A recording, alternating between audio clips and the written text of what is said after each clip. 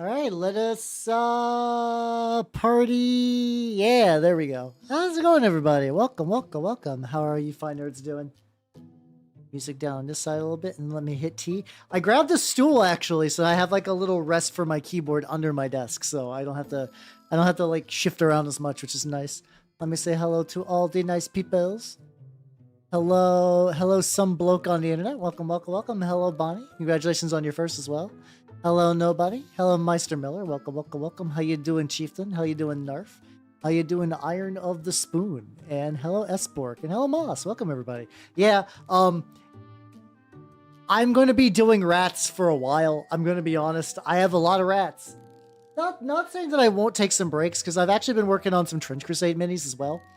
And hello, Charlie. How you doing? Welcome, welcome, welcome. How you doing? How you doing? Like, you've probably seen him on the YouTube side, but Sir Nicholas released a bunch of just, like, really cool Trench Crusade 3D printable things. It do be time for rats. It do be time for rats. So today, also, we're going back to the Ratblaster, aka the Ratling Warpblaster. I just call it the Ratblaster now, and it's entirely fucked. I'll never unlearn how this is pronounced. These are also not glued on. I was just doing some tests. Painting rats has been going on. I do have a backup rat. Hold on. Grab him. I don't believe I'm going to get to this point tonight, but hey, I got the Claw Lord ready to party. So like, if for some reason I make ungodly progress, or if just everything is just like moist and I need just to like let it sit for a bit, I got this boy, and I currently got him like blue tacked, so I could remove. You can see the forbidden rat crotch hole.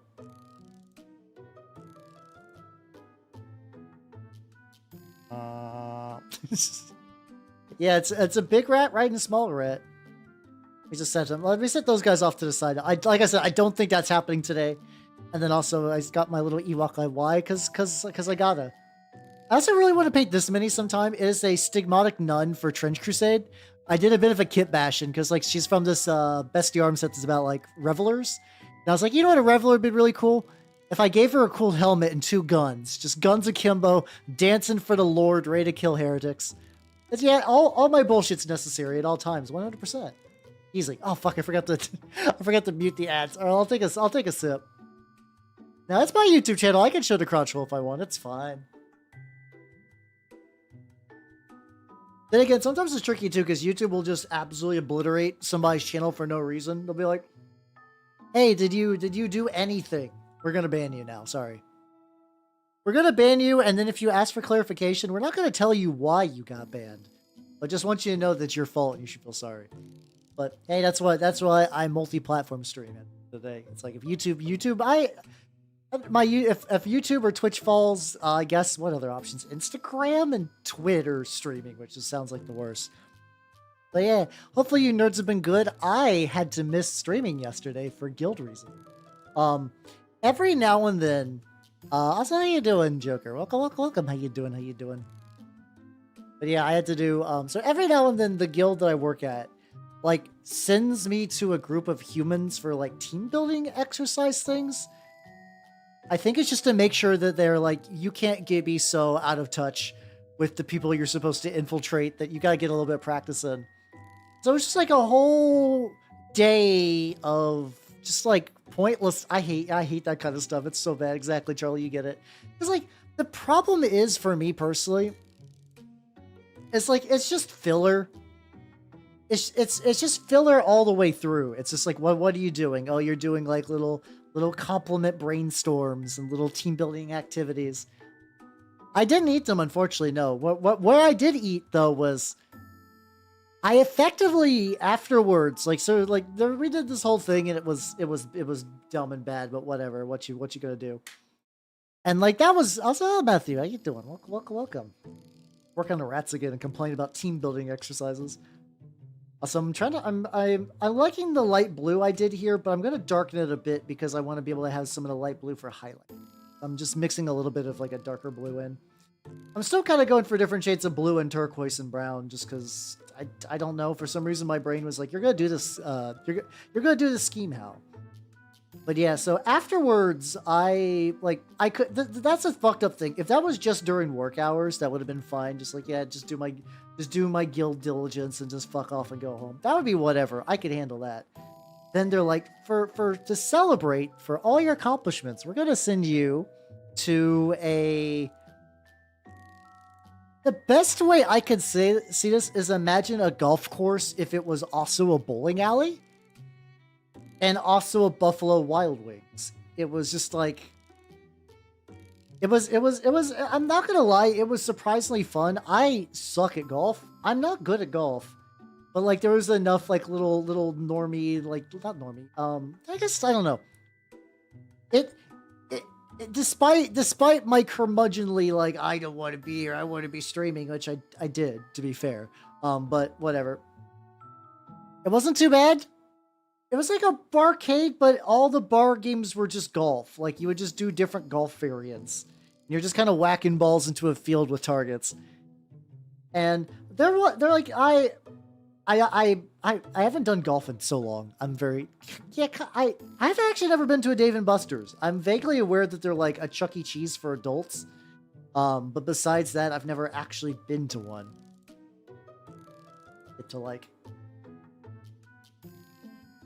Little upset. I don't know if this is ever going to be a model that was going to like scratch build very well. Yeah, we didn't get wings, but we did get nachos though. Nachos were, and like there was like, it was that kind of thing where it's like loud pop music from like 10 years ago, and just like not chicken tenders, like fucking like a bunch of just like deep fried bar snacks and stuff like that.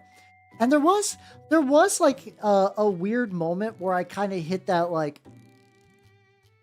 I don't know what the best way to say this. It's vague. It's vaguely condescending, but like as somebody whose brain is very like abnormal and internet kind of like molded, I hit that platonic ideal of like I'm a sports dad.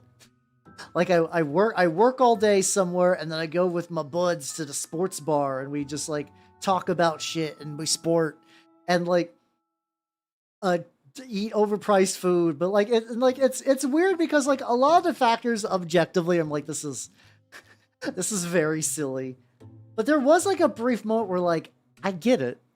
I think at last I understand. I hit fucking like B-dubs Nirvana, and like it did. I'm not changing my life because of it, but like there's a brief moment where it's like I can kind of understand the appeal of that lifestyle, I guess. Oh, I mean, everything's fucking overpriced. Like, if you're doing novelties in addition to food, you're definitely overcharging. Because, like, if you're just selling shit off of food good, you would not be making people pay that much for that much bullshit. But in this instance, I was like, okay, this is fun. Now, will I go again? Probably not. Probably not. Oh, millennials. I do. Like, I did tap into the thing is, I don't even think this is like a universal millennial thing, because I think the universal millennial thing is going to a brewery and then, watching Netflix afterwards. That sounds about right. Every time I interact with other people my age, it seems to be like the kind of like overlap between what everyone's doing. Like, what did you do? I went to a brewery and then I watched Netflix. I'm like, okay. And this isn't like a thing where I'm like, oh, what I do is superior because I just paint tiny plastic dorks. So it's like that, not really that much different. How you doing? How you doing, Pebble? I'm doing good. I'll talk about how I got dragged to a work golf thing, and now I'm painting rats, and the rat painting's pretty good. I actually have been itching to paint a lot.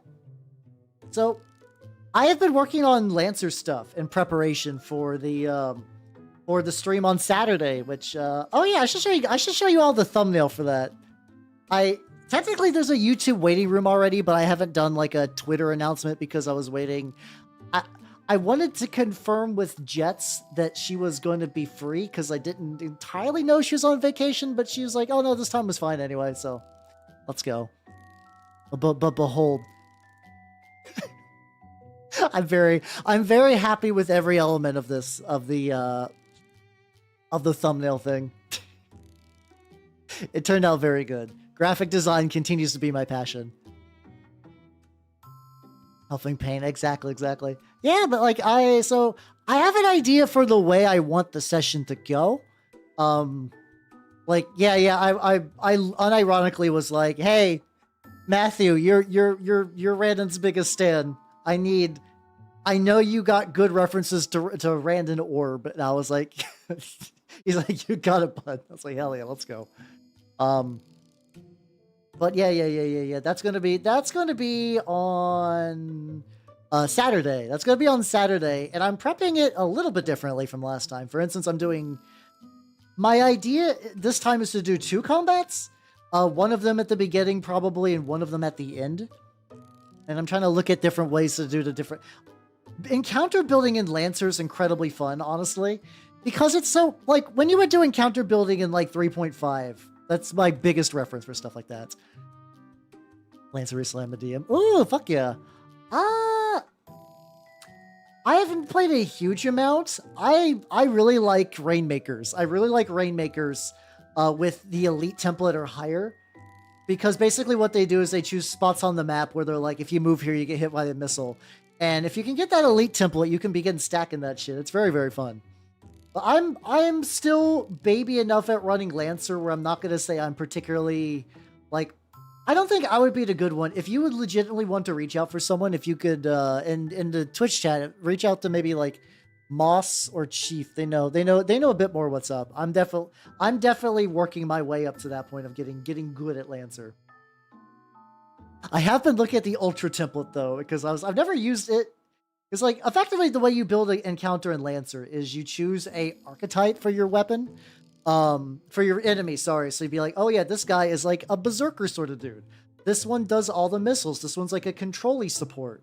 So you do that, and then you can put extra templates on them, and templates will unlock like extra features, make them more durable, make them less durable, give them some funky little abilities, and then you just slot in a couple of those. I love that. I love that compared to like even like Pathfinder. It's like, what are we going to put against the pieces? Oh god, I need to like sit down through a book and look through a bunch of stuff. Mutants and Masterminds was kind of like that, but after a while, Mutants and Masterminds has a certain effectively, Mutants and Masterminds has a certain mechanical shorthand that once you begin looking past the powers, you realize everything is like you can kind of learn the underlying math and use that to build a lot of the encounters for you, even if you're not just using direct powers from the book. What's how you doing, Troglodyte? Oh yeah, no, there's a Transformers RPG, a Power Rangers RPG, and a G.I. Joe TRPG. They all use the exact same system. It's like Essence D20, which I don't think it's like actually derived from like 5th edition, but it is using like a, you know, the idea of a D20 die, and then you add some modifiers to it. Oh, also Nicholas too. I want to show you. I was able to get some of the prints ready from your newer kits. I still need to work on them a little bit. Also, I think this guy's I actually cracked the shoulder pads. So check it out. We got the heavy dude. And I also got Goop Boy. Here we go. We got Goop Boy. I'm reprinting his arm because the last one I printed had a print defect. That was all my bad, so I'm redoing it. And I'm also replacing the staff, but fuck yeah, Goop Boy real. Oh, don't worry. I'm going to be honest. Hey, everybody who's ever wanted to run the Made RPG, all you need to know, it is like, if you guys have ever heard the improv idea of yes and, where it's like if somebody has something and then you agree and you kind of build off of it, it's literally just that, and also tables. There's a series of random event tables in the back. Your players can activate them if they spend favor points. You can activate them whenever the fuck you want. So like you could literally, I have showed up to, I ran a Lancer one-shot at an anime convention when I was in high school. Just like zero prep. I rolled up to a bunch of people, we were talking, and then I was like, hey, you guys want to play Maid? And I ran it. Oh no, I love them. I love, especially Goopy Boy. I was like, I love Goopy Boy, and Goopy Boy did not lie. He's gonna be a heretic anointed, and the other guy. I want to have a couple of different forces for Trench Crusade for demo game purposes, so I'm using them for my new Antioch stuff. How you doing, Vera? Welcome. How you doing? I'm working on my rats. Like, basically everything under here. This is what's called a critical mistake. That's how you do it, the rookie. It has been many days actually. the steady march of time keeps on going. How you doing? How you doing? I'm currently painting rats as I said I would. Listen, I have so many rats. So you doing it right now? So thank you. That's it. Oh yeah, no, War Machine's like, if you go for like the out of like production stuff that's just like no longer using the war game, you can get a bunch of cheap models from War. Pretty great. I don't have a huge need to do that these days myself, but the option is there. Especially I still think that like what the fuck are they called? The Sultanate. I think you can get some good mileage out of main off and scorn stuff. Oh yeah, no, the Gatormen are great too. Gatormen are pretty good. Actually kind of interesting though. Apparently I think some of the people in my local group, because we've been playing nothing but Turnip, are kind of wanting to mix it up a little bit. It sounds like we're going to try to get some like Stargrave or Frostgrave games together, which should be interesting. Let's see. Partial to Witch, Cedar, Bombard, and Ace. Oh fuck yeah, let's go. I was curious, Chieftain. I'm curious what your take on this would be. I was like, cause like I'm generally pretty good at like running TRPGs, so there's typically a thing when it comes to enemy encounters where action economy is always going to be a big deal.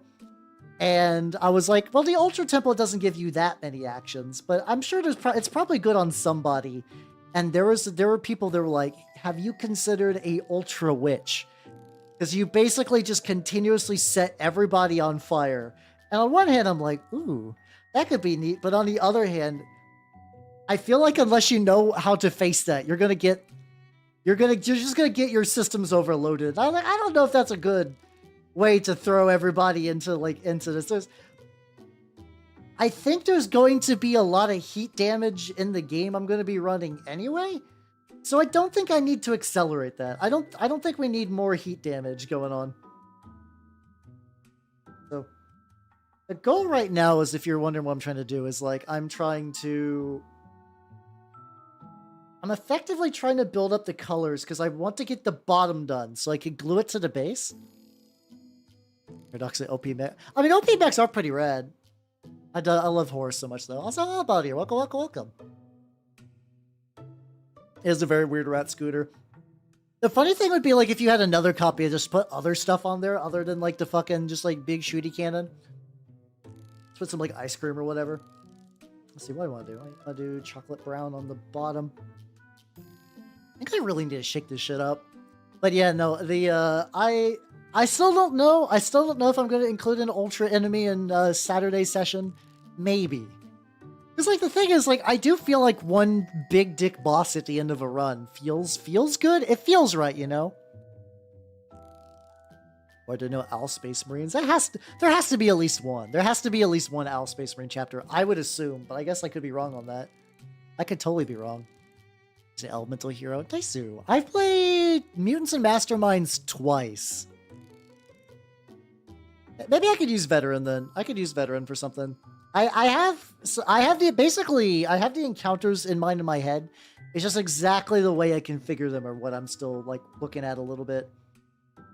And then, you know, I also have to get in a bunch of like little add-ons, not add-ons. Oh yeah, no, the fucking Foundry add-ons and stuff like that. Yeah, maybe I'll look into veteran a bit more then. If you need a hand, I could run some of my stuff by you. I do have all my enemies plugged into CompCon. I could send you that at some point. Because like I'm trying to, it's like I feel like I usually, especially when I typically lean more to the side of caution for these one shots, because like on one hand, like I want the players to have fun, and if I just absolutely obliterate them on accident, that's not going to be grand. But I don't think that's realistically has been close to happening, so I'm probably in the clear. Yeah, I've ran Mutants and Masterminds as a GM a decent amount. I kind of fell out of love with the system because, like, initially it was my go-to, like, oh, I want to be really flexible with powers and whatnot, but then it's like, I'm just kind of doing a shitload of, like, mechanical work. It's just like a boat, like, the boatload of, like, crunch And the payoff is like not worth it. Not that like heavy crunch is always bad. I do tend to personally lean a bit towards lighter crunch if I have my druthers, but it's not like a huge necessity kind of dealio. But like I just kind of after a while was just like, oh, somebody's spamming bullshit. Hold on, hide this user. There we go. All right, that should do that. Go ahead, hit some little dots.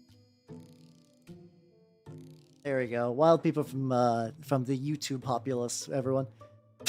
Yeah, I don't have any super huge amount of mods on the YouTube side. We good though. Answer suit devs, there's a 0 caliber and Excalibur mix. That's kind of surprising that there isn't at least like a Lancer feels like one of those settings where I feel like there's probably a I would believe that more likely there'd be a gun named Excalibur, weirdly enough. I don't know why. Lancer just always kind of struck me as a system like that. Where you would just have like fuck this. This is the Excalibur gun.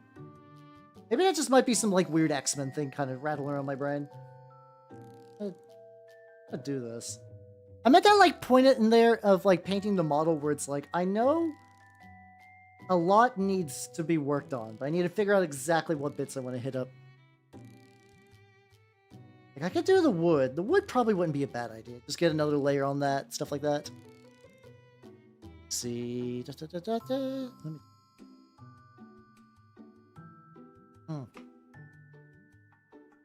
I wouldn't worry about too much.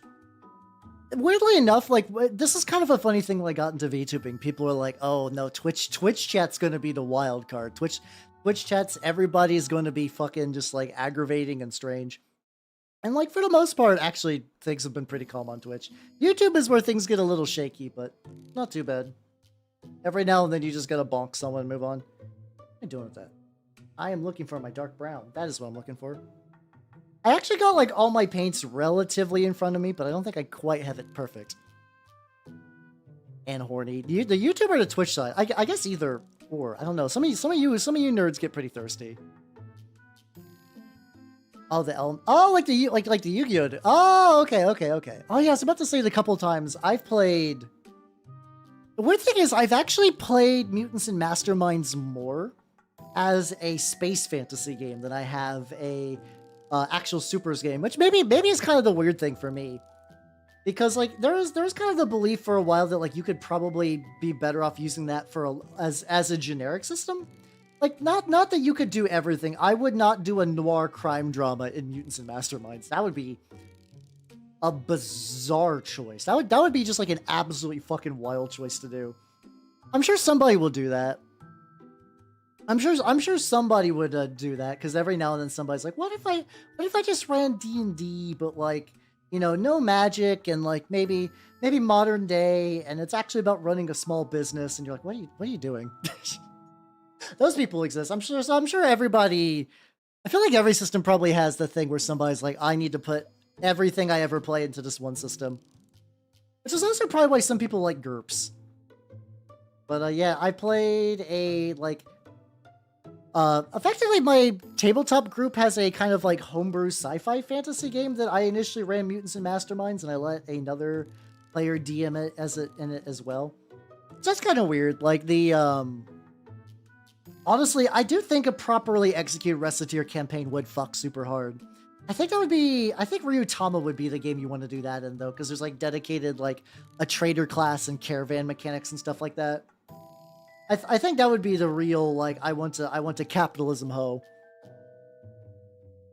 But yeah, we have like a space fantasy kind of game, and I decided to use that as the opportunity to live the Shadow the Hedgehog dream. Like it fit within the game, so it's not like I was being disruptive, but I definitely made the like teleports behind you nothing personnel assassin dude. Which in the group was actually like filled a role and was like had some character growth and stuff going on. So it was pretty fun. It was pretty fun. But I think more often than not I was GMing and it was like, oh god.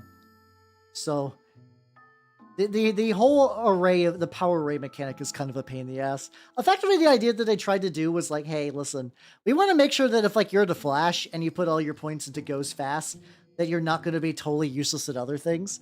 So you could be able to like take some points from one power and kind of like make it replicate some other powers a little bit. That's probably the best way I could say that. So it's like the idea, like if you're like an elemental dude and you shoot fire, so you got like a fire blast. There's ways within the system to effectively save you some points by saying like, oh, with your fire, you could also make like a flame shield to protect yourself from like energy damage. And on one hand, that system was kind of neat because, like I said, if that meant that like if you had a thing, you weren't totally useless. But that was a system that I seen abused and like min-maxed harder than so many other systems I've seen in other games. Because if you don't use it, it's not even like a D&D thing where it's like, oh, if I don't use this, my character will be less powerful. Because if you don't use it, your character, I mean, you will be weaker just because you'll have less to do. But like if you don't use the Mutants and Mastermind power raise, you just straight up just like you get to do less. You get less out of the game. You don't get to use all the parts of the game Buffalo, and it's kind of a bummer. I know since then though, like even at this point, Mutants and Masterminds is kind of an old superhero system. Like I think there's been several others since, but I have not super duper touched them. Like I think there's like some Champions ones. There is there's like a newer Marvel one not that long ago. And I have no idea if that's any good or not. Let's see, I have the DLCs. Wait. Just throttle. Oh, you thought it was me, Decoy Man, but it's actually my boss, the Nothing Personnel. I could see that being fun. I could see a shenanigan scenario where that would work. Yeah, getting the wood is definitely helping. I'm also going to use that technique. I still think. Oh god, hold on. I got some paint in an area I did not want it. But like for the Ewok, I learned a little bit of Ewok stuff. I learned a bit of wood stuff painting the trees for the Ewoks. This guy's not done yet. I have like a little bit of touch-ups I want to do before I be like, this guy is finished. This guy is finished, and I can play with him. But like I say that, but I'm not doing Legion. I'm curious though, because my group is like trending towards running Frostgrave or Stargrave. That has been a game I've been wanting to do fucking forever. Because like those are the games where it's like you kind of make it more like a effectively like Stargrave and Frostgrave are more or less just like D&D campaigns, but as a war game, that's probably the easiest way to sell them. Which is weird because I'm already in like 2 tabletop campaigns at the moment. And that's already a lot. So for some reason, my body's like, hey, what if I just like do another, but make it minis based? Which honestly is probably just a key to really make me fucking like get jazzed. I get so jazzed for minis projects. Like I think like earlier today, somebody effectively was like, oh yeah, Hal, you should try Unicorn Overlord. And I really should, honestly. Unicorn Overlord was that Vanillaware? The guys who did like 13 Sentinels and Dragon's Crown. I have not played 13 Sentinels yet. I've heard it is. I keep hearing it's Kino of the highest magnitude, but I've not got around to playing it either. But I was like, I don't know where I'd fit that in. I got so many little projects. I got so many rats. Oh yeah, the whole like I mean true, the whole like Stormtroopers missing because of Vader thing. It's one of those things that I get where people are coming from with that. I know deep down that's a genre convention. And also, how you doing, Nintendo? Welcome. How is the internet treating you? How's the internet treating you?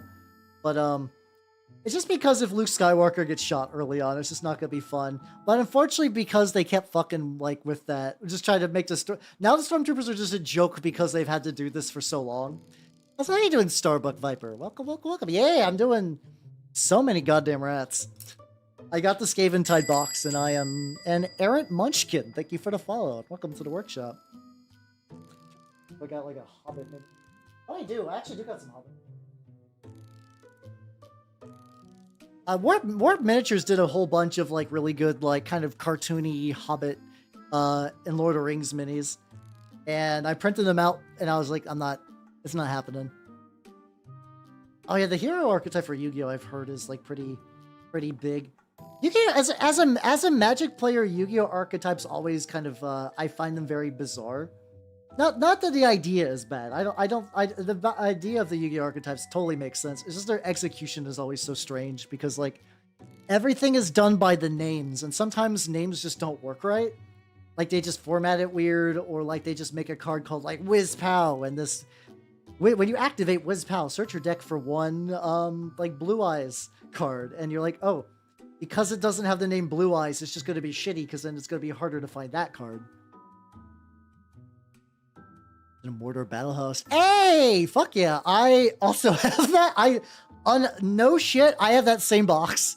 I have that same fucking box. I gotta do. I'll prove it. Hold on. Hey, look at these. It's the orcs from that set. Oh yeah, I did basically just reuse the scheme from my orcs for my rats. There we go. Yeah, I painted the Witch King and some other stuff, and then I was like, I'm good for now. And it turns out for now meant a while, but yeah, I've got so many things. Yeah, it's mostly just because like when I paint stuff for kind of fun, I don't do as much, but when I have like a reason for it, I tend to paint a lot quicker. So I've been doing a lot of Turnip stuff. I was like, oh, Akmodu, welcome, how you doing? Yeah, we doing rats. You know the Kingdom Death box, fucking hell. Oh god. The Kingdom Death box is real. Also, give me a quick sec. I'm gonna turn up my AC. I felt it. Don't worry, just be.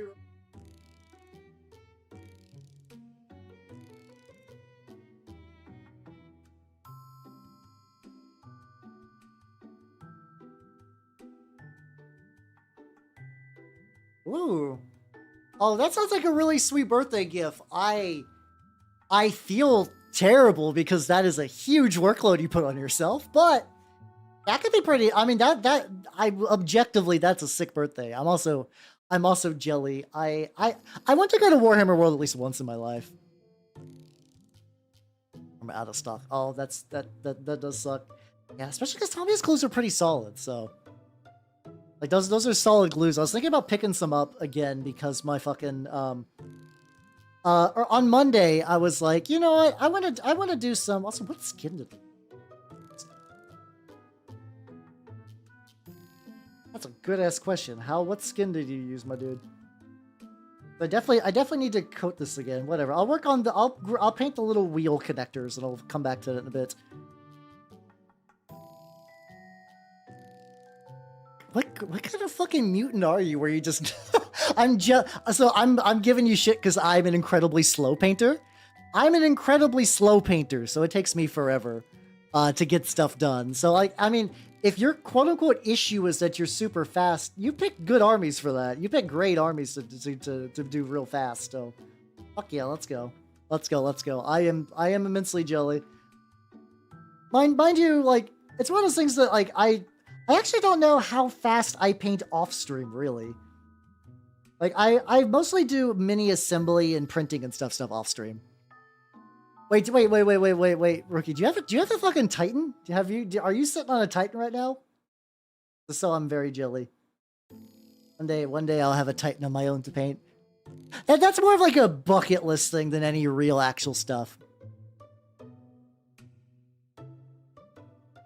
Oh, like 30 minutes? Jesus Christ. How are you doing, Cole? Welcome. If I batch paint, keep myself. Oh, I can see that. Yeah. Oh, I have the Kingdom Death Dragon that I got way back in college sitting in a bucket, currently getting its paint stripped in my kitchen. I specifically have to use a bucket because it's so large. My typical jar method just doesn't fit. I know you guys are gonna be like her jar, but like really, I strip most of my minis in like glass mason jars, and that fucker is too big for him. I had to buy specifically a chemical bucket so that way I could put all my paint stripper in there, and I had to use a couple jugs just so it would saturate that bitch. And maybe eventually I'll be able to paint that on stream, but I have to really let that stuff kind of just like work its way over it. A horsey thing that has the colored face. Yeah, no, that's real. That's a mood. I think I've done stuff where it's like I didn't get a color I quite liked, and I'm just like, well, time to sit on you for a while. Just time to wait forever. Delayed. I got like 30 out of 90 built. Oh, Yeah, no, this is luckily everybody is luckily everybody is basically on the same page here, so that's good. Everybody's like, oh man, our projects, deep projects. Lantern to Teal Lantern Corpse. It's the color of Big Sad. Is that real actually? I didn't know they would just. I guess at this point you just pretty much have to hit up like every color. And again, I know very little about the Green Lanterns other than Dexstar, which is just kind of a fun. It's kind of a fun little comic oddity that I just happen to know about, which is like the cat. I think I even mentioned Dexstar the other day just because the premise is neat. Where it's like a cat watches its owner get killed, and it's so full of rage that the fucking Red Lanterns are like, we could definitely tell that you're pissed. Welcome aboard, bud. So how you doing, Jay? Don't worry. Hey, don't. This is one of the streams that I paint for literally 6 hours in order to get stuff done. I have maybe made it, yeah, roughly 40 minutes in. Not even a solid 40 minutes of painting. You're fine. You're totally cool. Do not worry. I released one. Ah, I got you. Smog Titan. I consider Smog to be Titan size. I mean, Titans are technically like $1,000, and the Smog model is like 600. I still would love one though. I would absolutely need to airbrush at least the first layer, so I wouldn't take my entire like lifespan just to do that. But it is a banging ass model. Yeah, I do feel that as for like a character, like, well, you can feel that empathy, but also still be like, fuck yeah, that's a neat premise. It's like, it's that right level of goofy and sad where you're like, haha, cat Green Lantern, but then you read the backstory and you're like, oh no, oh that's a bummer, oh that's sad. Well, this wheel is hella not in alignment. That's fine though, they're Skaven. I'm just trying to get like these little tube bits. Also, Boingo de Doingo, thank you for the follow. Welcome to the workshop. Boingo de Doingo. How you doing? How you doing? We're talking about Red Lanterns a little bit. I say a little bit because my comic knowledge is like Western comic knowledge. Even my manga knowledge is pretty lacking, if I'm gonna be real. But I know very little about Western comics, mostly just because like I don't like the format they take. Like, I love trade backs. Give me a good trade back. I'll eat for days. But like, I don't like actually like the little flippy floppy thin back comic books that just kind of come out and get like remade and a bunch of stuff. These comics really light up my day. Hell yeah. Puns. Yeah. I still find it funny that I unironically grew up in an area where they called manga and anime like Chinese cartoons. It was like, and like a lot of times it wasn't even spoken from a place of malice. Like, how you're watching them Chinese cartoons? And I was like, yeah, I guess. I guess like I didn't do the like, actually it's anime and it's an art form, because like I knew they weren't going to get it. It's fine. There's a very strong generational divide, and like really any kind of, there's like a lot of division going on. So it's like, I'm not gonna fight this. Every World War II tabletop. I believe you. Also, how you doing, Ponator? Welcome. How you doing? I am painting rats, and by that I feel like a lot of the rat painting today is I'm going to be going back over the stuff I did at the tail end of last week and try to like really get that going there. I'm like re-hitting a lot of the colors I used. Like, I did like a tan. I think that was, the idea was fine, but I'm darkening up a lot of these early colors so I can kind of like eventually just kind of like brighten them up. So I'm gonna use like the fucking, at one point I just ordered Steel Legion Drab in a bottle, and that's not a color I need to do that. If I wanted a dropper bottle of like a drab leather, that shit fucking exists. That color type exists in so many different paint lines. Just find any one that caters to like World War II nerds, and I will find that exact. I will find, if not that exact color, then one that's really close in like 8,000 varieties. That is something that's kind of neat looking through. Like, there are some areas in my paint store that are definitely like the paint lines cater to like military nerds, and you can always tell because instead of going by like, oh, this is like cobalt blue, they say this like, oh, this is like U.S. Air Force, like beige. And they'll do that for like all the different World War II countries, but it's like, it makes browsing those feel insane. Because, like, I mean, there's differences. There's, like, slight differences in color and whatnot, but it's still, like, you look through a sea of brown, and because you never really know what a paint looks like until you put it on your palette, I'm like, what the fuck are all these? What is this nonsense? How you doing, son? Welcome. How you doing? Talking about how paint lines are bullshit. Well, I mean, to be fair, though, like, if I was a historical war painter, and I was like, I'm painting up some fucking Canadian drop troops, I should see if they have the exact color I need that's historically accurate. Oh shit, they do, nice, and you just order it and be done and just go about your merry day.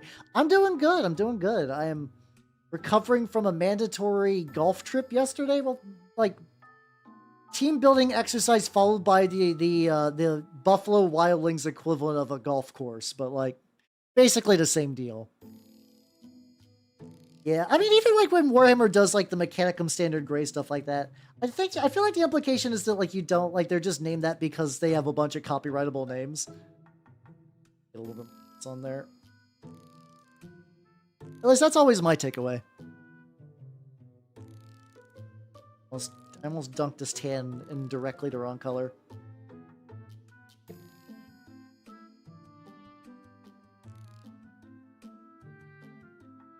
Yeah, but I'm doing pretty good, especially because like any day that I usually stream, but I do not stream, whether it's my vacation or other thing, basically I'm like I should stream.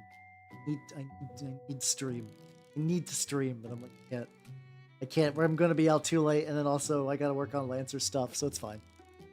The Elder Book Monkai UB. I have not. I for some reason my brain is like, this is a setup to a joke. I don't know why I'm getting that like this is a setup to a joke vibe, but I really haven't read a lot of 40k books, to be honest. I am primarily a mini painter, if I'm going to be honest. Oh, the what's it called? Like Space Marine 2. Yeah, apparently they've been doing more previews of the gameplay, which I have not super looked at, mind you. I played Space Marine 1, and yeah, yep, I knew it. I knew my brain was like, this is a joke setup. I'm going to lean into it. I'm going to find out in case I'm wrong. Son of a bitch. Whatever.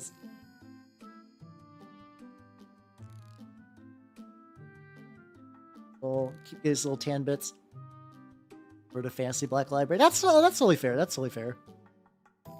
I also got, like, if we're just talking about fancy books I need to read, I do have the Gotrek and Felix omnibus collection that I picked up at a used bookstore for like $5.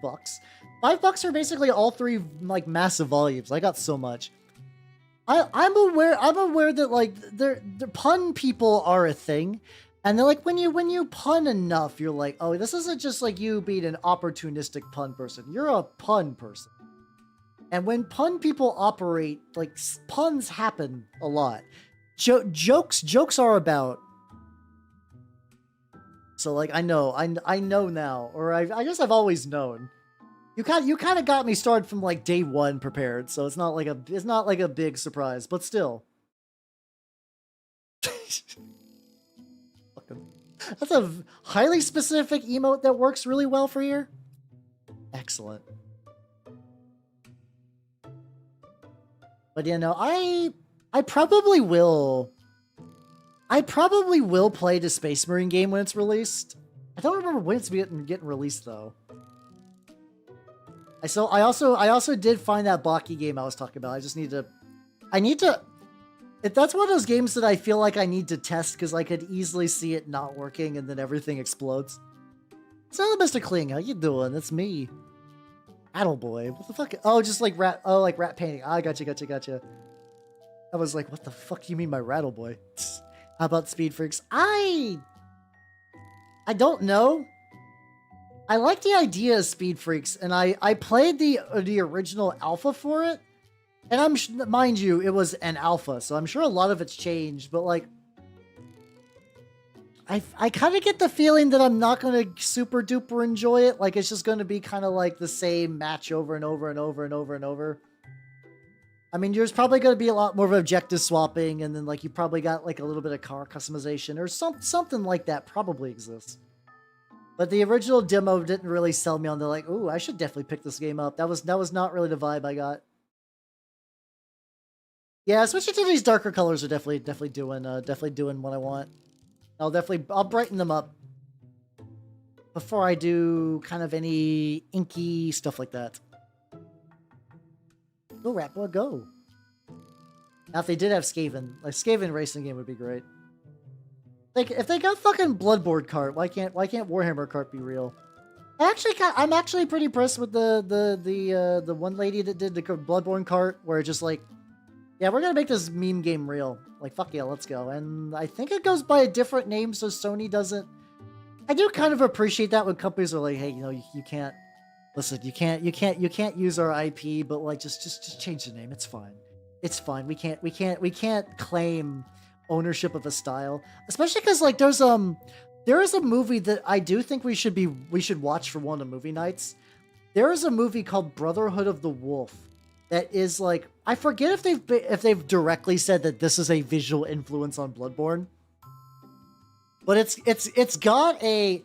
Yeah, I've heard it's like pretty solid, but also like, if you see it, hold on, I'm gonna post a picture of it, and you guys are gonna be like, oh yeah, I see where it's coming from.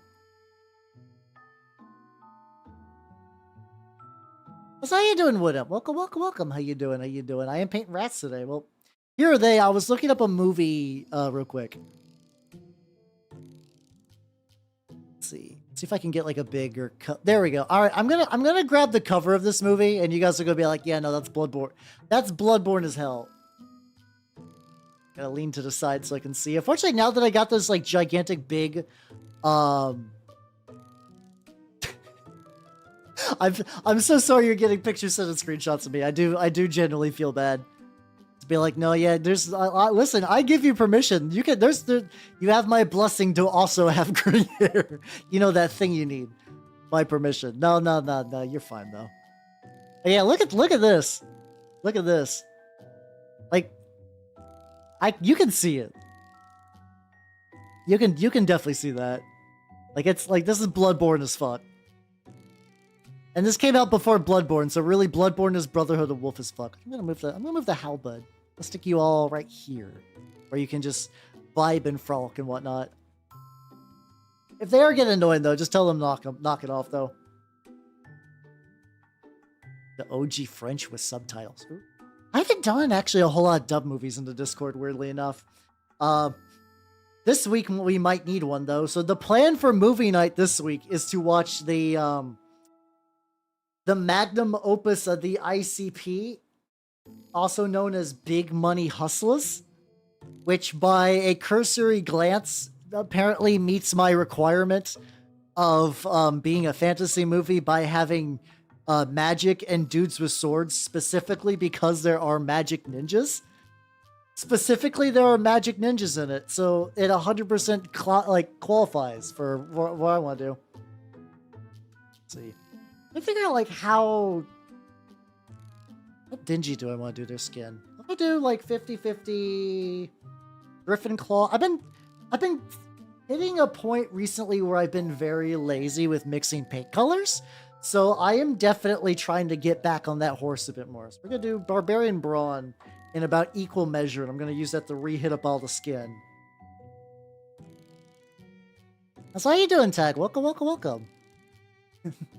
OSHA and yeah, these guys are the most work safe rats ever. I imagine Brotherhood of the Wolf will happen for a movie night. It's probably gonna happen at some point. Yeah, okay, these two kind of make like a kind of like paler, skinny layer. I'm definitely gonna like build this up. There you go. It's the same movie, but again. Yeah, I've heard. The thing about Big Money Rustlers, though, on one hand, we might just end up watching it anyway just for the memes, but also, I don't know if that one will qualify for a fantasy movie. Also, like, but didn't one of you nerds said that, like, apparently ICP hated that movie, which is definitely fun. Safer than it. To be fair, there's a lot of like, if people are just like, ha, OSHA, whatever. And then you see, like, what if you get out into the workplace, like, I haven't had to deal with this for many years, but a while ago, a long time ago, you just see someone, you're like, oh, you're the reason why OSHA exists.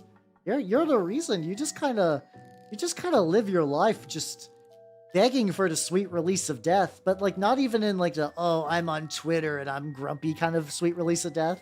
Like just like la la la la la la la, I'm a danger to myself and others, dee dee dee dee dee, like that kind of embrace of death. Like blissful ignorance of the fact that they are careening towards the grave and they're probably going to drag like 3 people in with them. And OSHA's like, you should not do that. Could you please not do that? I beg of ye.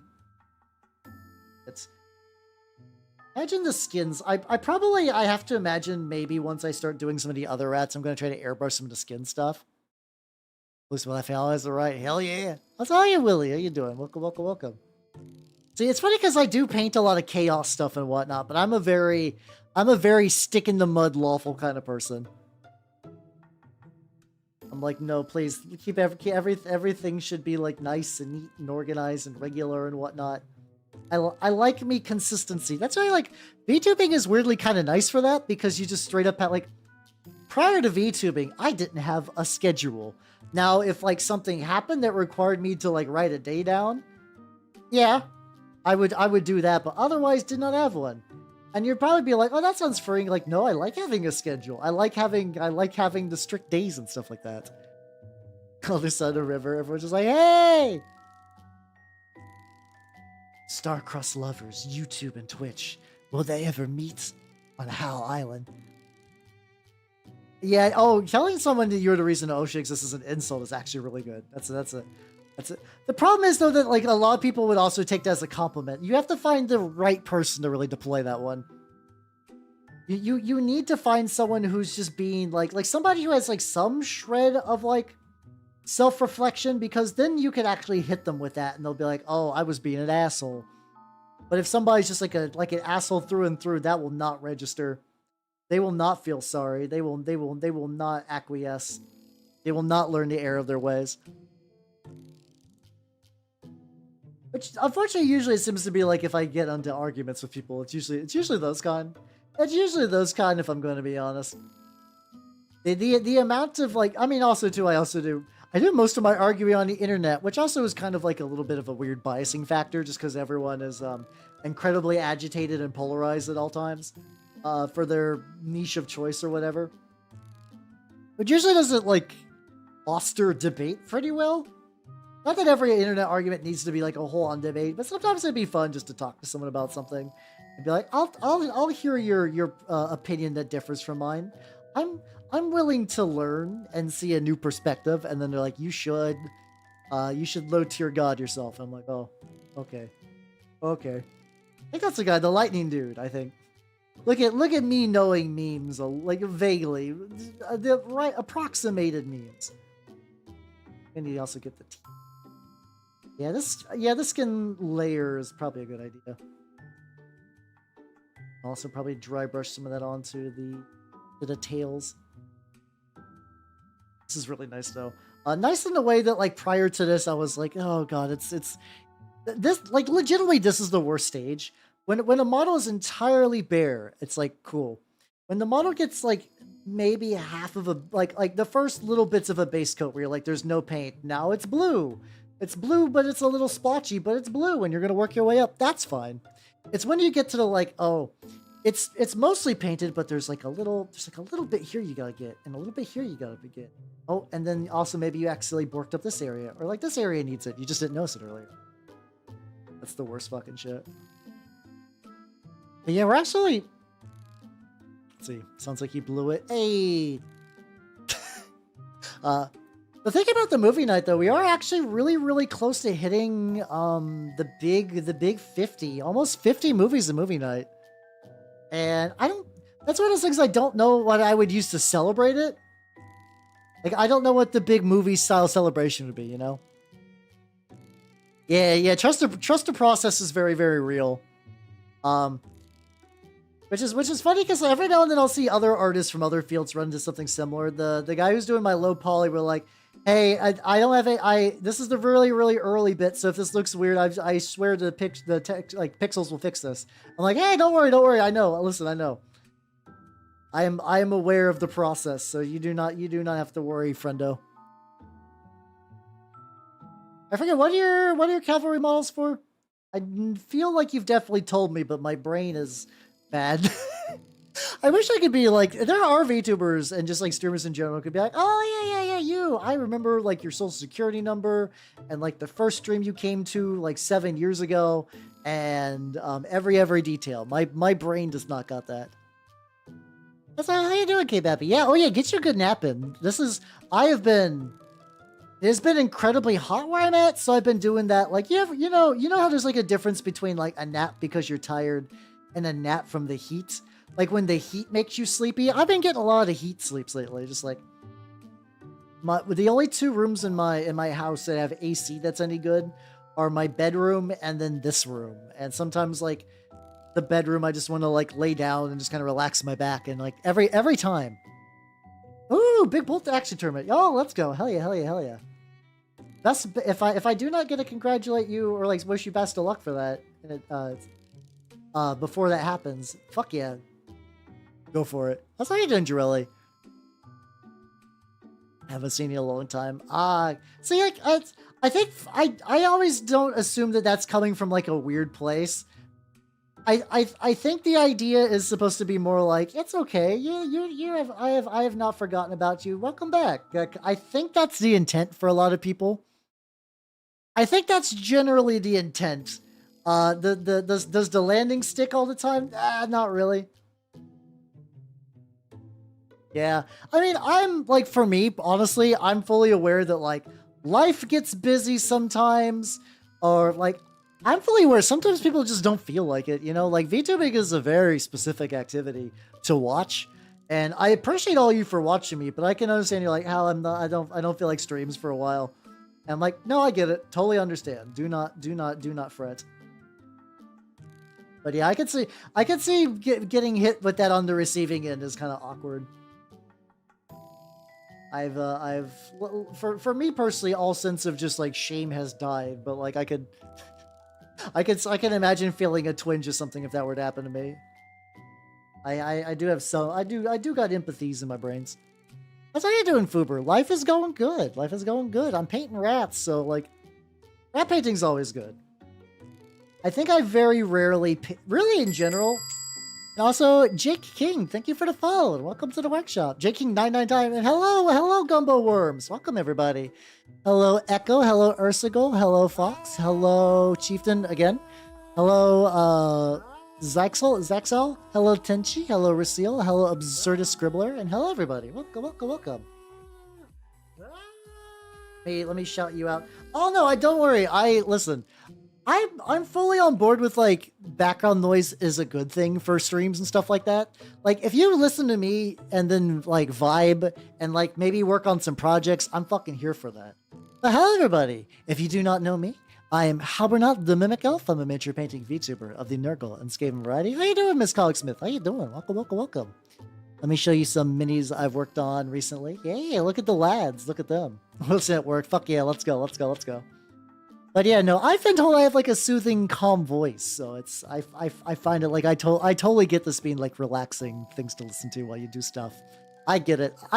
Typically I listen to podcasts to get that kind of niche, but also because I'm very mobile a lot of times. Oh yeah, I'm glad you guys like this. I am working on rats today. They are, I'm effectively going in and doing like a second base coat with the goal of eventually getting this and the top together. They're eventually this is going to slot in like this, and then they're going to do the big shoots. It's going to be great. I painted this last Wednesday, and it's turned out pretty good. But I'm definitely doing some more layering because I've noticed like a couple little areas that like are missing bits, or like a lot of these colors I did a little bit too bright, and I'm trying to dull them down a little bit because I know eventually I'm going to brighten it up. I do like painting Skaven. Painting the bulk clan rats is going to be a pain. I've been legitimately spending like a decent amount of YouTube time scouring the internet for the best ways to speed paint rats. Not like these big centerpiece units I'm fine with. Those have always been fine. It's the 40 clan rats that I now own unpainted. But yeah, Echo, how was you were doing the, I don't think you were doing the, like a bunch of demos and stuff. How were those? How are your I think it was the itch.io like haul? I don't exactly remember what you were up to, but I remember seeing it vaguely on the Twitter birds. Indie horror bento. Ooh, delicious. How was that? How was the spooks and the scares and whatnot? So I have done one ASMR stream and it went, oh god, it went bad. It like effectively I did the rookie ASMR mistake of like, psh, this can't be that hard. It's like it is. So what happened, like, I was like, I'll just goof around, and I was like, I don't know what I'm doing. So I ended up reading Time Cube, and then I just said, this isn't working. And then I just went and started playing Monster Rancher. And I have not done it again. I have not done it since. Maybe someday I'll try to get back on that horse, but it's not like the highest priority for me as a person. Scream at everything. That tracks. That tracks. Sounds like you had fun though. Hell yeah. As you can all see, I am painting rats. Oh, I can also show you. Actually, I can show you. I think I painted them mostly off stream, but I did a little bit on stream. These are for Turnip 28. So the guys on the outside of the ring were my Grail Thralls for Trench Crusade. I did those guys, and I was like, ooh, these will be neat. These will be neat. I could maybe use them for Turnip. And I was like, oh wait, I have 9 of them and I need 12. So I built 3 more dudes to kind of be like herders, to like lead the like horrible little gross bugmen. Little swamp critters. They just kind of like bonk them with their sticks and get them to attack their foes. It's me. I am the great rat that does all the rules. I'll have to figure out what I want to do. I think oh, what do you get for Turnip? Fuck yeah. I think the last birthday stream I did, so I have played Bad Rats on stream. So like I don't know if there's much more in the way of rat-based video games that I could possibly do. And I just did not get the side as foot like it. Okay. That's okay. We can touch it up right now and that'll be fine. I also imagine probably what I might do if there's any area that I just will not be able to see or reach properly, I'll probably just hit that with some mud. I will probably just hit that with some mud effects, because that's just going to be a thing I'm going to have to do for these. I tried to sub-assembly this, but because of the way all the parts fit together, I just don't think it was going to get much better than that. So how you doing, Mantis? Welcome, everybody. Welcome. How are you nerds doing? Yeah, also putting a stool directly under my my computer desk so I can keep my keyboard there. Great idea. I'm glad I did that today. Hello, everybody. Geezer Raid. Fuck yeah. As a fellow, actually, I'm still more hag than Geezer, but I'll be there eventually. Hello, everyone. If you do not know me, I am Habernut, the Mimic Elf. I'm a miniature painting Vtuber of the Nurgle and Skaven variety. Ooh, what Warhammer thing were you doing? Fuck yeah, let's go. Today, I'm very much living up to the Nurgle and Skaven variety by painting Skaven. I'll work on some Eldar. Oh, fuck yeah, let's go. Also, hello, Space Circus. How you doing? Yeah, I got the Skaventide box, and also this would be a good time to show my wonderful sponsor, Collectible Squids, because without Squids' helps and the Squid box and all of you nice people, I would not have got this box. Hell yeah. Also, how you doing, Void Baron Jules? Wait, why are you linking? What? Why are you linking? Of mine? Oh yeah, that's my reference sheet. Nesu. Hey, no, it's all good. Oh, glad you guys like it. Fuck yeah, this is very, very early on. I say early on, we're about maybe 5 hours into this. Not today. I did the first 4 hours on Wednesday. Goddamn. You're good. Fuck yeah, let's go. Hey, I'm glad you guys are having a good time. But yeah, if anyone has any questions about any mini things I'm doing as well, let me know. Today's plan, at the very, very least, which I think considering the amount of time I set aside today to paint, is to get this rat collection onto this base, like so. And then I got some 3D printed little bits of rubble. And then I got the top bit, which I don't know if the top bit's going to require that much, like fine noodling to be fair. And I'm going to be putting some texture paste. And oh yeah, I was asking about what you got for Turnip. I think it's just when I got mixed up in like the raid stuff. And I also got I think it's the Claw Lord as like a backup model in case I need a backup model. Which I don't fucking know. This is like, you would think at this point I would have a good gauge for how fast I am as a painter, but I really don't. There's times I'm like, psh, all right, I have a handful of things to finish. I'll get done quickly. I mean, Turnip is really fun. I found that like you definitely need to build your own Turnip group. My local Turnip group kind of started because I was one of the people really kind of pushing for it. But it is a very, very fun war game. I also do believe, weirdly enough, if you buy the Skaven part of the Skaventide box, you could use that for a decent-sized Turnip force. You could turn 36 clan rats into 3 units of 12 melee fodder. You have the Grey Seer and... You get like the Grey Seer and like one more model that you could use for the toffs and stuff like that. You could use the Claw Lord as the Procession of Woe Root Shrine, because it's roughly about the same size. Oh yeah, and you could use the Skaven Jezzails, like the snipers, as chaff, which in Turnip are like their sniper equivalent. Maybe I should just do that. Really turn up the heat. Ah! Also, that's something that maybe I should do, is just like, hey, what could you do? How could you split up all of these, the Age of Sigmar spearhead boxes into Turnip 28 armies? It might not be a bad idea, actually. Not all of them would really work. Stormcast would be a very weird fit in Turnip, but for people looking to get, like, whenever you try to get people to, like, jump into niche war games, you gotta throw them a rope, you know? It's like, I prefer Trench Crusade conversions when they don't use 40k bits, but I do get it. I do get it, because like a lot of times those, and also I've seen some models that like really, really move past what they were made out of to get some like really, really spicy shit.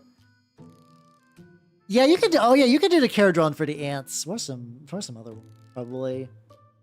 I feel like Flesh Eater Courts would be really good Turnip models just in general, really. Because they're already kind of fucked up little dudes, which is sort of the MMO. The MMO. Ah, yes, the MMO of Turnip. There's not an MMO, however, there is going to be a TRPG. Apparently, Max has commissioned the same company that made the Labyrinth role-playing game and some other ones to make a Turnip 28 role-playing game, which I think is going to be available, whether for it's like a Kickstarter thing or not. I think it's supposed to be like early next year is the general idea. Archer Horsemen might use them. Ooh. Witzkid's Hobgoblins. Oh, fuck yeah, let's go. It sounds like it'll be pretty rad. I know.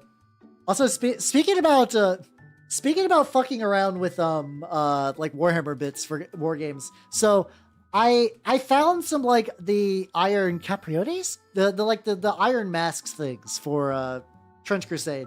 And a long time ago, I got some just like cheapo Stormcast from my local store for like no monies. I was curious what a Stormcast would look like with one of these big ass fucking helmets, and honestly, kind of a fucking vibe. I'm kind of digging it. I think what I would need to do to keep it going is I need to like file down the shoulder pads so they remove all the Sigmar insignia.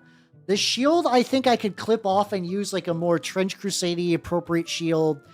And the weapon depends. Also, this model has not been like I got these used, so they were not properly like had their stuff clipped and filed down or whatever. I think a weapon, if I replace that with like a more traditional sword or something like that, would work. Also, I kind of feel like this guy needs a cape. Maybe it's just me. I feel like this motherfucker needs like a tattered cape to really party. So I don't know. That was just an idea I had because I had some loose models. Maybe Frameworks Dwarf. I mean, yeah, if the accessories would be good, like if you can get multiple uses out of it, that sounds like a bitchin' idea. Fuck yeah, let's go. But yeah, I got some proper Trench Crusade models though I want to like kind of hit up first. But yeah, like a scarf would be kind of baller too, actually. Really just needs he's got his poor bare ass neck. He just needs something to protect the neck. God, how did I... Okay. That is fur that needs to be hit up in there. This is very much I'm trying to get all these like little missing areas and need some other stuff. No capes. And they can suck a dick. Capes are the coolest shit ever. I don't care. I don't care if capes get you killed. Like, if you can't survive the cape drip, you are not meant to be cool. Capes are the raddest shit. The fact that I don't go around just like going out on my business with a cape, is because I'm weak and cowardly, and I honestly just don't think I own a proper cape. You give me like a real mountebank cape, just like, haha, yes.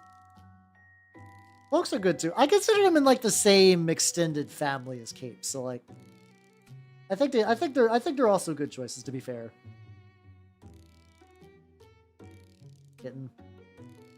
We're getting pretty good. Getting pretty good. You can't style them. Yeah, you gotta do that thing where you like destroy your enemy and you grab your cape and you do that like majestic, like kind of like the overhand like whoosh. Yeah, like do that like dramatic whoosh turn around with your cape and you leave. Or especially if you're like one of those like this happens a lot in Warhammer. They having tiny little creatures lift your cave up. There's a loon boss. I forget exactly if this is Age of Sigmar or if this is just night goblins, but there are these like little cape squigs that carry up the loon boss's cape, and I love them. And I need to train dogs to carry my cape. I need to get a cape and then train like Pomeranians or something cute and small just to lift my cape up when I walk around. I mean, I imagine those WizKids sets probably aren't that expensive, so if you need like an extra thing from it, I'd say go for it if money allows. Like to flex my back. Oh, fucking going full Baki style. Dude, I did find the Baki game. The Baki PS2 game for next Tuesday. I need to double check that it fully works though, but I imagine that will be just 4 solid hours of fucking like Kusoge goodness. There's no way the Baki game does not absolutely suck dick. I know deep in my heart, Baki is rad. There is no way that a Baki PS2 game is not the highest of garbage. And I'm okay with that, mind you. I'm totally down for it. I just had to temper my expectations that this is what's going to come out of it. Oh no, it is incredibly fucking stupid, but like in the best way.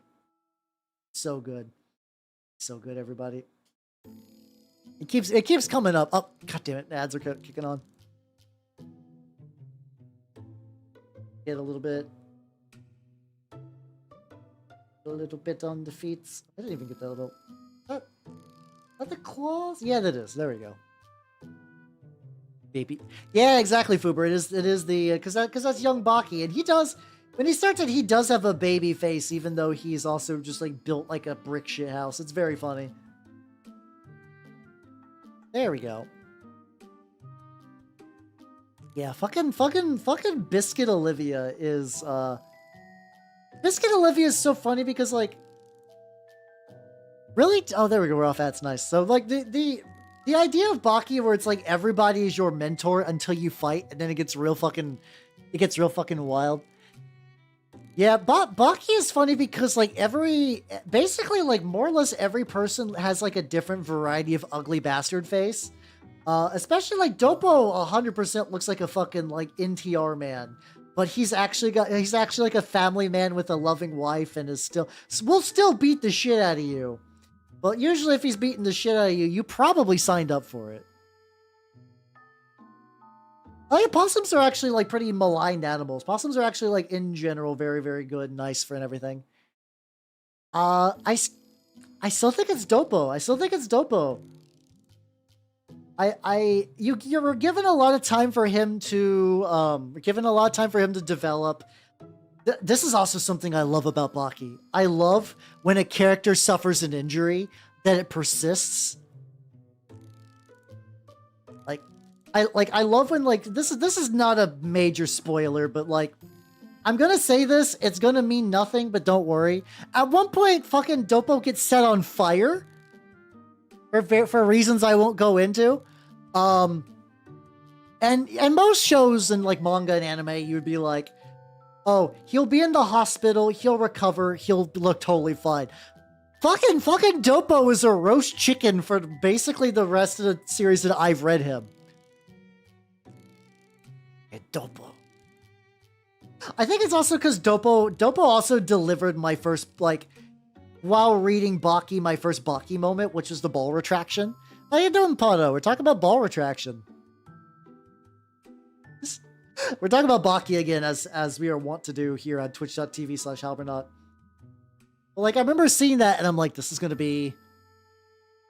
Yeah, I love that the fucking, like, Jack Kiss is, like, basically its own meme independent from Baki, and people have no fucking idea. It's so good. Oh yeah, Jack Hammer, Jack Hammer. I won't spoil anything, but, you know.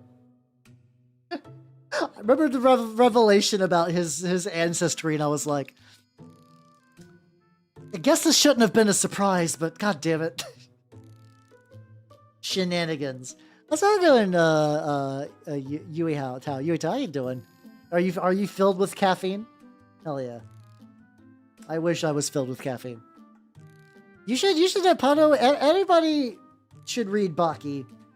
I would say even watch Baki. I've not watched the anime adaptation on Netflix, but apparently it's really solid. And just you know, however you can deliver Baki into your system. And any way that you can get enough CCs of Baki stat directly in your bloodstream is perfect. Well, the thing is, Baki's not going to be a long read. Like, Baki will do, has like an okay amount of text, but a lot of it is just watching dudes wail on each other. You don't need to speed read Baki. You don't need to speed read Baki. Baki is like, will go fast enough. Don't rush. Really savor it though. Yeah, and animals. That's how you doing, Solar. It's basically everything. Goes, ooh. Oh yeah. That's the funny thing. At some point, like, Baki has like a weird internal logic where if you train, you can more or less become super... I mean, to be fair, Yujiro would beat Goku in a fight. I'll say that with confidence. Dragon Ball Z power level people can eat my dick. Yujiro would beat Goku in a fight.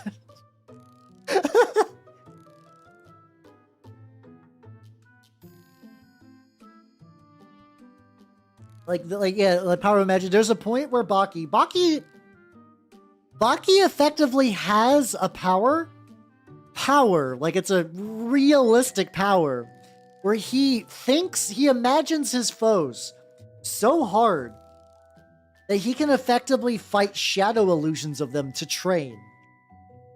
And for a while, because like that sounds like a real cool shonen idea, because like it's in the same way, like it's actually a really clever contrast between him and his father, because Yujiro will beat the fuck out of anyone. Just like, that's the way, he doesn't even need to train. He just runs up, he just goes somewhere and beats everyone, probably to death. And then, and then, but Baki's like, I'm the good guy. I don't want to like beat everyone to death. I mean, unless they signed up for it. In that case, hell yeah, motherfucker, let's make it happen.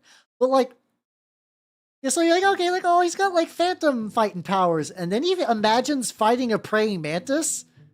And you're like, that's odd. But then in his brain, he scales up the praying mantis. And you're like, oh, that's a lot.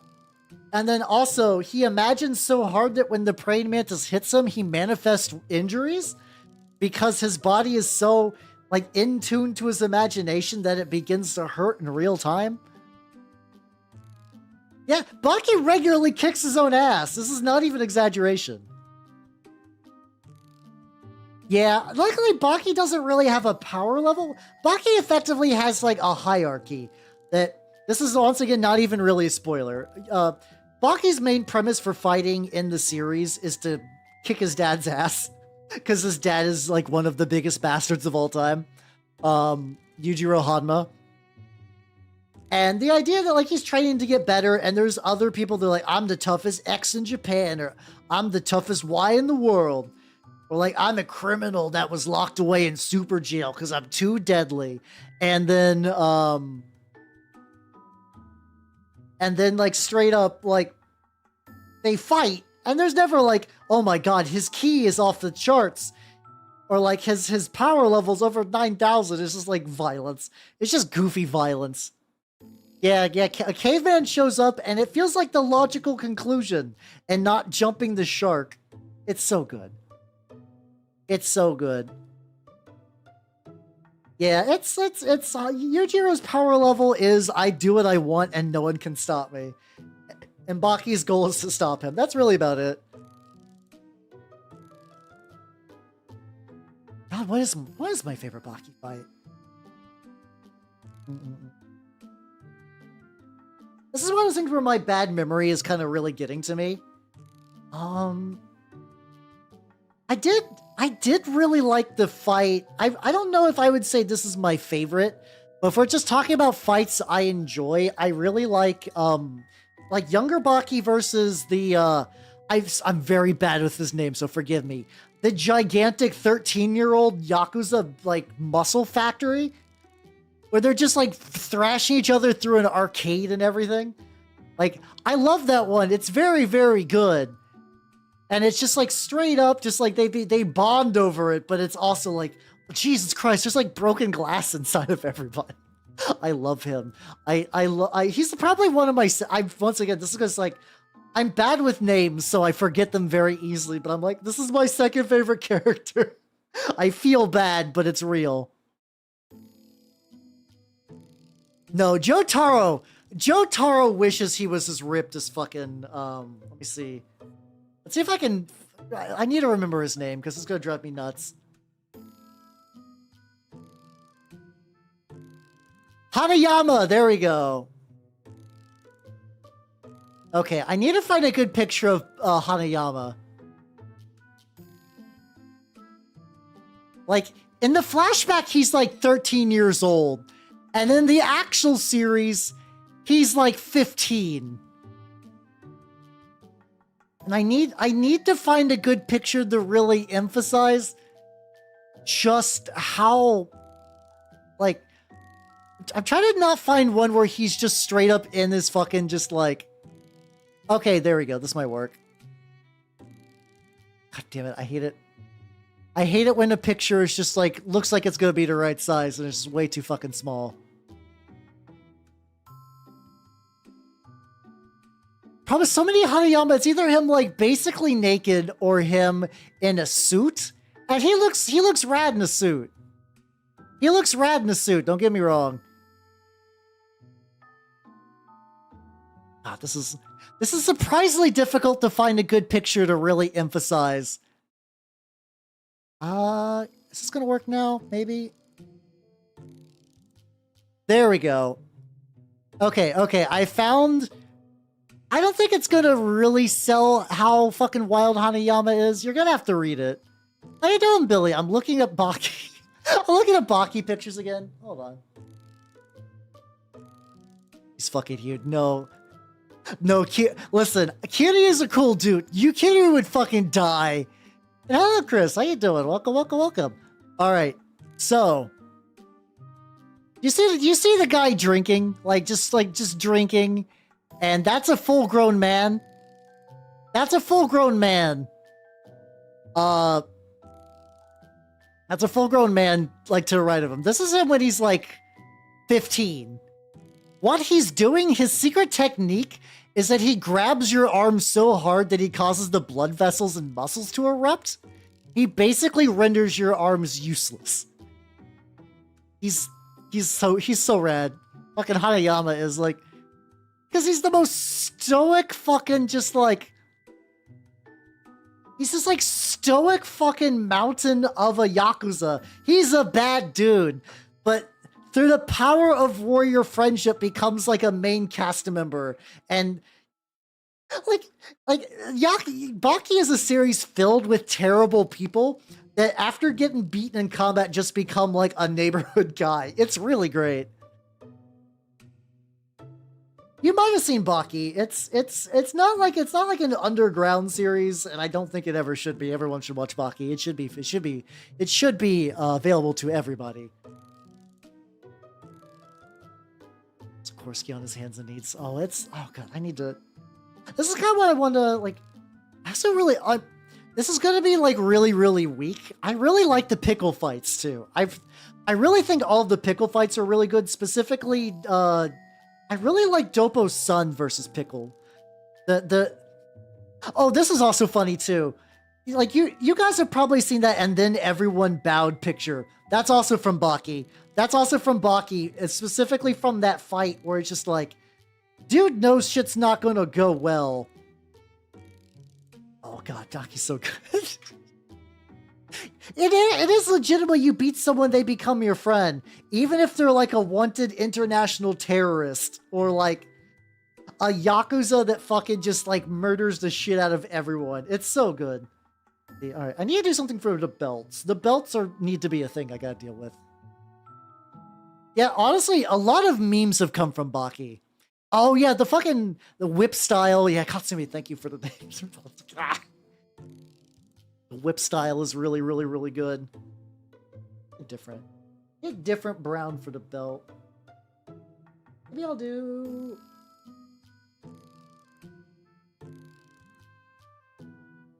Is this enamel or is this...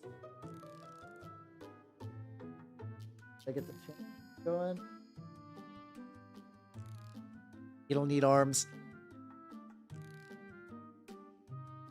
Like kicking their ass. I imagine probably like a non-trivial amount of people make friends that way. Dude, I could do like a dark red rope. Effectively, I gotta figure out what color like I'm already doing a very brown color scheme, so on one hand. Maybe like where's my khaki at? I got khaki. Maybe like a khaki rope would look pretty good. Fancy rust. Oh no, where he just gets thrown off a fuck. That's a good one. Goddamn. The thing is, I think basically every fight is like pretty like worthwhile. I don't feel like there's a lot of wasted fights. Like there's definitely some fights that are kind of like whatever, like in the grand scheme of things. But I do think every fight in Baki is like pretty worth it. Like I remember even initially I was like, during the flashback arc where you learn about, because like you basically get like Baki in a tournament and then you learn about young Baki and then you go back to the tournament or to a later tournament. And like it feels weird because I was like, I want to get back to the fucking tournament. But then you're like, oh no, actually no, this is great. I have glorious, glorious context now. Okay, yeah, there we go. This khaki rope was a good idea. I'll just hit up that like little metal bit in a bit. Oh god, if we're talking about like, I don't know if this is like a fight. So a lot of people get hella maimed in Baki, and it's kind of like whatever. I still, god, fucking cord cutter. Fucking cord cutter guy is like, Jesus Christ. There's a guy early on, cord cutter Shinogi. Yay! Why do I remember his name? I think, but that's fine. That's fine. His ability is that he's basically turned his hands into razors. He can slice you with his hands, and you're like, okay, that's pretty neat and pretty rough. He's called cord cutter because the guy has trained to learn where all your ocular nerves are on your neck, and he'll just fucking just like plink them out. There was a dude that bumped into him in a hallway, and he was like, hey, watch where you're going. And the guy was like, hey, fuck you, buddy. And then fucking he got his cords cut. And then the guy's just like, why did everything go dark? And I'm just like, oh god, I hate it. As somebody who has like more of a fear of being blind than being dead, like that shit fucked me up. I'm like, oh no. Oh god, why? Yeah, there's literally a point where Baki gets poisoned and they're like, I know the antidote for this poison. They fly him to China to compete in a martial arts tournament. Once again, like, this is kind of spoilers, but like, not really. A lot of Baki is just going all along for the ride, so if you saw that later and you're like, oh shit, Hal mentioned that, I don't think it would matter. So like, for me, the tenacity to live would definitely be strong, but like, a lot of my hobbies are visual based, so I don't know what the fuck I would do. I mean, I could probably just move entirely over to TRPGs. I'd basically have to be like, Magic cards are gone forever. That's fine. I've basically, somebody was like, Hal, you have to cut one of your 3 main expensive hobbies. I'd be like, Magic, easy done. But like, Losing minis and mini painting would be kind of brutal. I'm not gonna lie. That would be very, very rough. Yeah, it's like card games are fun, but if legitimately I never played another card game again, despite the fact I've made some very wonderful friends through card playing, I just don't think I would be as sad as I would if I could never paint minis again or like play a TRPG. And I figure if it ever came to that, which I don't think it would, I'm pretty sure that friend group would be like, yeah, we can play something else maybe.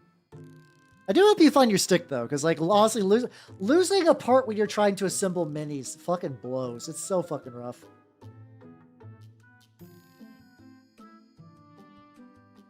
So bad. I mean, I like Magic. I like Magic. Don't get me wrong, but whenever I need like VTubing funds, I typically dip into the Magic bucket.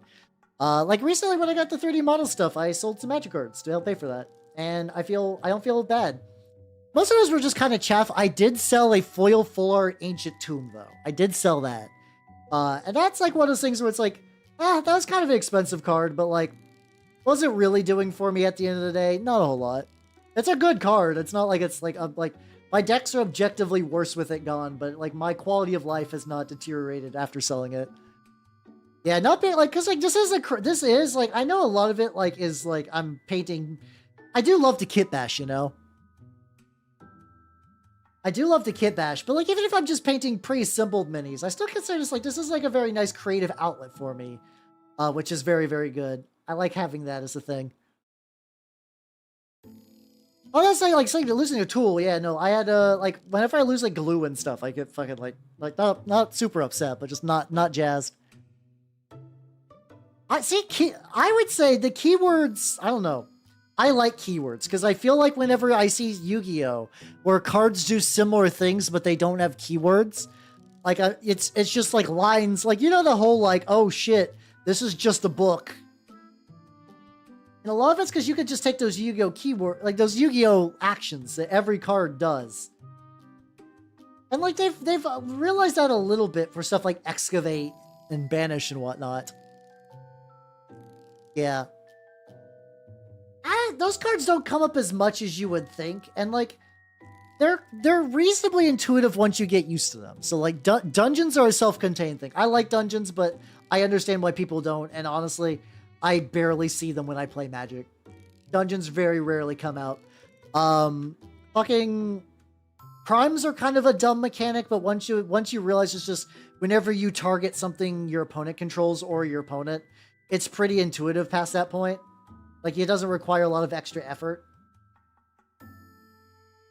And then, exiling is pretty, like, once you learn that, it's pretty self-explanatory.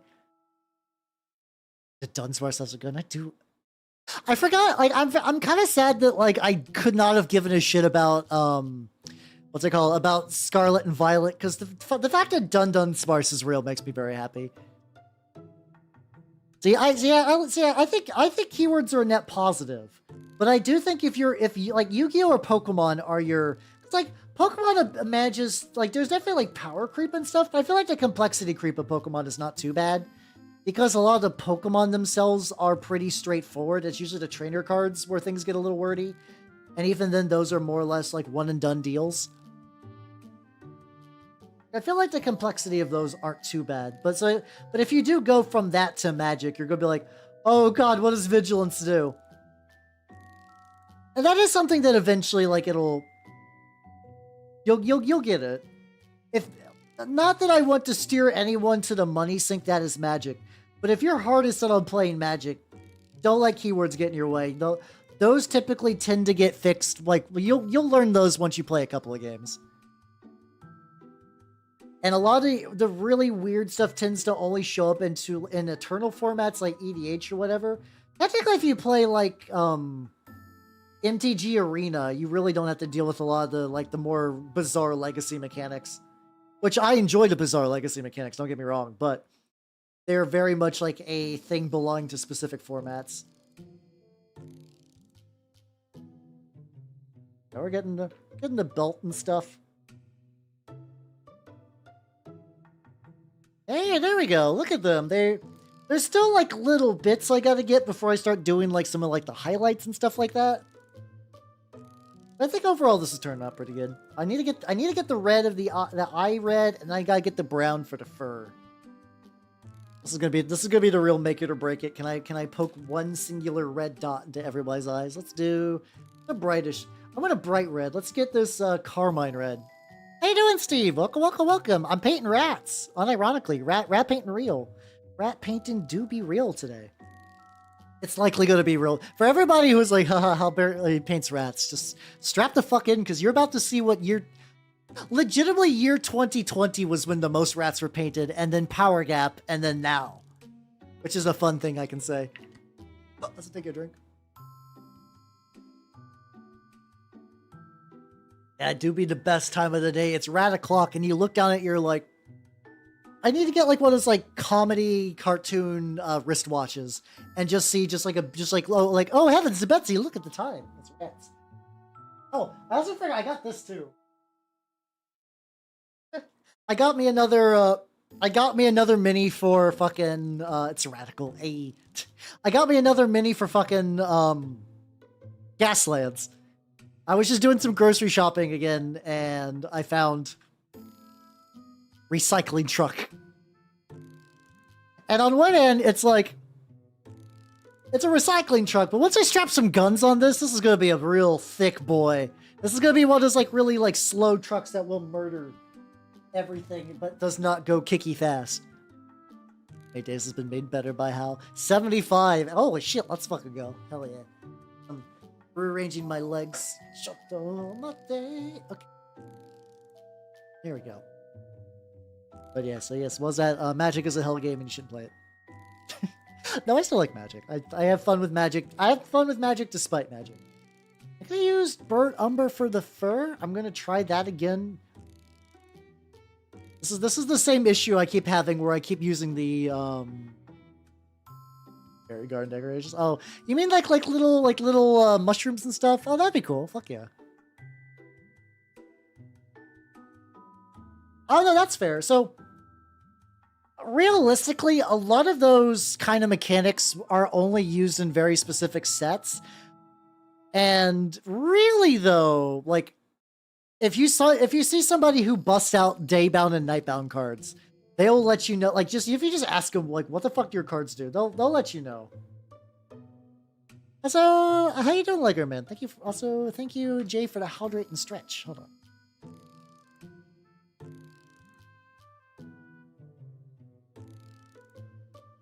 All right, there we go. Got some stretch and got some water.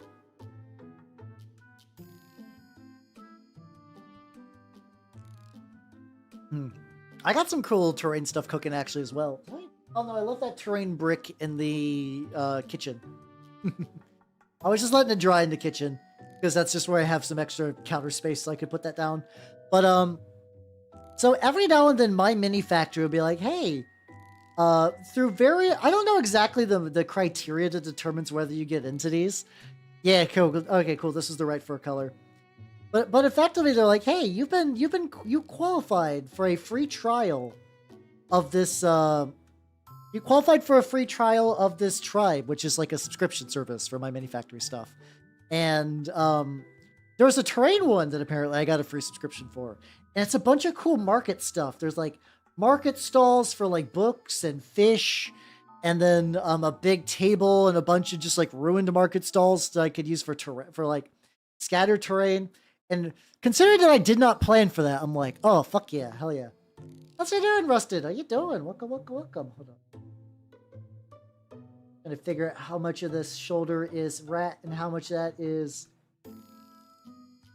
the little outfit. But how you doing? Nice. Oh, you can totally do that. Fuber, if you also have access to a 3D printer, there is a Warp Miniatures has an entire gnome army that could be really, really good for that. I live every day of my life just knowing someday I'm going to pull the trigger and I'm just going to paint a shitload of gnomes. I don't know exactly when, but I feel it deep in my bones. Never using the daylight card. I mean, most people don't once they hit that magic number. It's nice. Now you gotta enter the most dangerous game of trying to get firsts. And that's highly competitive, to be fair. People camp out for firsts. What color do you play in Magic? Oh, whatever. There's a certain point once you just kind of play Magic a lot where you just don't stick to any one color. Really, if there's a strategy I really like is Aristocrats, which is all about sacrificing your own dudes for cool effects. I do that a lot. If a Magic deck lets me throw my little critters into a meat grinder to kill my opponents, I will do so. You could go for the funnier number. If you're feeling brave, you could totally do that. I don't think anyone's gotten it yet, but as soon as someone does, they're going to be extremely powerful. Color me impressed. I mean, luckily at this point, there's like a decent amount of good dwarf decks, so you're not even that hosed these days. Always enjoy black decks. I mean, to be fair, nothing hits harder than like a good Necropotence, so fuck yeah. Committing to the bit. Oh shit. Oh damn. Oh fuck. Best of luck with committing to the bit. I believe in you. I absolutely do. Because that is a bold move to throw away the noise. But you're see, I don't dislike combo decks. I like combo decks where there's like a bajillion individual pieces and you're just kind of like operating them like a fucking Rube Goldberg machine. My group, my commander group, EDH group, whatever, is pretty casual though, so I don't want to get too combo heavy, but we do have some players that are beginning to move themselves towards getting more aggressive. Jund is a very good color combo. Fuck yeah. That's Stoneless Bee. Yeah, Aristocrats. I don't think I have a good... I have a Mardu Aristocrats deck that's ran by Awaken the Blood Avatar, which is functionally it's effectively like a Rakdos deck with just like a couple of white cards for token gen, if I'm going to be real. That's more or less how it plays in my experience. Oh, control's fun too, because like it's like sometimes you just gotta grind your opponent into nothingness until they can do nothing. And then you stand on their corpse and then you laugh. You do your little jig. Yeah, that's kind of weird too, because like I've played Magic enough that like if you're playing kitchen table Magic right now where everything's like super casual and nothing matters, enjoy that when it lasts. And I don't mean that in like I just actually put paint in the wrong side, so I'm like finger painting to move paint from one section to another. So don't like accidentally cross-pollinate. But like effectively all groups tend to accelerate in power because like new cards are inherently stronger than old cards, and like eventually some person gets frustrated from losing a bunch and decides to use their wallet to win, or just they pack a card that's really good and you can't tell them. Like when someone packs a good card, it's hard to say, hey, you know that cool card you got? Fuck you, you can't run it, because that's just like such a huge boner killer.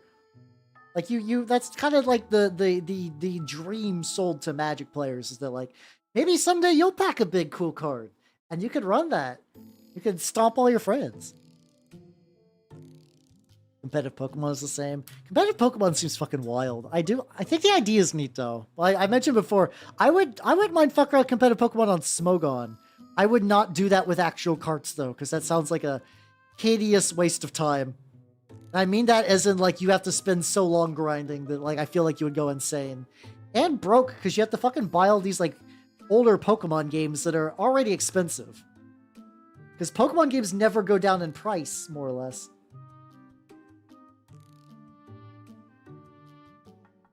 I just missed a lot of stuff. It's actually really refreshing. Really, what did they do to change it? All of my competitive Pokemon knowledge tends to come from False Swipe, which is a YouTube channel that just kind of like, it does like a very like, there are channels that take a subject and they make it so that people who are not into that subject can understand it and think it's pretty neat. False Swipe has always been kind of that for me for competitive Pokemon, where I'm like, I will never enter it myself, but I'm curious. So I like to hear what someone who knows probably what they're talking about, just describing like different metas and stuff. There's a draw spell that makes spawns. Ah, gotcha. Impact Trimmers by Beloved. Yeah, luckily for me too, I don't have to play like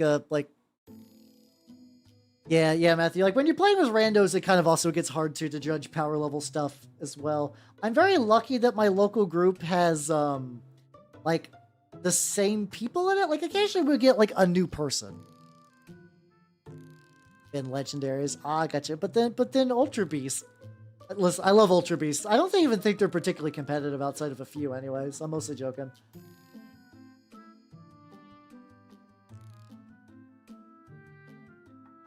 Oh, is this the right brown? I guess the worst case if I get the wrong brown, it's still brown at the end of the day, so it's not going to look too bad. Ultra Beasts are banned too. No, I get it. I totally get it. I'm fully cognizant of why you gotta ban Ultra Beast. I am awares. But yeah, I usually what I do for my EDH decks is I'll have a combo in the deck that like if I need to end the game or like if the stars align, I typically don't focus around that combo because every time every now and then sometimes I do, and the deck either works or I get one fun game with it and it just doesn't like the thing has been done, the achievement has been gotten, you know? Oh yeah, Pachirisu is still good, isn't it? Because I remember the memes when that Pachirisu was responsible for that like fucking world like VGC win, and it kind of like hit the mainstream because when you see a Pachirisu just eat shit from a Draco Meteor and basically be totally fine, even if you don't know what Pokemon is, you're like, that's some bullshit, and I'm here for it. It's one of those kind of like unifying little joke things, which I greatly enjoy. On the niche. Hey, let's go. I like it when things that are bad, but they find a niche and they get to do stuff. Warms my heart. Let's see, power level. But to be fair, EDH's power level, it's really fucked if I'm going to be honest. It's like here's the thing. Also, oh, he's got like a rat goatee. And then just like the rest of it. So any other format that has a really, really strong card, or like a combo that everyone uses, they're like, we determine it is unhealthy for the format, and thus we will ban it. And that's fine. That's just literally how that kind of shit works.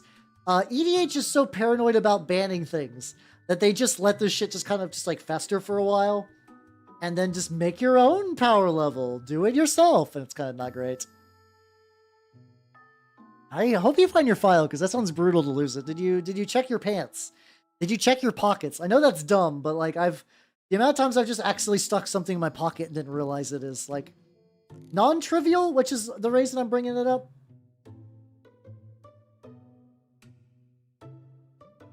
Big Flash Tyrant Urza. Ooh, yo, let's go. Yeah, see, no one in my group really, we have effectively, I'm kind of like the no fun police at my local group because we have like one person who's kind of newer, so their decks aren't like super strong yet. One person has been playing long enough that all of his decks are like, they're not CEDH, but they're relatively tuned. And the other guy is like has a lot of decks that if he executes his game plan, he's just gonna run away with the win. So usually I try to stop that, and that means I'm the removal guy. I'm the fucking the guy that will make you sacrifice all your creatures. I'm the guy. I don't blow up lands, but I don't have any moral issue for doing that, you know? I don't have it in your pockets. Well, shit. Hopefully you find it, though. Yeah, I control very much, yes. Which to be fair, that's the kind of gameplay I enjoy anyway, so it's not like a big issue. But like, oh, I couldn't do my big thing because Hal had to stop me. I'm like, yeah, because you were going to win the game. Was your phone fine when you left it in the fridge? Like, did it fuck up the phone?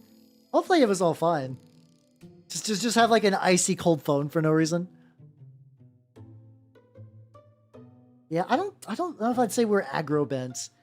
There's too many decks to describe what's in my local group. We got like a relatively good mix, but it is very much that like if the decks are online, they're doing big splashy things, and unfortunately because of the way Magic works now, if you're doing your big splashy thing, you're likely going to win.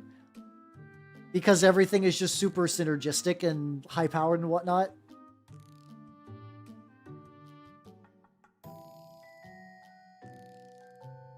Gotta get this like little back area. I think I'm getting pretty good progress on the lad though, so fuck it. I say the lad singular, like this isn't 5 lads together. That's fine. So like there's like a couple like the little grains on the fur that I probably need to touch up, but I also will 100% go back and dry brush because like they got really good fur texture. It would be a waste if I didn't do that. Oh yeah, no, I board wipe a lot. I use a lot of one-sided board wipes because like that's a way to advance the game state. It's like you get to stop everyone from like valuing forever, but also you do make sure that the game doesn't take 8 billion years. I have a Saruman deck that basically the premise of the deck is that whenever you cast a non-creature spell, you get a big bunch of orcs. And then I use Chandra's Ignition at least 3 times through various recursion methods. Nobody's allowed creatures, nobody's allowed to have health, but I have an orc army that's like a 15/15 and I just slap them in the face with it. It's great, I love that deck. Stark like a... I know whenever, like, does your phone have a camera light? Basically what I do, this might just be an implication you need to clean your room. Which, sometimes you just need little reminders from life to make that happen. Deck lover. Indeed. Grotha as Palantir. Ooh. Okay, let's go. Hey, I wanted to get one of those, but I think they're like 15 bucks now, so I'm good. I typically don't spend a lot on Magic these days. Like, if a new set comes out, I'll maybe drop like 10 bucks into it. 10, 15, 20. I know that's like double the original amount, but like I'm not dropping these like big like $50 chase rares, stuff like that. Phone does have a light. Yeah, usually what I do when I drop stuff on the floor, I'll use my bright light and just kind of shine it all over there and just hope I can catch it in a reflection. Oh yeah, that's just gone up a bit, I believe.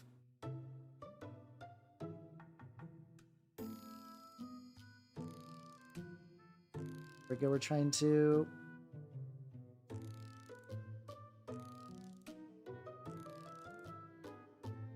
Ooh, I'm doing... It's probably some of the smoothest eyes I've done in a bit. Mind you, their eyes are like... It's kind of even hard for y'all to tell. Their eyes are just like little pinpricks. Just kind of getting it, trying to get it like real thin brush, real just poking the tip. Just a tip, hey.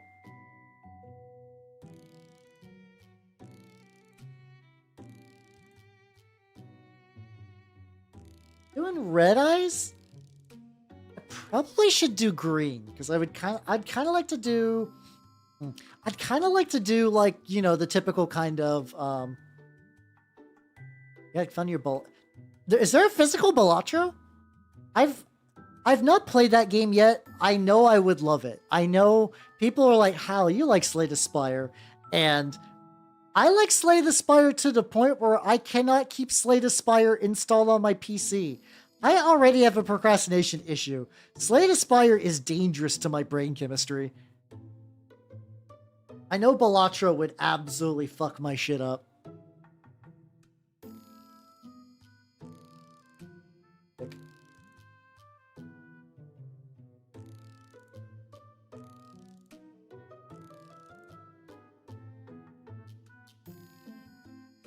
Actually, I think like at the very tip of this brush, there's like one loose hair, and it's really fucking with my precision. I gotta hold on. That's my size 0. Here's my 00, but I think my 00 is actually in worse condition.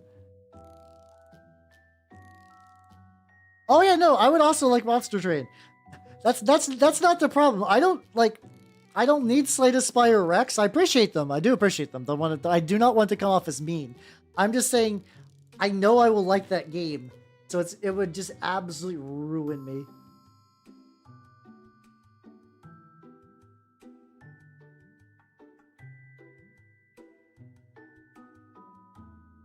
Okay, yeah, Gring's pretty good.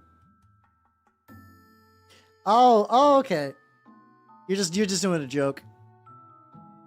You have a Deep Rock Galactic, yeah. You've activated a Deep Rock Galactic trigger word.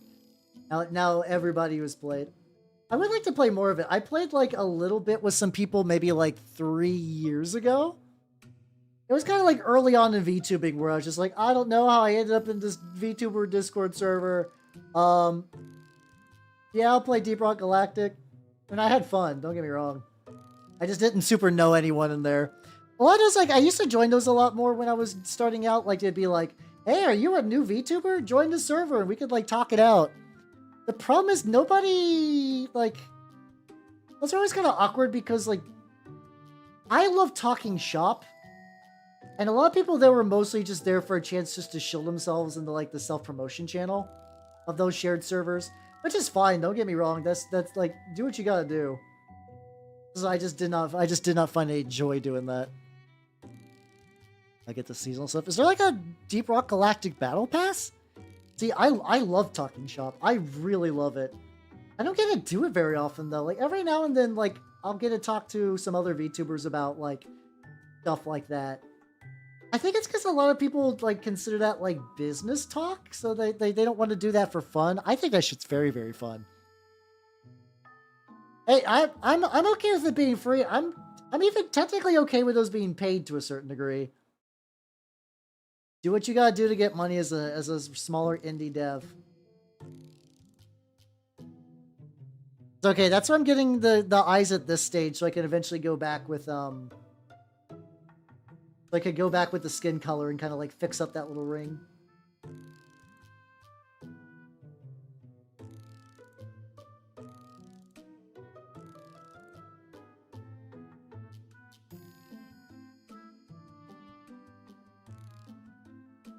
I'm just trying to really get this eye, and once I get that, I'll be back to your regularly scheduled elf. There we go. Let's forget. Yeah, audio stuff is kind of tricky too. We're rich. Oh, fuck yeah, let's go. The thing is, like, what's it called? Workshop Discords are great. They really are. I just don't know them very well. I don't know which ones are good workshop Discords in theory. All right, so we got the lads. How do we want to do the lads? What do lads? What do?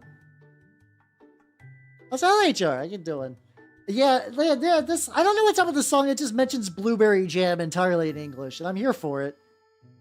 It's just kind of odd. Sip.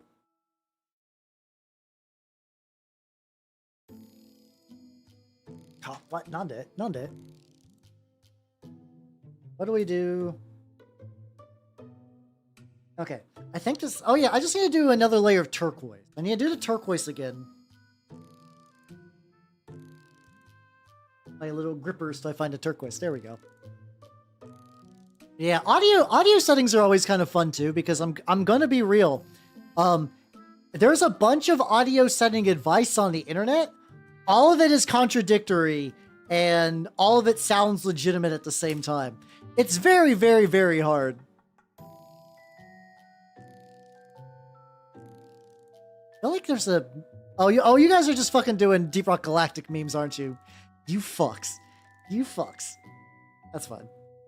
Meme as much as you like. That is a-okay. Get this. Oh, yeah. These little ones. Good. Additional layering. There is goo in the sack. I mean, usually there is. Oh, that was one of the worst jokes I've ever told. Now I'm rich. Yippee! Let's fucking go. Hell yeah. I got all the ducats. I still love saying ducats, even though I know objectively it's wrong. It's just so nice. No, it's ducats. Are rich. Just like fucking dwarf Marks, it just has an even bigger beard somehow. Because if you're going proportionally beard size, you would need one of like a crazy big beard. You really took you took classes for that. Oh nice, fuck yeah, let's go. I'm sure it's one of those things that if I showed you my audio settings, you'd be like, how, what the fuck is this? Maybe I might do that sometime, Moss. I might do that maybe. Just like a full, yeah, just like a full on like lion's mane beard. I guess it's just like an Amish beard at the end of the day, though. Go full Amish beard, have the most.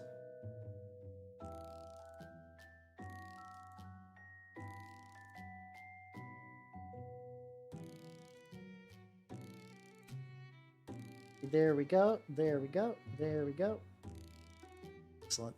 Persons sound good to. Oh yeah, because yeah, everyone's got different ears too. I also like the how like the way you sound to yourself is different than the way you sound in audio recording because because the way you listen to your own voice is just different because of the distance and whatnot. I don't know what the beard culture of travel stuff for Japan is. I don't know. It feels like something that I feel like if you decide to look that up, there would be a forum argument that has been around since 2008, and everybody's extremely upset. I don't know. That feels like one of those ones that like you would get like people like threatening to dox people out of over their opinions on whether you should beard max for Japan. It's just a hunch, and I don't even know why. Change my legs.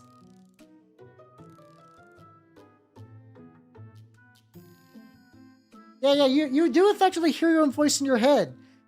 And in that case, you're usually used to it. But like when you listen to yourself in audio recording, because it's not directly in your own head, it's just like through the recording equipment, you're going to be like, why do I sound like this? Usually I think you sound deeper in your own head. A little bit, something like that. It's legitimately, and I'm not full of shit in this.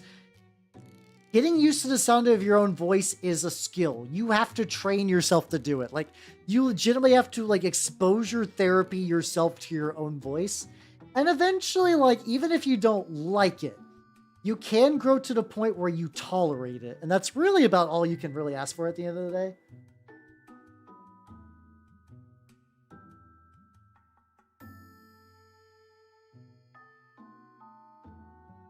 There we go. Sound like, I mean, we look where you're at and where you're surrounded by. We're all dorks here. Don't worry about it. It's fine. This is dork country, motherfucker. Yes, yeah. Watch enough of my streams. Eventually, you will think my voice is nice. I actually do get compliment on my voice a lot, which is funny to me because I do think I am the Dork Rock Galactic. Yes. Actually, like it legitimately just takes a while. You're fighting an internal disconnect where you think you sound wrong because you're hearing yourself differently than you usually do, and that's just gonna take some time. Also, moister than an oyster. Thank you for the follow, and welcome to the workshop. You with a very very alliterative name. How you doing? How you doing? If you do not know me, I am Hal the Mimic Elf. I'm a miniature painting VTuber of the Nurgle and Skaven variety. What's up? Sorry. I have been conditioned to respond to what's up that way. I'm doing pretty good. I'm currently painting my way through some Skaven,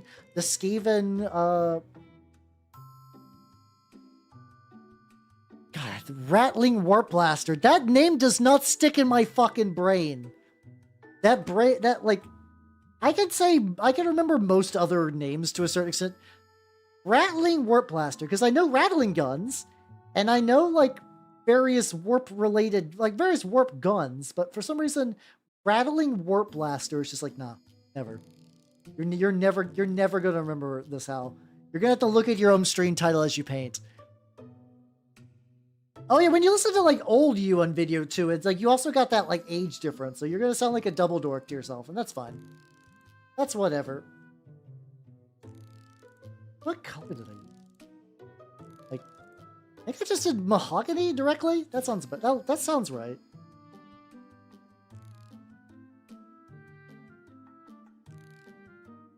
Oh, there's like a whole bunch at the bottom I didn't get. Poor bastard, do go rat the tat. I was like, how you doing, Happy Chappy? How you doing? The rats are going pretty good. The rats are going pretty. What's up? God damn it. The rat painting's going really, really good. I am working on the bottom. My goal right now. I mean, if the sandpaper is the right grit, you'll probably be fine. Just don't like go too reckless and fuck up your mini because you like were impatient.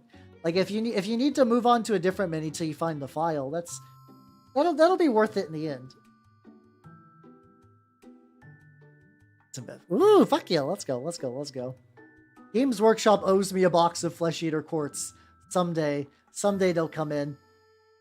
Supposedly, I saw a thing where Games Workshop is spending, I think they said $9 million on a new factory.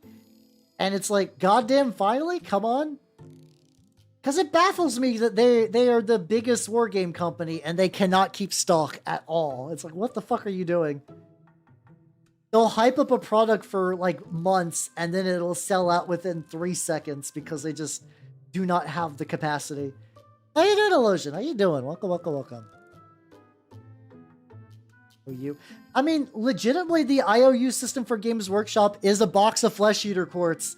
And unironically, 2 boxes of fucking, 2 boxes of Chaos Space Marines. I ordered the Chaos Space Marines box and Games Workshop was like, oh no, we had a bit of a fucky wookie with your order, Hal. And I'm like, oh, fuck off, Games Workshop. Once again, can I also say, like, my sponsor, Collectible Squids, wonderful, excellent, sweet baby angel gets nothing wrong.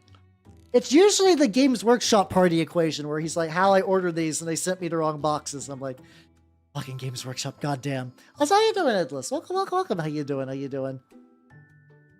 Like, please, you are a company that succeeded when others died. Could you please act like it for once?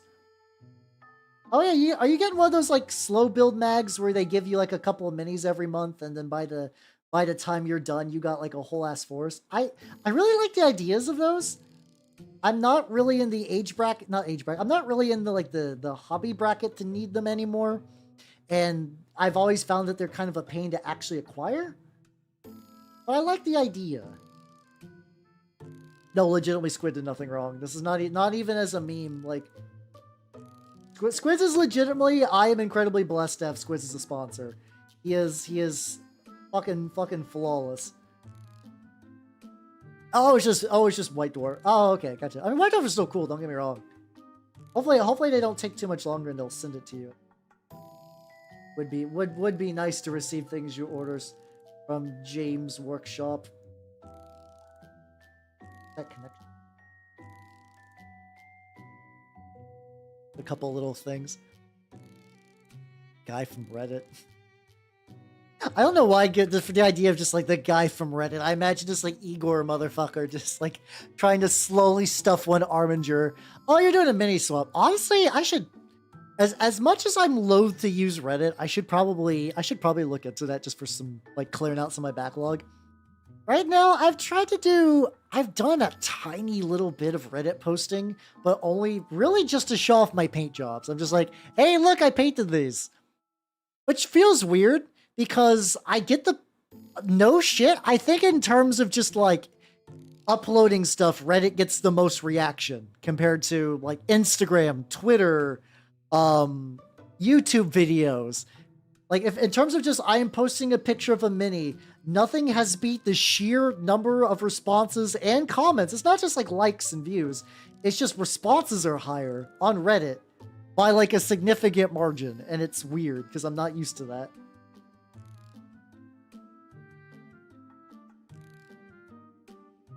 How you doing, Quay? Welcome, welcome, welcome. How you doing? How you doing? Takes a bit. Oh yeah, I'd imagine if you're shipping from Canada, you just have to be like, yeah, the crazy long time is just getting factored into everything. Yeah, I think it's, yeah, especially because, yeah, algorithm stuff is really hard because, like, all the platforms have their own kind of bad algorithm. At the very least, if I go to, like, the Trench Crusade subreddit and I post a Trench Crusade mini, people who like Trench Crusade will see it, so that might legitimately be what's just going on, you know?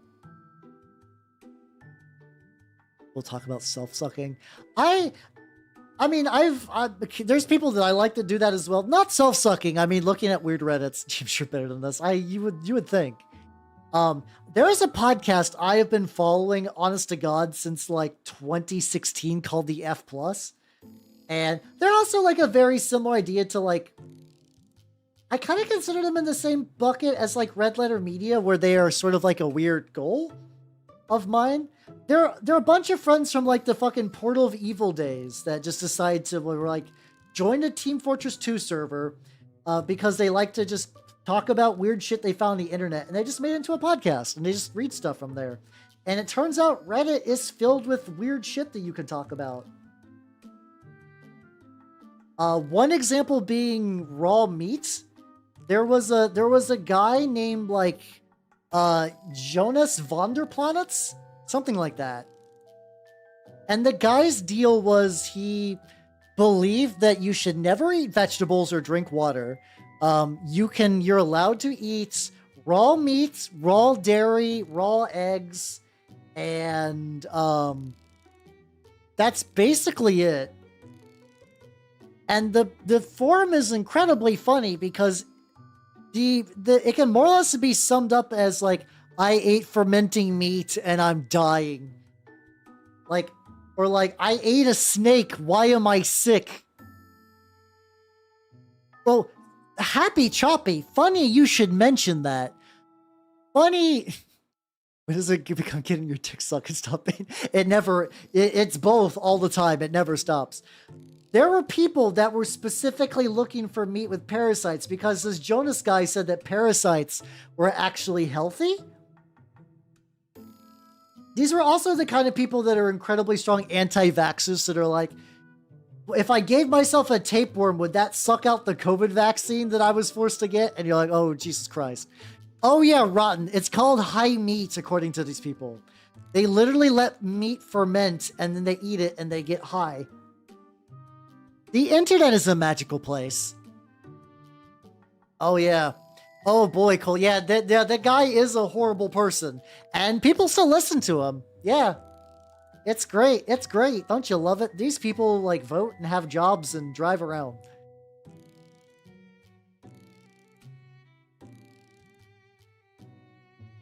Well, usually when they mean parasites, they mean like tapeworm.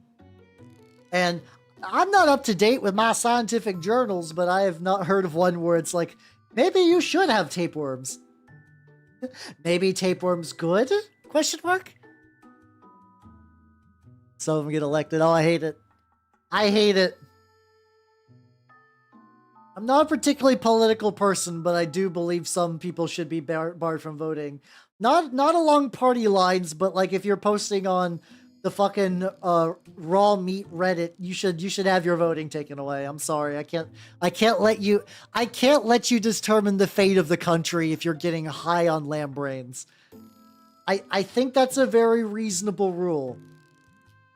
If you ever eat a live snake because you think it will make you healthier, you should not be allowed to vote. If you post on Reddit, jail. I mean, I would accept that, even if that means because I posted minis on Reddit, I would also have to go to jail. Probably would be a net gain, honestly. You would miss me, but I think overall we'd be in, like, flying cars and shit by now. Yeah, the ultimate... Yeah, it's an indoor pet you could take with you on a plane, so, like, why not just fucking huff tapeworms? It's fine. Get like these like last little claw vestiges. Called Twitter jail. It kind of is to a certain degree. I still don't understand this trend of like, hey, we should remove all the features from Twitter. Like, I know people are replying to other people's posts for shilling and stuff like that, but you know, I think removing likes and comments, like likes and retweets on comments, I don't know if that's the way to do it. Don't know if that's the ideal way to do it, friendo. Yeah, I like... Oh, you found the wrench. Let's go. That's progress, technically. It's technically progress in a weird way. If fur? I can consider that fur. It was all scam, yeah. Yeah, I miss forums too, but like it's... I think it's just harder to get people... Oh, camera died. Hold on. Camera died. Go, man.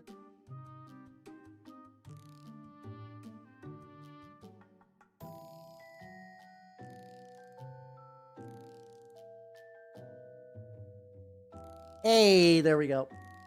All right, we're fucking back. Post a minion meme, believe it or not. I can't go to jail before I've had my cup of coffee. Minion. Oh, God. How did that muskrat get so long? Yeah. Oats. Oh, hold on. Hold on, guys. I'm about to do what they call a very stupid maneuver. Hold on. There's gotta be a minion, Warhammer minion meme, or like a painting minion meme.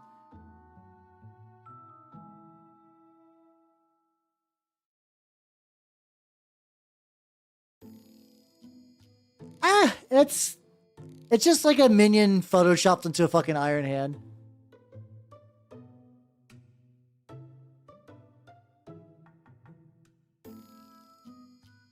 Yeah, no, surprisingly less than I would expect. Okay, you know what? Good. You know, maybe Warhammer is a good hobby after all. Maybe minis are good.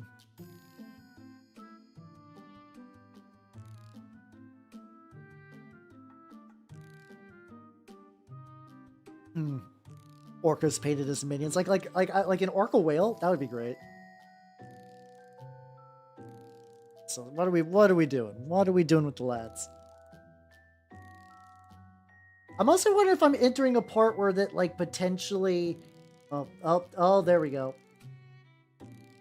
Like it's one of these things. Is like I'm pretty sure from most angles the underside of this dude's arm is never going to be visible, but I cannot risk it for even a single second.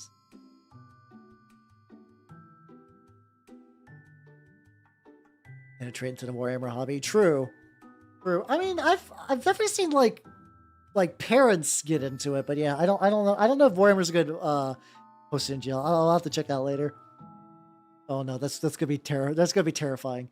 What's my opinion on Chaos Dwarves? I think they're neat. I like the Chaos Dwarves with the bigger hats. I love me a big hat, so Chaos Dwarves are very much in line.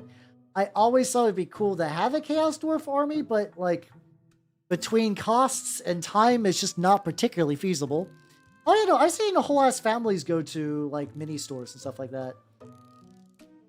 It is not terribly uncommon to see like a 12-year-old with like a fully painted army. I've seen that. I've seen like my local shop has like one younger kid that shows up from time to time. I have not played games with him, but also because I just don't play Warhammer really. But like, and his army's painted pretty well, and it's one of those things, I don't know if he painted it. I don't know if that was like a family member helping out. I like to give him the benefit of the doubt and say that he painted it, though. You know? Well, Door Slayers can't. I think it's because like even though like they are like more evil, I feel like there's like kind of industrial pragmatism to Chaos Dwarves. They're like, you will serve me my purpose if you like redeem yourself. Like if I allow you to come back, you'll owe me. I'll owe you. I will have a favor to wave over your head. So you're gonna be my cool little worker dude now. You're gonna do all my shit. Because this will get me loyalty. I could maybe be misinterpreting that sentiment a little bit. I don't feel like it's that far off. Yeah, it could also be a low population thing too. Like, well, fuck. Okay, well, you said you're sorry. Welcome aboard. Put on the spicy helmet. Put on the spicy helmet and get back to work. We have war machines to make and/or pilot.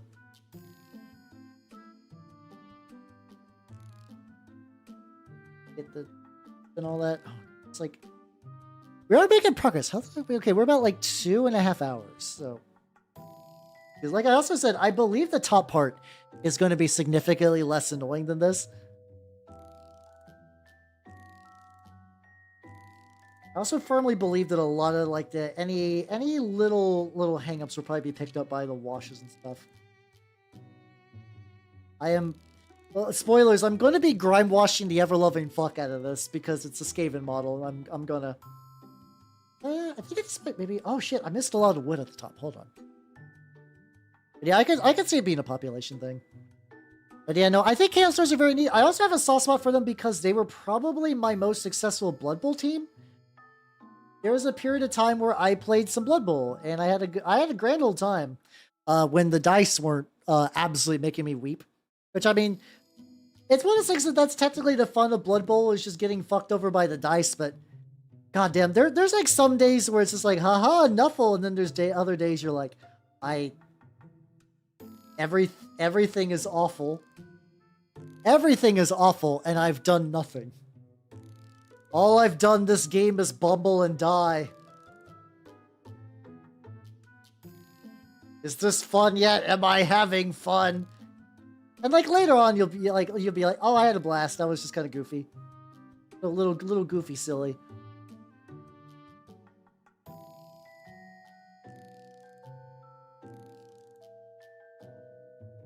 But yeah, I do like me some Fails. Go do. I gotta get these like little wood sticks again. There's also like a little bit of the metal I want to do, but I need to really wait till I get like basically every little missing bit. Well, the funny thing is though, like in 40k, if you fuck up a die roll, like you'll usually waste an attack, and that's probably not good. In Blood Bowl, like if you fuck up something, the turn moves over, and then like if you throw a ball, like usually, I mean, a lot of Blood Bowl, to be fair. Like, you can play Blood Bowl competitively because a lot of the game is about risk management. Like, sure, I could throw, like, a super Hail Mary pass and, like, maybe if I'm lucky. So it means that comebacks can still exist. But there's also a lot of times where it's just, like, you're going to do a move. You need to calculate whether it's going to be worth the risk. And, like, you can do all the calculating you want. Sometimes Nuffle will just be like, nah, lol. Jim Turnips did. Oh, did they ate everything? I assume that's a good thing you're shooting for. Get like back here. Also, these like little they come with rocks, and that's fine. But the idea of the rocks is eventually they're just going to be. I'm covering a lot of this model in dirt texture. Dirt texture is absolutely going to be a thing. Oh, he's got like a little. Oh, he's got a little tail. Oh god. Oh yeah, I forgot this guy's tail snapped off. Or, like, his tail snapped off, aka I snapped off the tail because it was just not going to work. Gotta get claws. Oh my god. Pain. Eternal pain. I'm still pretty happy, though. I am, like, as much as I'm complaining, I'm definitely at that stage where I'm just finding, like, little bits that need poked out. I've definitely made a shitload of progress, which is... Like, probably what I just need to do is just focus on, like, 1 or 2 rats till I'm done. And then just go from there. Like, if I'm just like, this rat, what do you need this rat? You have... the tail, let's see, this is not I do want to do highlights. I guess I could just go and get teeth on everybody as well. That'd be easy enough. Yep.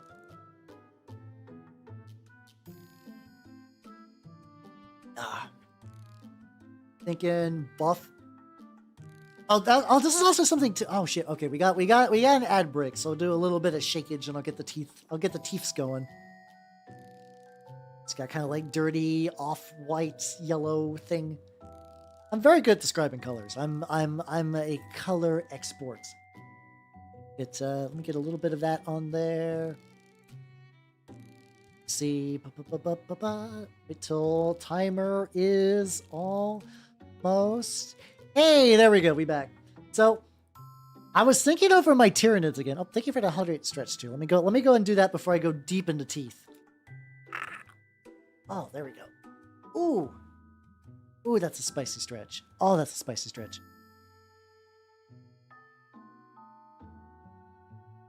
Have a little bit of drink to go with that. Nice. So I was thinking about it actually. So when I've as of last week, I built all of my Leviathan, which took a while because like a lot of like I didn't really need like say like a veteran Stern Guard. So I was like, I'll leave that till later, and then later came from work. Like, oh, there we go. Came with like having to do minis and stuff like that. My goo is silent, so I don't really get a lot of that kind of noise. Not that I haven't heard it before.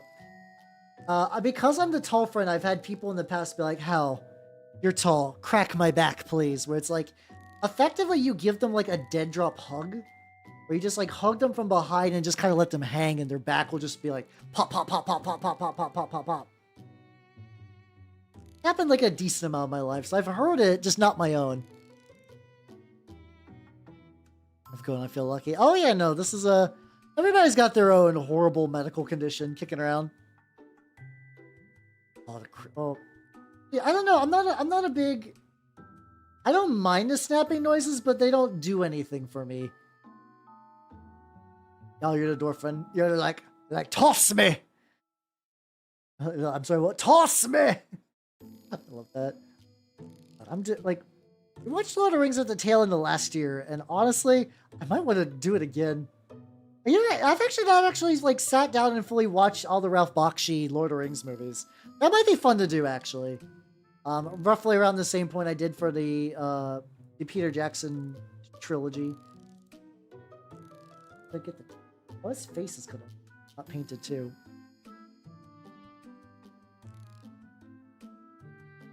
There we go. Mental illness yesterday, now I'm cool. Nice. I mean, that sounds bad, but like, hey, usually when you get shit diagnosed, that means they could be like, oh yeah, here's like medicine and like things you can do to lessen the impact and stuff like that. Generally, that's a pretty good thing. I'm pretty pro when people are like, yeah, I went to the doctor and found out what's up. Because if not, you just kind of silently suffer. I still think like it was like I've known people that are like, I'm tired all the time. They go to the doctor and they're like, oh shit, I got narcolepsy. Like, that'll do it. That will do it. I get like into the ear. I think this batch of the skin is slightly darker than the other batch, and that's fine. You more frequently disappear entirely. Well, at the end of the day, do what you gotta do. I will hold nothing against you if you take the stimulants and you're like, at last I'm free, and just become like, I don't know, power lifter, mountain biker, stuff like that. Yeah, I imagine it's pretty hard because like, yeah, like you basically just kind of sounds like you just have to sit down with the doctor and convince them that you're actually ill, which feels kind of fucked, but I also kind of get it at the same time. Where it's like, you don't want people walking in like, yeah, I can't concentrate very well. Anyway, give me Ritalin. But it's just, they kind of just, it's one of those things that people ruin it for everyone else. Yeah, like, back of his face is one of those annoying. There we go. Anxieties, I've been taking no fucks at all. Yeah, I see what you're doing. I see what you're doing there. So how you doing, Dumbledore? Midlife crisis? Nah, I'm doing pretty good. I don't know when I formally hit midlife. It's probably not that. But what's the usual number for that? 40? Is 40 considered midlife crisis, or are you doing like a 35? It's like 35 the standard. Because if so, I got at least one more year, if not 6. So I'm in no rush.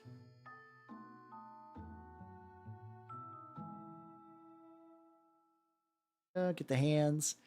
Gave them a grand and they were all like doing... Oh, okay. I also imagine if you grease the wheels that much, I mean, not that you were like bribing them this, I imagine it's all like insurance payments and whatnot, but that probably does convince doctors to be like, oh no, they're serious, they're getting insurance involved. Ongoing crisis. Yeah, listen, that's just efficient. That means you can build up a tolerance for crisis. Crises? Crisi, there we go. I know it's like crisy or something like that. Crises? Breakfast at crises? Anyway, that's a dumb joke.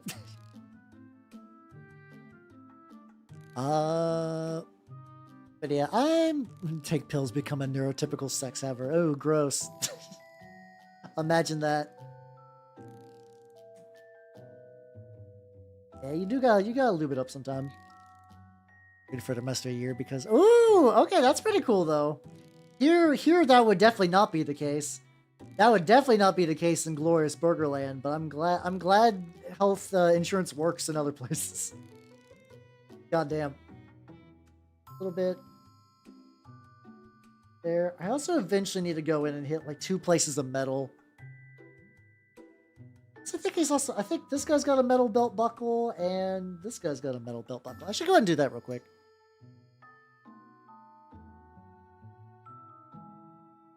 Gunpla minis will fix me. At least Gunpla minis are cheaper these days, which is very funny. soul craves the little guys. Exactly. I mean, that's why I get all this shit. I'm not doing it for medical reasons. I just my brain is like, you must acquire more little dudes. I'm like, okay, brain, you know what, brain, you haven't led me astray yet, despite allowing me to become a VTuber. So how you doing, F.A.T.A.L? How you doing? Oh god. I had like a halfway burp that I might have stifled. I don't know. How you doing? How you doing? I've been working on the rats today. I have been mostly just getting little... What's it called? I've been mostly just getting like little areas that just did not get a full coat. It's a lot of tooth and coat action going on. Belt buckle. A little bit of wood. I got. Oh, I gotta get. Oh, inside the wheel. Oh, tricky little model. Oh, there's like. Oh, yeah. Okay, I'm beginning to see little bits. My blood glucose monitor guy gave it to me. Really? I mean, fuck yeah, let's go. I didn't know that you could just do that. Like, I gotta monitor my blood sugar, yo. And they're like, yeah, of course you do. Here you go. Okay. Because I know I have adopted family members with diabetes. Basically, anything related to diabetes is expensive as all fuck. So like it's like well, I had to buy insulin, like testing strips and insulin, and boy howdy, that was a lot. The testing strips, not that they're great, but like usually the insulin is where the money goes. And insulin is kind of a big grande, like fuck you, time to like cast Shrinkamus wallet.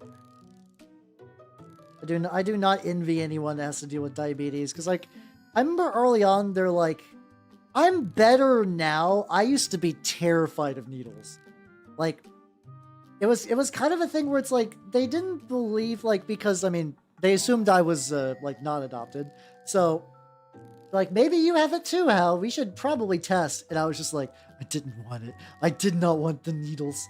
I did not want. Now I'm just like, I don't give a shit.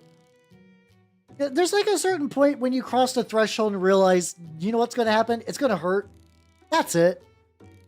It's just going to hurt, and you just go like, oh fuck, and then you just kind of go over it. Yeah, type 2 is still pretty bad, but yeah, type 1 is brutal.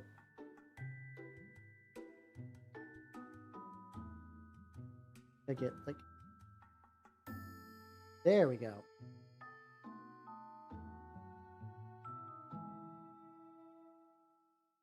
Then yeah, I'm probably gotta touch it. I think these are like little wood, little bits that's kind of controlling whether the wheels can rotate or not. So I gotta hit those up as well.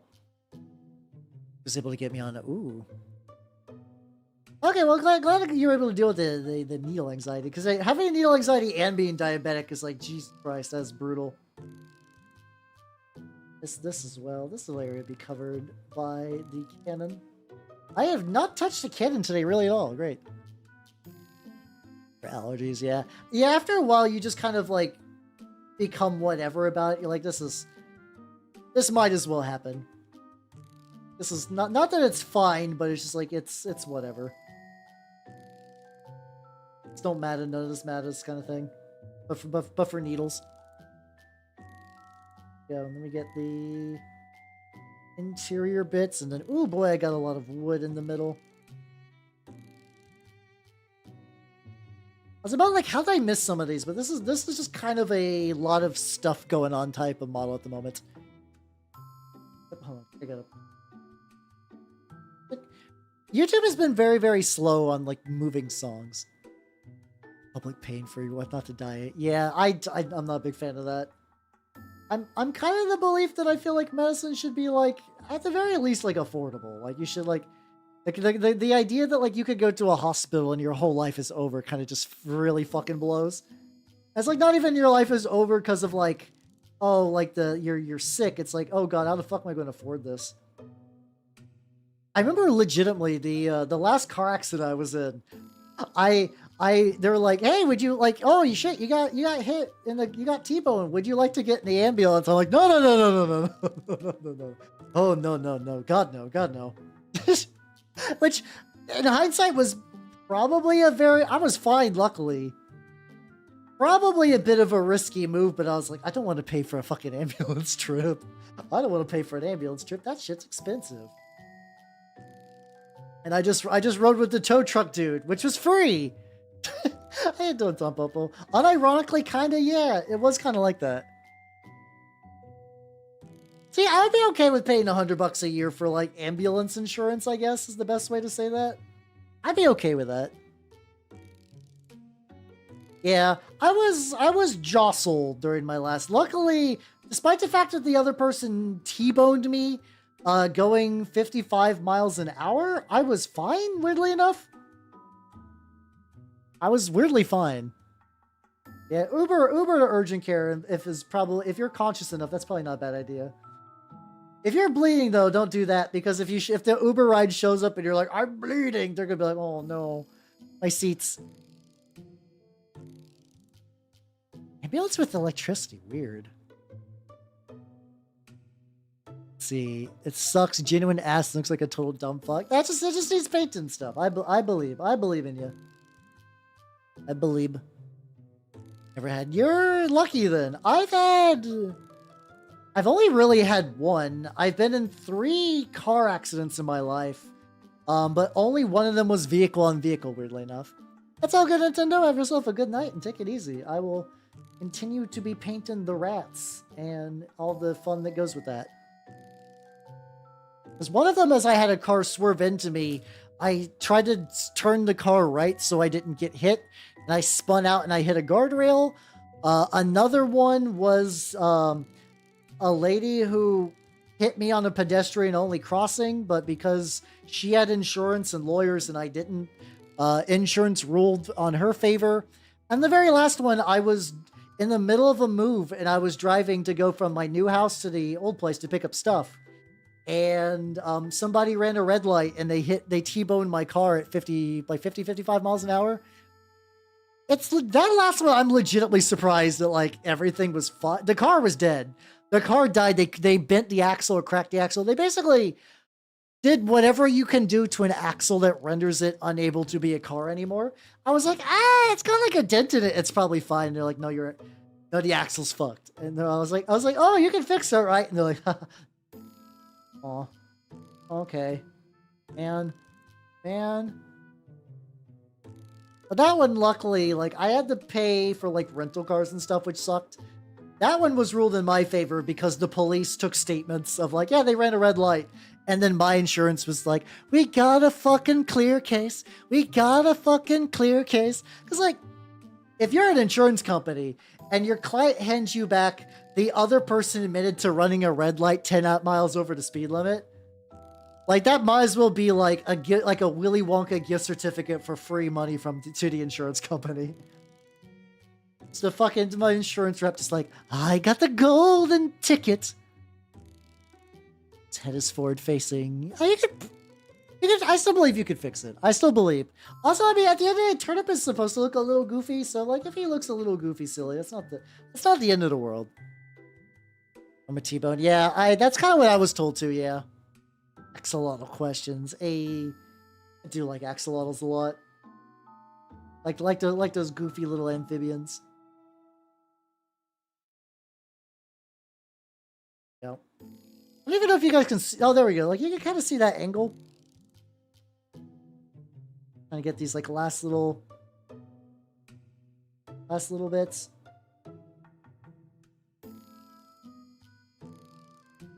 There's probably a little bit on the. Oh yeah, I think I just gotta get the little bars too, like the little. Oh yeah, some of these I just did not get. I just like, oh, his little rowing little bar thing. Nah, fine. Nah. Hola in Fortnite, yippee!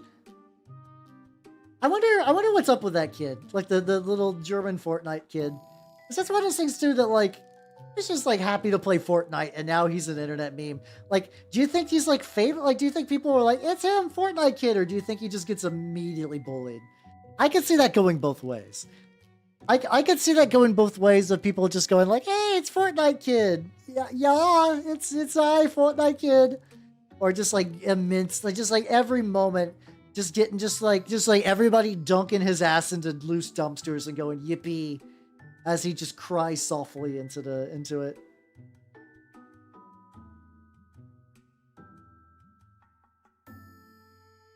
I've got a little bit more. I think like a lot of the issues are just like directly under the models, where I have to be like, oh god, this is where the sadness is located. Get fixed. Ooh, god, that sucks. Drelly. God, that fucking blows. Somewhere left, I saw her coming around the corner. Oh, oh god. Oh, Christmas Eve too. Oh, that's a bummer.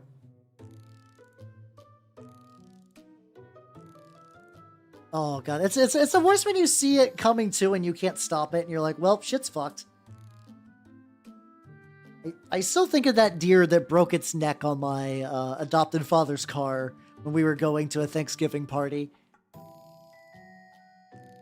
Need to see his unfixable stupid head. Well, maybe at that point just I'll have to check it later after stream. Maybe at that point just lean in, just give him like a big stupid hat. Yeah, because I mean a lot of people do that. If they got a big stupid head, they get a big stupid hat to kind of distract from the big stupid head. So you just gotta lean in. Just gonna be like, yo, his head's huge, but that's why he wears this big novelty hat. Get you one of those hats with like the big ruffles. Get like a big Shaco, a big comically huge Shaco would be very Turnip. How you doing, Thumpo? How you doing? A little bit of the. There we go. We got a little bit of bandage around there now, and I can also, like, lightly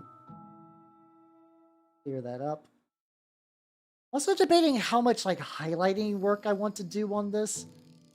These are, at the end of the day, technically just clan rats. So, like, I think I want to do, like, a little bit around, like, the tail, definitely, because these are hella pink.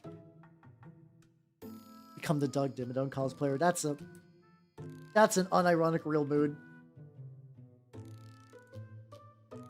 My smallest dry brush.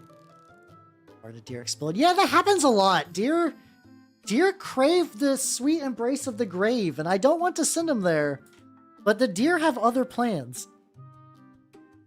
You're like, please, deer, don't explode yourself on my car. And it's like, wall, Lamau, breaks neck. Dry brush pad. I can't use my nicer dry brushes because these are going to be incredibly tiny. I'm trying to grab like a small, thin, shitty brush so I could use for dry brushing. There we go. And I use a mix of like the Barbarian Brawn and that Griffin Claw. I think if I just did a Griffin Claw, what's Hal do? I paint rats for reals this time. Ah, gotcha. Oh, I heard that car was dear to me. Oh yeah, no, I as a sign of gratitude. You know what's going on. What's it called? Yeah, like, cause like deer are bad enough. I feel like goddamn, a fucking moose has to just absolutely wreck shit. Ooh, there we go. Oh, there we go. So initially, I would use this kind of color combo for like flayed flesh. I think it does a really good. I think it does a really good Skaven tail, where you get like the little bit of like the under pink, but you still get that kind of like same like this is actually skin color.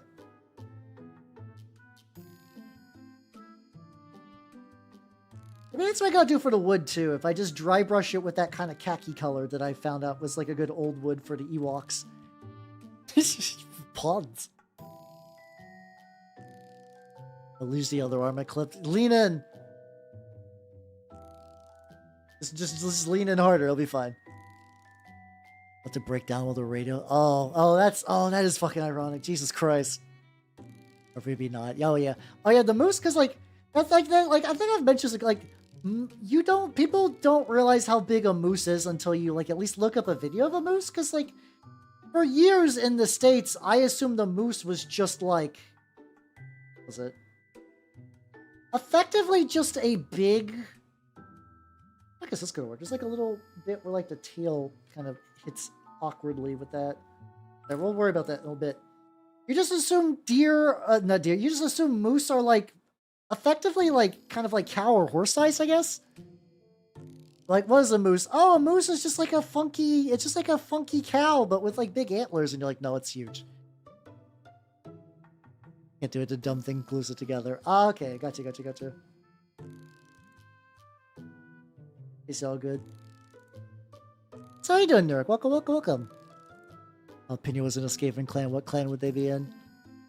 Oh, if Pena was in a Skaven clan. I mean, Pinyu technically is a transformed Scryer model, so yeah, Scryer probably. That was some deep lore that I don't think is like super like. It was from an old video where you could see like the Pinyu like Pinyu had effectively a debut when I did my live 2D, and there was like a little video where you would see him transform from a rattling gun. What's it called? Sorry, a storm vermin into sweet, lovable little Pinyu. And just duck under its legs. Fucking do some real like initial D shit. I'll do khaki or dark yellow on the wood. I think I'll do khaki.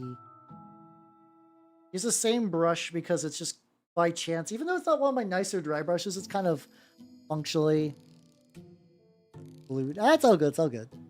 You just need decent. Yeah. It's also like if you ever see those videos of like, hey, wow, this bear is getting scared by a cat. Look at this big dumb idiot. And then you learn like, yeah, like, yeah, a bear is bigger than a cat. But the fact is like, the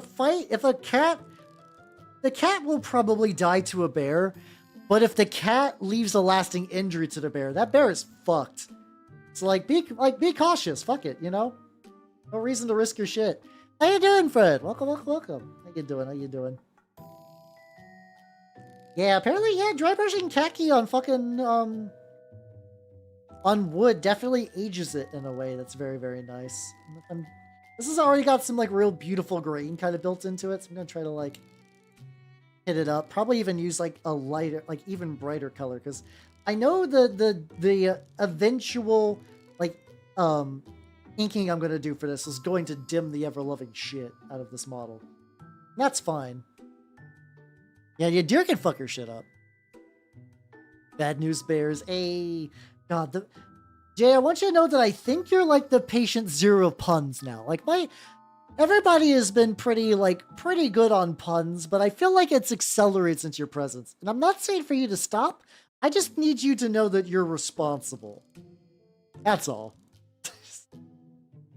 Fucking nerd.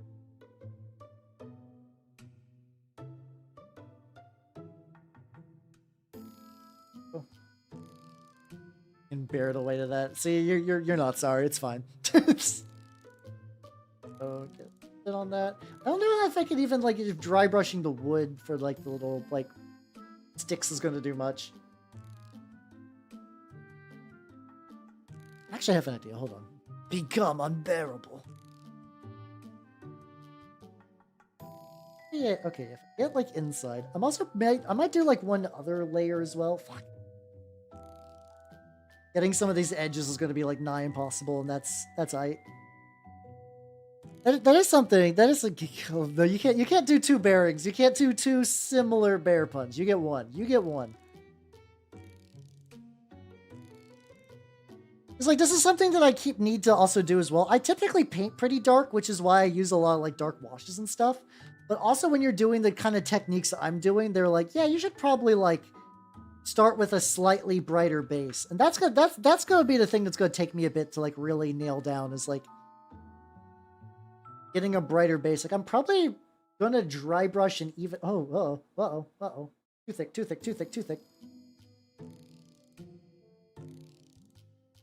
Okay, luckily I was able to wipe that off pretty easy. Not too bad.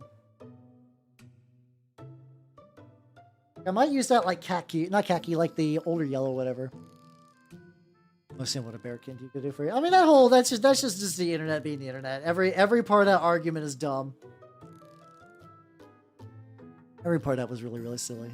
The barest of limitations.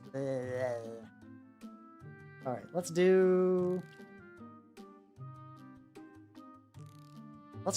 even lighter. But yeah, maybe this time I'll use I'll go back to using my little fucked up little itty bitty dry brush.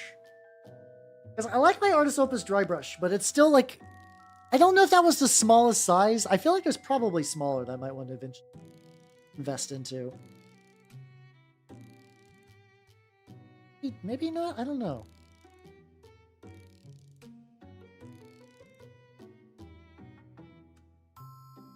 Up to. There we go. There we fucking go. Let's age the ever-loving fuck out of this wood. Have you seen The Revenant? The movie? That's the one where Leonardo DiCaprio fights a bear, I think? I am aware that it is a movie that I think won some awards, but I know I have not seen it myself, and I know very, very little about it as a movie. Is it actually like any good, or is it just mostly for memes and stuff like that? Find the goddamn file. I believe you'll find it. I believe in you. Is it like worst case? Hey, that's just like a good excuse to do some room clinging, you know. Lord knows I need to cling my mini painting area because I have... Not that I've lost stuff. Oh, okay, so they actually like put the work into it. That's pretty cool, actually. I do like it when they get like those kind of like weird little witnesses and stuff like that that really added some like layers of authenticity. That's a nice touch. Think it's good? Nice. I'm just thinking, because like that was the finally like he basically won, I believe, like an Oscar or a yeah, I thought it was a Grammy. Yeah, I think he won like an Oscar for that, and that I've heard some people say that that was more like not necessarily for his work in that movie, but it's kind of like a self like, yeah, you get an Oscar by now, fuck it. Just, we meant to give you one earlier, but shit happened. It's fine. Don't worry about it. I was curious if the actual movie itself was any good. Again.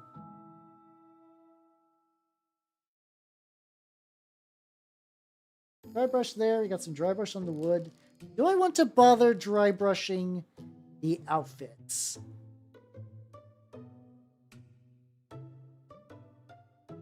This is a little conundrum I'm thinking of.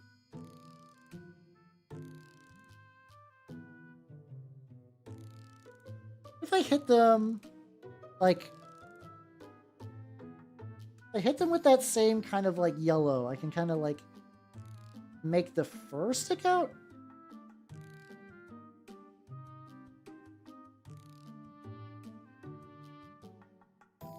Yeah, I can actually kind of hit most of the model with this same yellow. It's adding a couple lines in some places. It's catching on the fur, even when it gets on top of the actual like colored stuff. There's a hit. Oh, Revenant fight. I could put up a poll. N.K. Tennyson would be amazing in a fight. I'm vaguely aware that a Mazo is like a cool robot thing, but besides that, I don't know. Is there a I have a gun emoji with like the fucking Numemon of all things. Because fucking I like Digimon World, but man, getting Numemon after trying to make your Digimon not suck is a very special kick in the dick. Actually, yeah, this is working.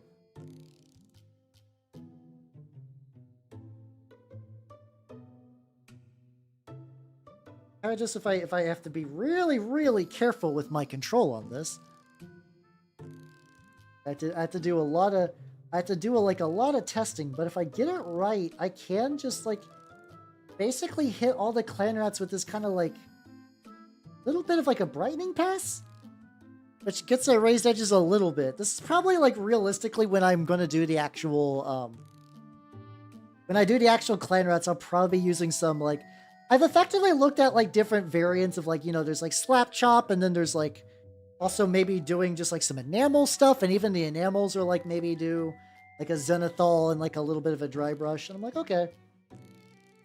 Anything that will let me do anything that will let me do like 40 clan rats in a reasonable amount of time, I'm willing to give it a shot at the end of the day. That's so many goddamn clan rats, you guys. I have so many. Clan rats were literally the thing that stopped me from painting Skaven. When I first got it back into mini painting, circa what's it called? Circa like 2019. I was like, I like Skaven, but I don't like painting hordes. And like, it's okay, you can do Clan Scryer, don't have to deal with that. And I was like, oh fuck, oh shit, oh fuck. Okay. I was like, yippee! And then they're like, oh JK, no, that person was misinformed.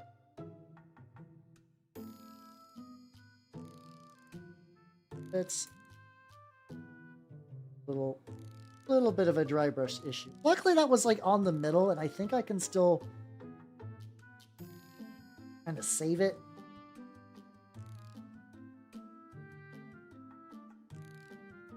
Okay, there's like a couple little bits that are not the best that happened there, but overall pretty good. My favorite Skaven character.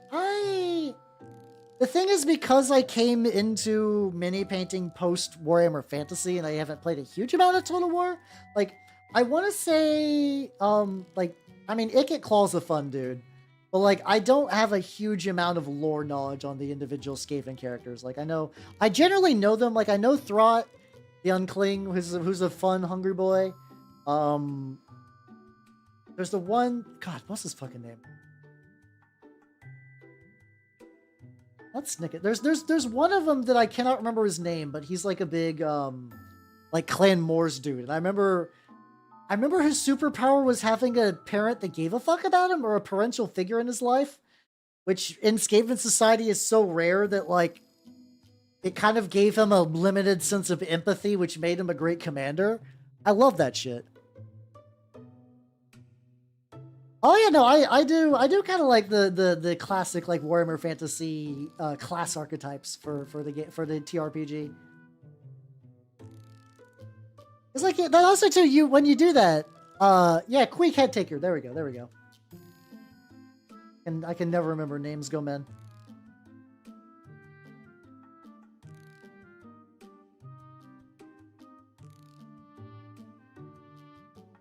Voldemort was caused by daddy issues. A lot of villains are caused by daddy issues. A lot of daddy issues can lead to some horrible things in life, really.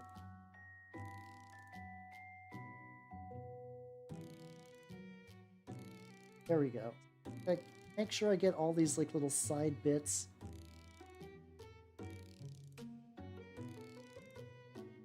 There we go. Okay. So the lads, I didn't get their teeth. All right. Well, the lads are looking good. You do like a very light dollop of water so I could rinse out my dry brush. Just gotta get a tiny bit of this for teeth.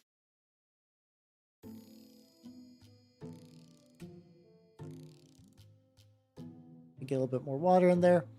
But yeah, I do. Let's see. Got into the 40k fandom. I thought Releanor was the Emperor. I think of how that would come about. I mean, it's been so long since I've known about 40k stuff. I'm sure I had similar weird misconceptions that I just am absolutely blanking on at the moment. I don't think it probably would be that weird though. Master Snickich. I cannot pronounce his name. Dear God, I'm the fakest Skaven fan. Well, it's just mostly because like, I'm sure it's changing in the Skaventide stuff. I remember for a while they were just kind of dicking around in Age of Sigmar. Like, I think they had the Great Horned Rat was back, which was kind of fun. But like other than that, Skaven were just kind of doing shit arbitrarily. Gotta get that. There's the hand that has not been coated.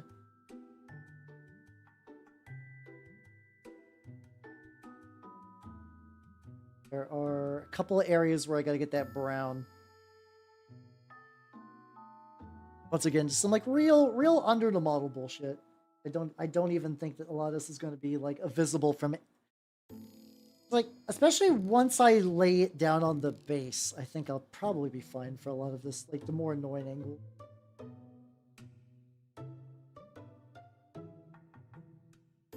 Say that, I'm just noticing all these other. God damn it. But yeah, I probably do need to actually like. I'm curious. So I got when I got this box, I actually got the because it came with the core book. I guess now I have access to the like. I have to imagine there's probably some sort of lore thing. I know effectively Skaven have burrowed their way to. I don't know if it's Aesir because like Aesir is effectively just the realm where the Stormcast kind of live in, and that for the most part is kind of considered to be like off limits. Like, I think Skaven have tunnels under it, but I think for the most part, like, it's kind of like, yeah, the Sigmar and the Stormcast got that shit locked down. I don't know how like secure that is these days. Ooh, nice. I mean, the nice thing too is you could still probably use them for Carnival as well. Gonna just kind of do some dual modeling.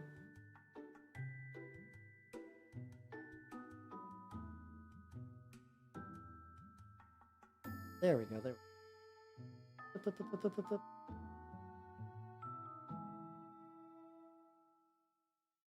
Debating. I'm debating at what level do I need to. Oh wait, hold on. What did that skin layer miss the body entirely? Like I just like didn't coat the hand. I just coated the metal around the hand. So how you doing? How you doing? Welcome, welcome, welcome. Yeah, that's also probably it too. A lot like it's more like Tyranids technically got it more than Skaven, but they do definitely got then like, and then a bunch of the Skaven went somewhere and fucked shit up, as one does.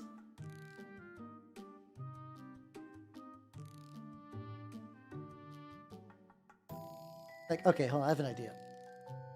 I'm gonna take this, just like do a quick test fit. Also, it's been a while since I lined up the pegs. I mean, I can really cut off the pegs, to be fair, and just have it lie flat, and I don't think it'd be a huge deal. Hey, want some dango? Dango. Oh, dongo, there we go. Why did my brain go dang? Despite being a weeb, my brain was like, what the fuck? Like, what's dango? I think I can. Yeah, fuck it. We're going for a glue-in. We're going for a glue-in. Where's my glue? Here we go. And all the Skaven died. Amen. Oh god, much came out. There we go. Put that there. A little bit there. For some reason this glue, like whenever I use it off stream, totally nice. Like doesn't splat out a lot. When I do it on stream, I guess it's all the pressure releases and it just gets fucking everywhere. I'll tell you what, Bobby. I know what dongo is. I've had it. I just, for some reason, my brain did not. I think it's because I forgot that, like, you make it out of powder. So I was like, what the fuck is dango powder? We're snapping the boys in. I figured this way I can just be like, okay, snapped in. Where I can just look for like little things that will probably actually catch. Like, okay, inside here there's a little bit where the metal is not the metal. Okay. A little bit on this dude's hand.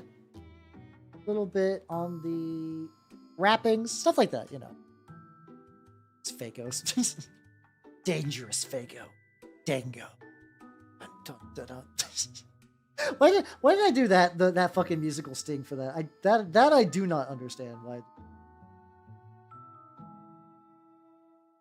Yeah, Dongo is pretty good though. Dongo is legitimately like pretty solid. Japanese sweets are kind of interesting because as somebody who grew up in Burgerland, where every sweet is incredibly like high octane, like sugar, like. Japanese sweets are definitely a lot more mild. Not in a bad way. It just, the culture, there definitely was a sweet culture shock where I was like, what the fuck? It's even like good, and I'm like, no, this is pretty good. It's actually pretty solid. I just need to adjust.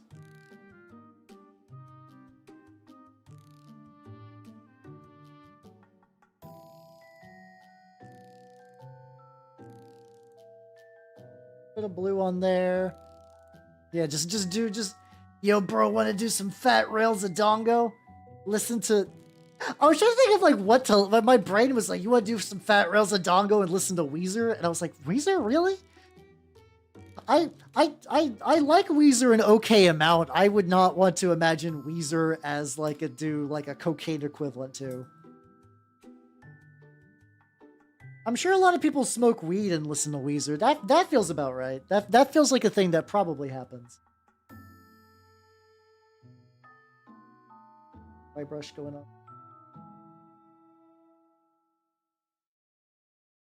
Got me wheezing with that. Hey, how you doing, Nitro? Welcome. How you doing? I'm working on the rats. Going pretty good. I'm effectively trying to narrow down areas that I think are going to be a little bit troublemakery. I'm trying to get those going on. Still, this is like there's like little bit where like the tail and the foot meet. I don't know what color that should be. I guess I could do that brown like it's supposed to be fur, maybe. Right, ice cream, Kool-Aid, pickles. To be fair though, I do feel like a lot of those are supposed to be shocking. Like people are like, do Americans really? It's like the fair is kind of a place where like a lot of it is just like vendors trying to one up each other in weirdness. It's not like we're having like deep fried pickles on the regs. It's just that like, hey, you're at a fair. Some fair guy's like, hey kid, you want something weird? And you're like, I like weird. You're like weird sugar. Boy, howdy I do. And you're like, try this. And you're like, okay. And that's when you have like deep fried pickles and what. The deep fried pickles are legit. That's fine. Like deep fried nonsense, I guess is a better term. Deep fried bullshit. Speak for yourself. I mean, fair point. Okay, fair point then. No, I do like deep fried pickles. I also like Zaxby's quite a bit. Zaxby's is a pretty baller chicken restaurant.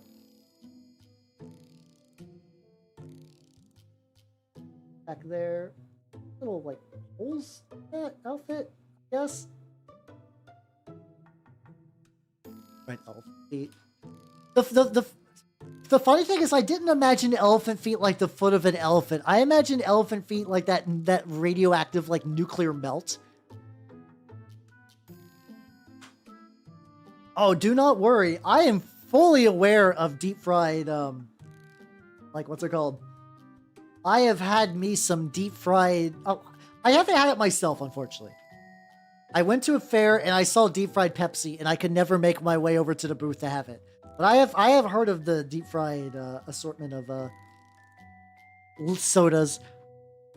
Though I think like a lot of it is just mixing the soda into a batter and frying it. Let's see, 2 areas looked at. What clue? That is... Are you, is this like a thing where you can retrace your steps, or is it just kind of like absolutely foobarred? How quickly or like how long would it take for you to get you a new file, I guess? Not that that's a thing that I think you could probably do tonight, because like, I don't know. I guess it depends on where you live, whether like the store for that would be closed or not. Also just trying to get those like little Skaven claws, though realistically these are probably going to be covered in like a dirt texture.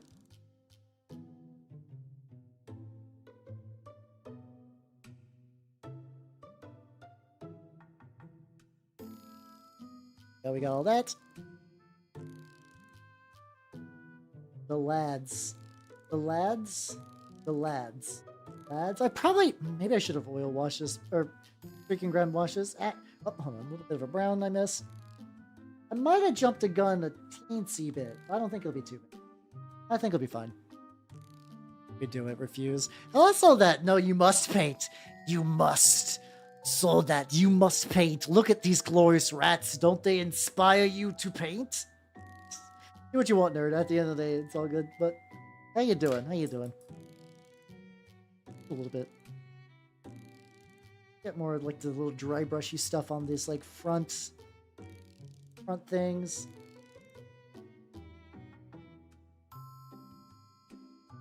We're gonna age the wood. Age the wood.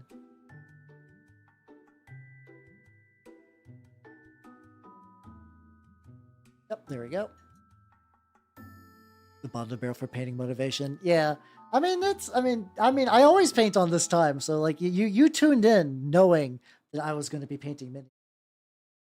You must. Hey, how you doing? How you doing? And also, Bryn Matal Jaw. Bryn Matal Jaw. Thank you for the follow. Welcome to the workshop. Or Bryn Matajal? I'm fucking up your name immensely, but how you doing? I'm Halbernut the Mimic Elf. I'm a miniature painting VTuber of the Nurgle and Skaven variety, and hey, look, Skaven models today. Yippee! I'm actually painting them. Rare thing for me to do. This is probably around the time I need to start introducing the like terrain bits. Because I was kind of waiting for the model to get down on the base before I figure out exactly what I want to do. Because like I need to make it look like it was something it could reasonably move across. Like, I could do that. So it's like that. Maybe a little bit of this in the front. Could do like some ruin rocks. Like the Skaven is going to have to climb over it. I also got these little just like wood pillar bits. I don't know how much I need to do.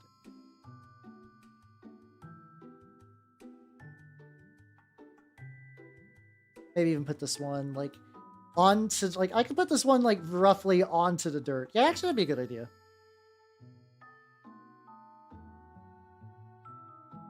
Or shit could be bad. That's fine. That's fine. I do think I slightly fucked up the sub-assembly on this. I think despite the fact that these are push fits and I don't know how this would have slid together if I didn't do it the way I did, I do slightly regret the order of push fitting I did. So, not that I'm writing this off as a loss. I'm writing this off as like, well, mistakes are made. I'll just remember to do a little better next time. Let's go ahead and begin getting more base accessories. My plan is I want to drop all the base accessories on the base, and then I am probably going to apply some dirt texture, which will take a while to dry. And then while that's drying, I can work on the gun. Right. Yeah, there we go. Big brain plans. Luckily, also, this stuff is like big rocks, little piles of dirt, and then wood. Luckily, those aren't too hard to deal with. Especially because the rocks I could also hit with that same dry brush of like the kind of like light khaki or whatever. Too bad that'd be a few days at the minimum. Hopefully you don't have to get a new one. Hopefully it turns up. Because that would definitely be nice to not have to buy a new file. I mean, luckily files are one of those things that like if you accidentally double order, it's not like the new file would be useless. You'd be like, okay, I have one for when my current file eventually just gets too dull to actually do anything. Which is nice. I know, I think I'm probably due for a new file set. I basically had the same set of metal files. I don't even know how long. Because like, they still work.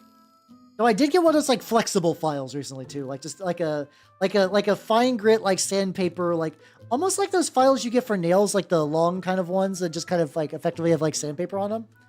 I got like a bendy one for minis because I am building so many minis for the fucking Skaven box, the Skaventide box.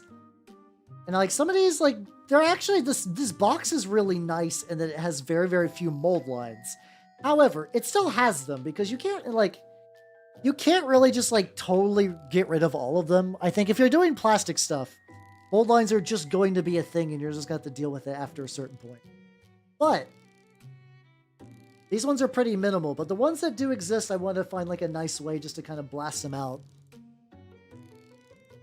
Especially because a lot of these are just very, very nice models. And I don't want to fuck them up. And that there. I'm gonna have to wait for things to dry while I'm currently. Sounds like a blast. It do. Actually, doing a lot of building stuff has been fun. Cast Lost and Found functional art thing. I've watched a decent amount of miscast. I haven't seen that one. What's like, did he just make a model out of like lost minis he's got kicking around? I have to be in the mood to watch miscast, but I still think he's like a really good example of how to make mini content that's appealing to people that don't do minis. Like, I still feel like there's, like, a good niche for someone who is, like, a Mandalore-style dude for, like, older war games and minis and stuff like that. Like, I feel like that's gotta be a thing. Because, like, people, like, it's not even about, like, the age or the accessibility of content. Because motherfuckers playing games that have been, like, dead vaporware that you straight up have to, like, reformat your PC just to get DOSBox to run them. So I don't think it's, like, that thing. I think it's just trying to, like, a way to make the content engaging. Which might take a little bit. Also, though, video games do very much have the advantage of having video. Which, yeah, I mean, duh. But, like, the amount of convenience that makes for, like, video game content is cannot be understated. I'm immensely jelly of that kind of thing. That. Oh, okay, just like a box. Oh, that makes sense. That's kind of what I do have like a dedicated tool drawer for that kind of thing. I have a tool drawer that has like a lot of stuff that I use every now and then, and at this point, like, what's it called? It is a box of like, what's it called? Yes, video games run videos. Yes, I've cracked the code. Well, I mean, you kind of get what I mean. It's like you have to do a little bit of like, you have to find some way to jazz up things that don't inherently provide you with footage to use for your video footage thing. Yeah, I store a lot of my like files and scissors and the files and like X-Acto knives in a like food prep box, more or less. Like I had a food prep box that had like a crack in it, so like it wasn't particularly good for storing food anymore. Like it was a capable box, and the top was transparent, so I could look inside and see like, okay, everything's in there. This is good. This is what I was looking for. It's getting way too thin. Also, yes, I would like to continue listening to music, please. Yeah, I think honestly, like if you don't have something like that already, that's probably a good idea to do. Like I can't think of a downside. Like I don't think you're ever gonna find a time where it's like, oh no, I made the lost item box. It has ruined my life.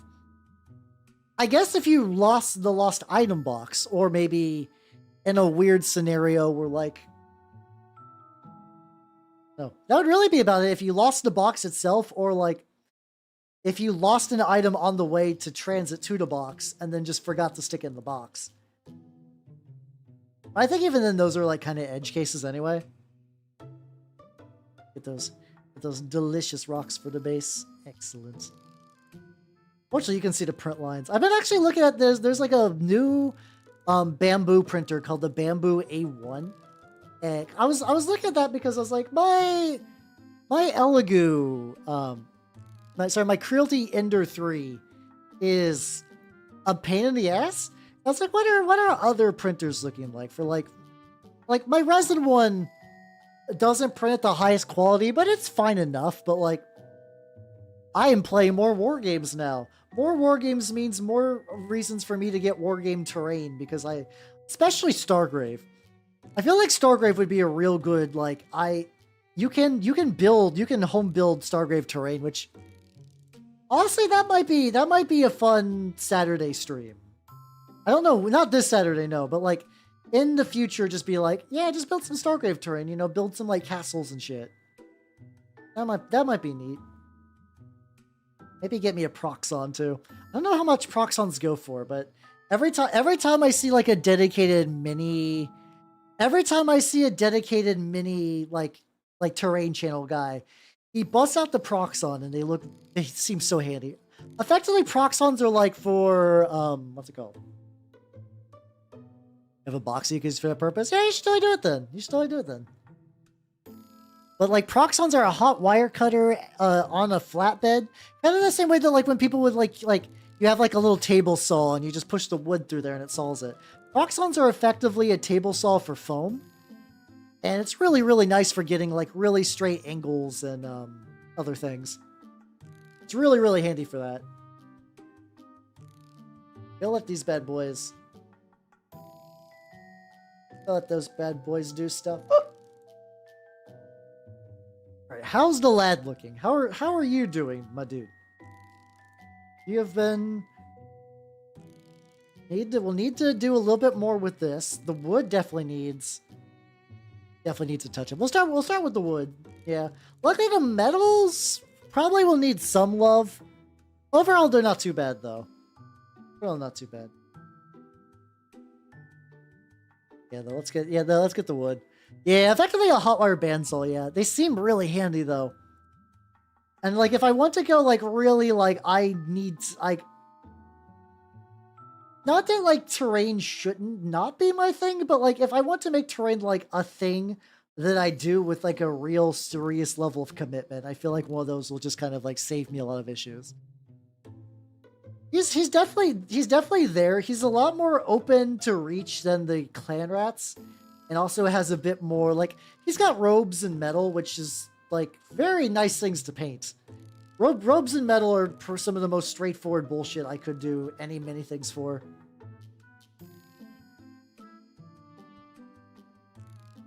So he's not gonna be. It's not gonna take a whole lot to get him jazzed up and ready to party, I believe. There we go. And we're doing about 3.5 hours.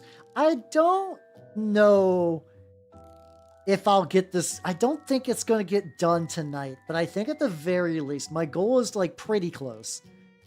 If I can get this done in effectively pretty close in 2 streams, that's a fucking victory in my eyes.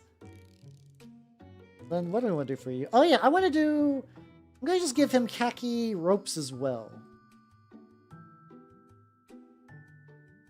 I think I'm gonna give him that, and then I'm gonna get up. I have not taken my halfway through the stream idle break, and like get me some more water and stuff like that, because I did power through all my water, and I would like to enjoy hydration. Not that I don't have water, but like, hold on.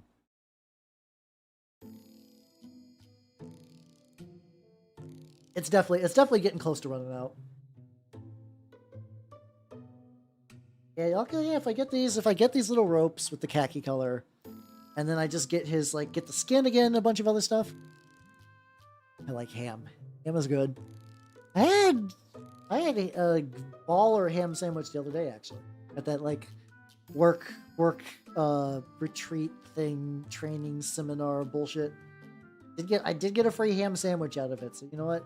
Ham sandwich and golf, not bad. It's better than it's been. All right. It's gonna give me some time for the wood to dry, and also get some water. I will be right back. I will return soon. Stay tuned, everybody, for more rat. Oh, BRB. BRB, BRB, BRB, BRB.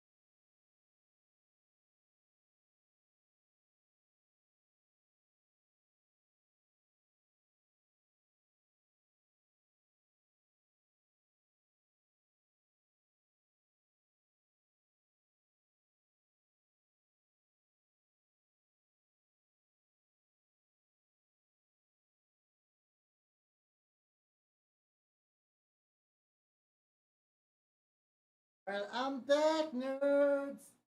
I'm evolving my new meme on lies. Lies and slander. Lies.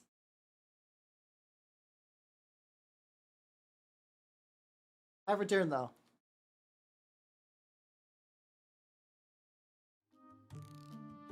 Oh, you found your file? Fuck yeah, let's go. All it took was for me to leave and then you found it.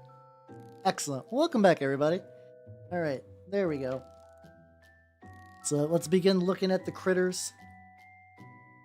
Like critters, I mean. Okay, so it looks like these are still drying, so it's gonna be a while before I can put them on a base and do some dry brushing bullshit. But actually, no, maybe I could do that, because that would actually let me, like, it makes some of the angles a little hard to reach, but I could also get a better grasp of, like, where shit's gonna go. I'll put some shit in the way, like, he knows that he doesn't want to run into this. Like, the rats are like, I don't want to run into this bullshit. It's too late. You personally going to collide with this. That's your problem now. Maybe if I put some on the other side too, it'll look like they're just kind of like bursting their way through ruins. I am curious, Vtuber. Where was it? Where did you find the file at? I have to know. Was it a weird place compared to usual? Was it just like, oh, someplace like a oh duh kind of moment? I actually put one of these like right.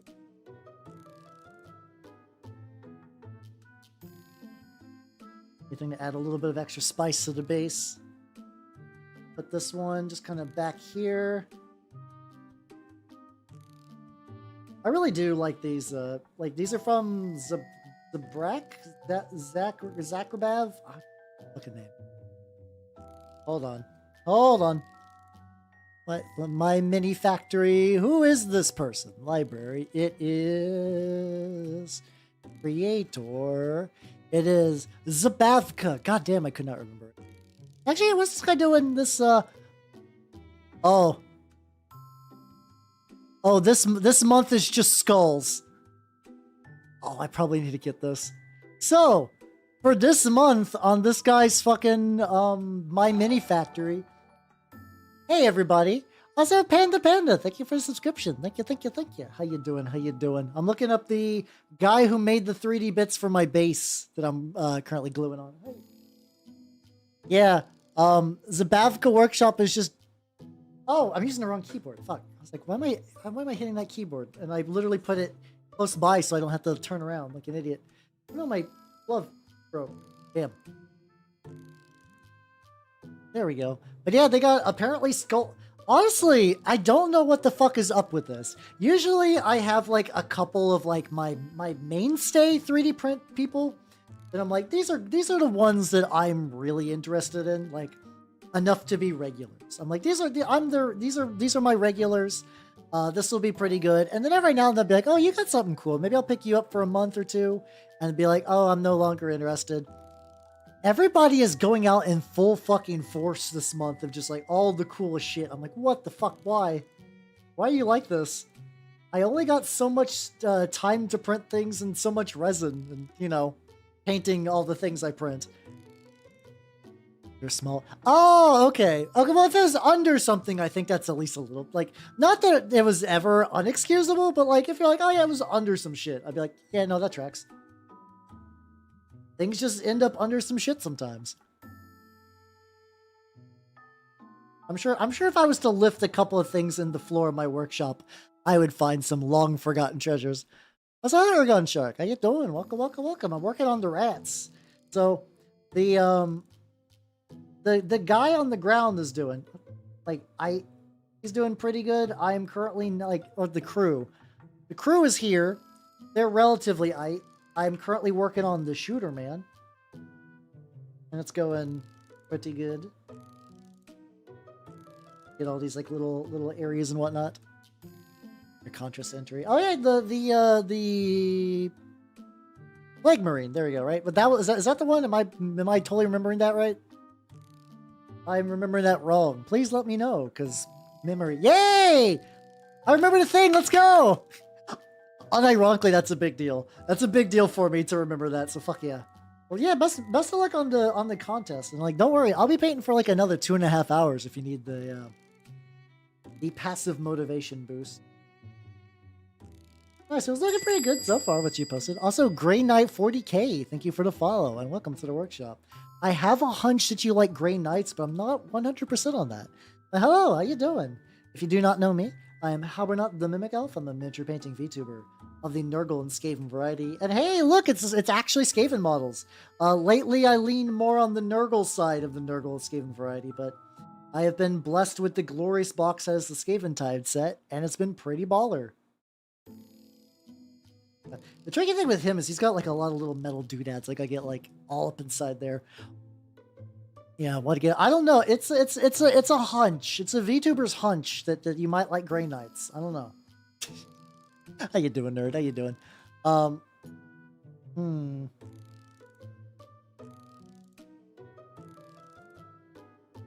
also kind of wonder if this would be like a good mod to test some glow effects on.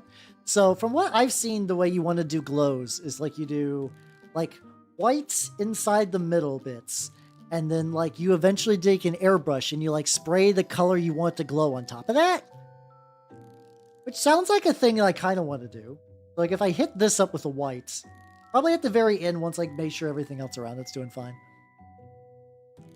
Yeah, I mean, considering that it's Death Guard, that doesn't surprise me at all. That still fucking sucks. Don't get me wrong. I'm just not surprised at the level of suckage that is approaching. What do we want to do? What do we want to do with this? Patch is an option for a thing to do. Okay. Oh, YouTube is just taking forever to load stuff. Can you print some Noise Marines? Hey, nice. Let's go. Let's go. Let's go. Noise Marines are almost enough reason to get me to look into Slaanesh stuff. Oh, you're going like real heavy duty on. I mean, to be fair, it's for a contest. Like, I see why you're going hardcore into it.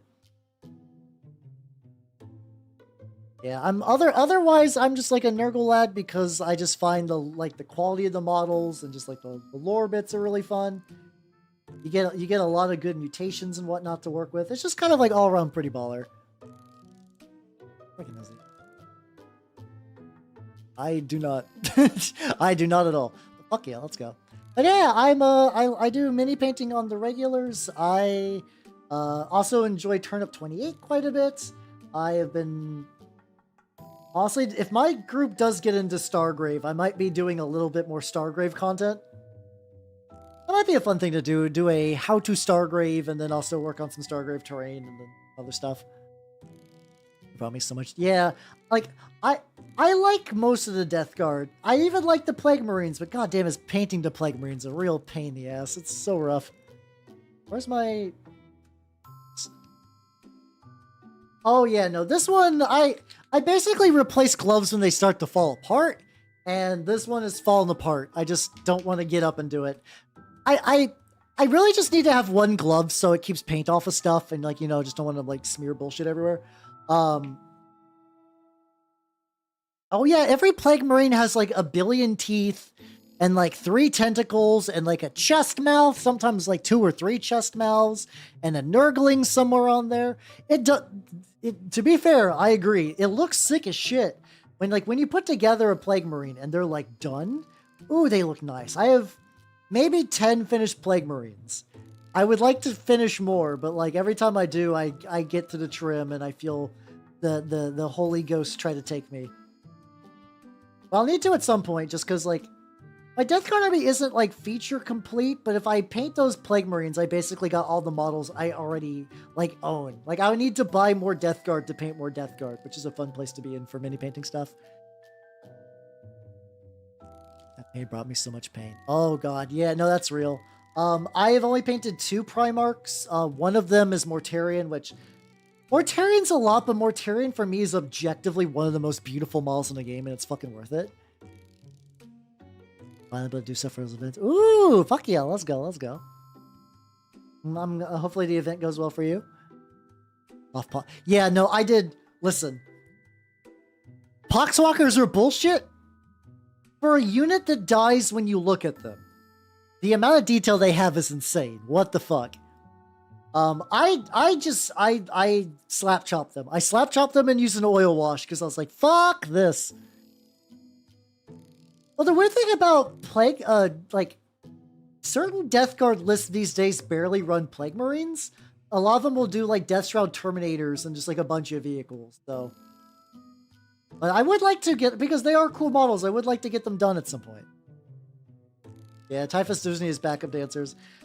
Or not, you could just also run Typhus with the fucking Death Shroud, and then he makes it so they're harder to hit, and they can bodyguard him. It's a very good combo. You just want to bring bulky guys that do a lot of damage and never die. That's probably a better option than the Poxwalkers. Poxwalkers are nice though, just because like you just have a bunch of like, you know, they're just nice little zombos for other things. Like if you need little zombos for other games, Poxwalkers got your back.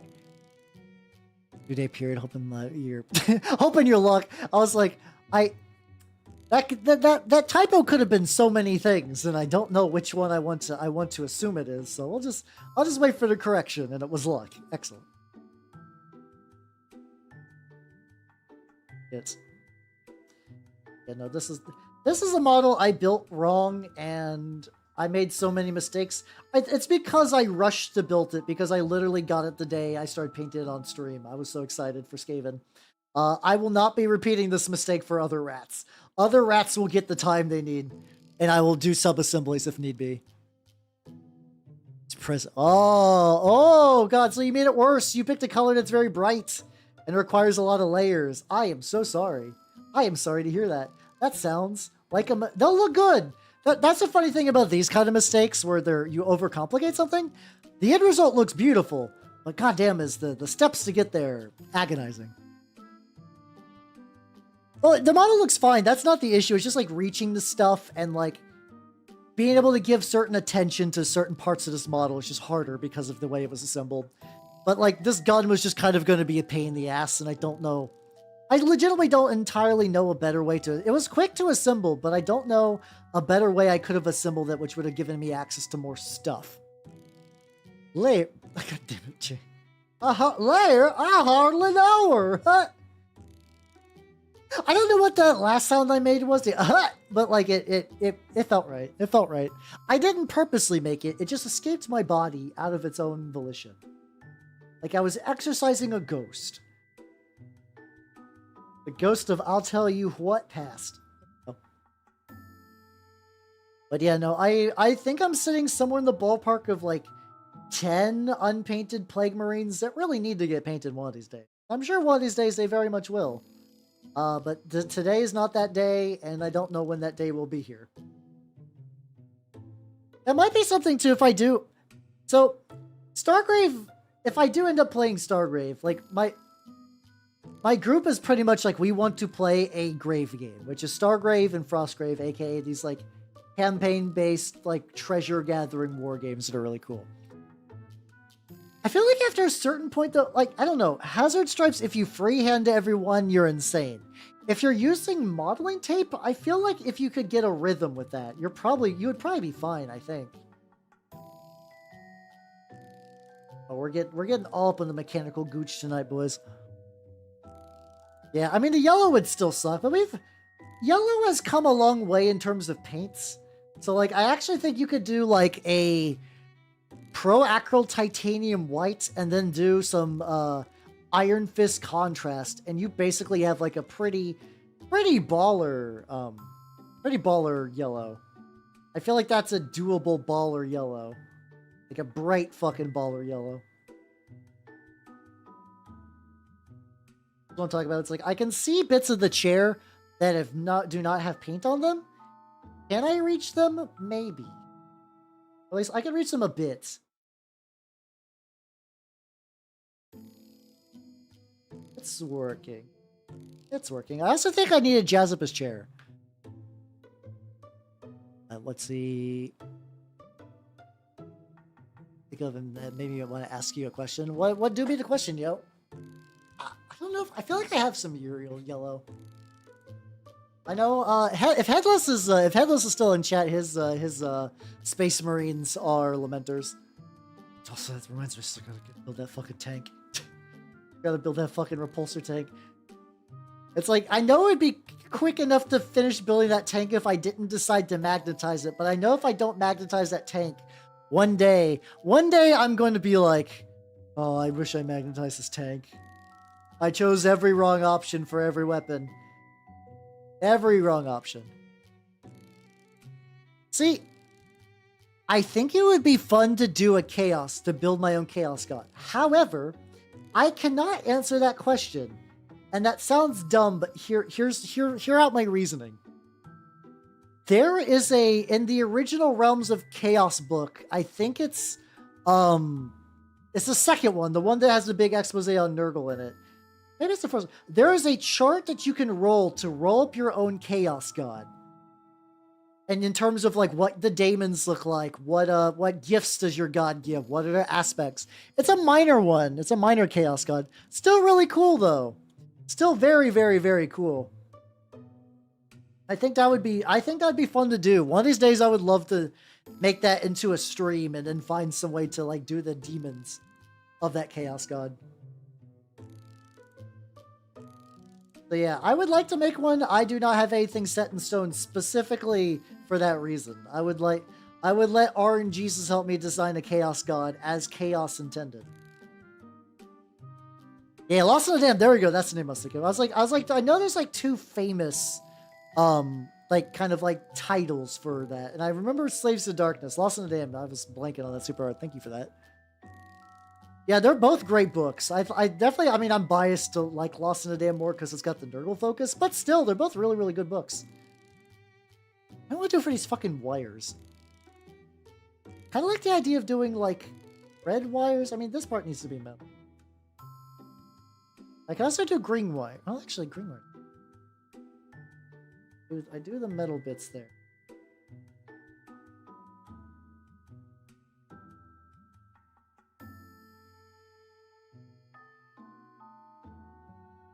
Okay, let's give it a go.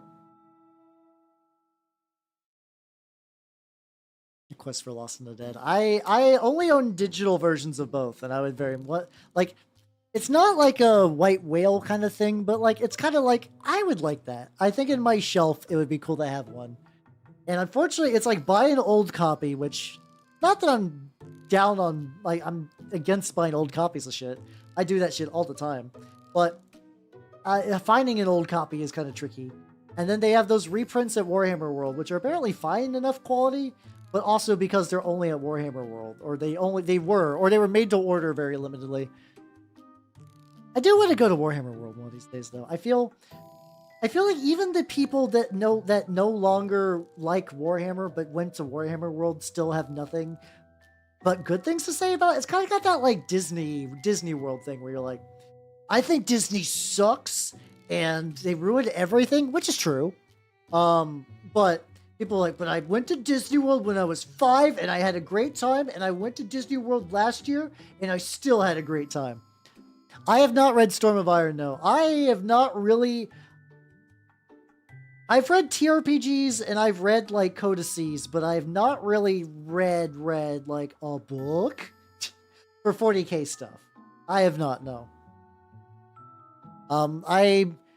In the slowest possible degree ever, I am working my way through the Lords of Silence, but that is like glacial speed on my end. I always feel like I need to be in a mood to listen to an audiobook. And so I just need to really just stop. Just listen to it like in the same way I listen to a podcast. I want to go there too. I'm sure he has all kinds of, hold on. I wonder if you can find a menu. I wonder like if I look up like Warhammer World menu, if I can find like, I know at one point there was a cafe that had Necron, like, you know how like the Necron they're like crescent ships or whatever? I don't know what they're actually called. But they, tomb size, I think. Or tomb size or death size or something like that. Something scythy. They had croissants of those. Or that were at least named after them. I thought that was fun. What's you doing, Shadow? Welcome. How you doing? Oh, yeah, I forgot that. Oh, so that's where the Obliterator ship came from. Okay, I did know about Doom Scythe. Okay, I was, like, roughly in the right area. I changed the blade for your craft knife. Oh, fuck yeah, let's go. Oh, okay. I can go to Bugman's Bar. Okay. I'm looking up the menu right now. How you doing, Neil? Welcome. Yeah, I've heard it's pretty. I've heard the new Wolverine movie is pretty solid. I don't know when I'll go there, but either my internet is dying or they have the slowest website known to mankind.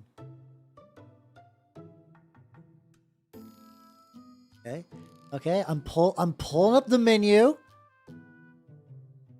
Okay, yeah, they have full English breakfast. Ooh.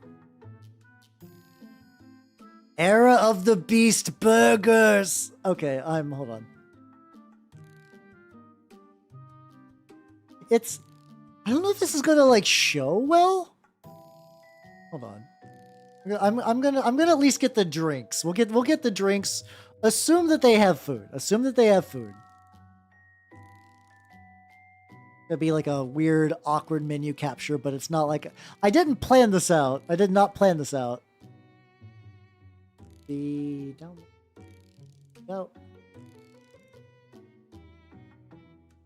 You're back. Hell yeah. Medieval Roman foot knights, both are wearing Lemular armor. If you don't know that, yeah. Legion scales, gunmetal, gold, or all red and blue.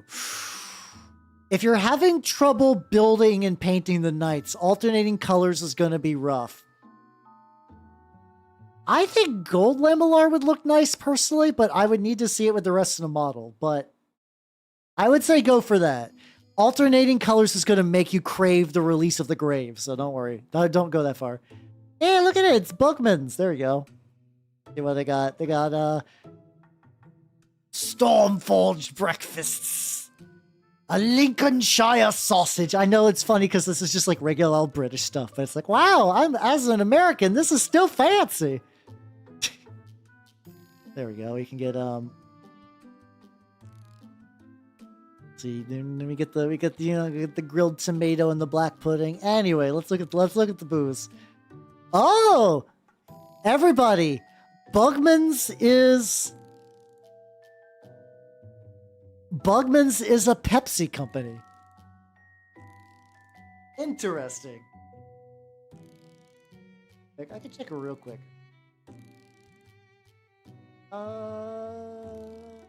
Asking that word.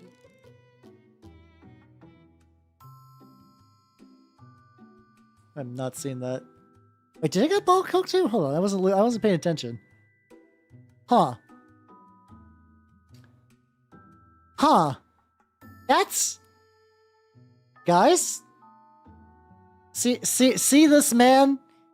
He's done it. John Bugman has ended the software wars.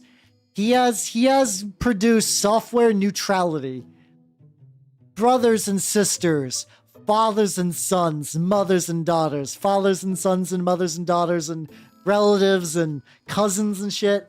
Everybody can lay down their arms and enjoy Coke and Pepsi. And then maybe mix them together. Make Poke and Kepsi. That's dumb. Anyway, what else we got? Oh, that mango cider sounds pretty good. Okay.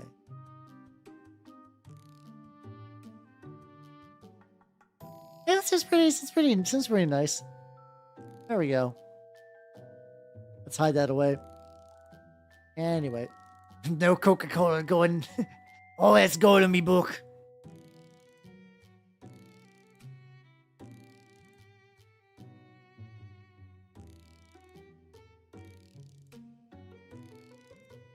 Other stuff. Anyway, let's get back to minis. Let's get back to minis.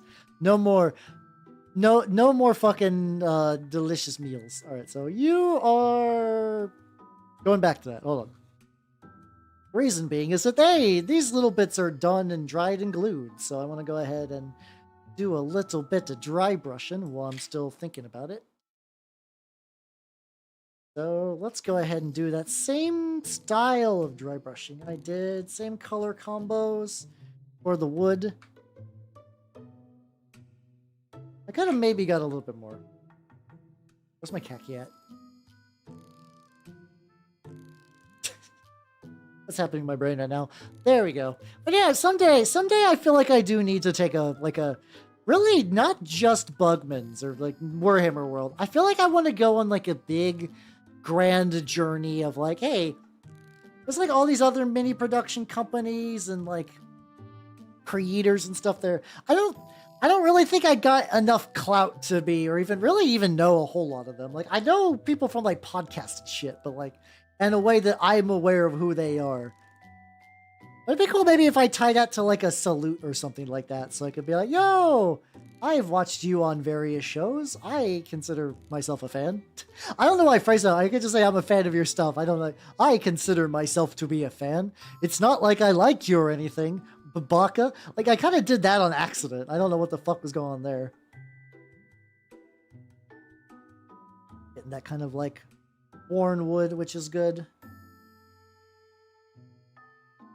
I think I found out like a worn wood dry brush recipe. That's been pretty good. What channel? There is a work in progress channel under the Dork Arts and Crafts, I believe. You might need to like. Apparently, some channels are just not visible to some people, which is odd because they should not be role bound anymore. I don't know. It's weird thinking about because like a lot of times networking is just meeting cool people. And that's a fun thing to do, but then there is kind of like, they're like, yes, I am scheming. I am doing social maneuvering so that we will become friends. Or more? Super best buds.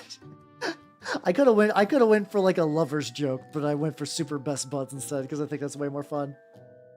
Behold, we're bromies now. Jesus Christ. No, it is funny though as a VTuber who like can ask other VTubers things. Because a lot of VTubers, and like this is reasonable amounts of shade.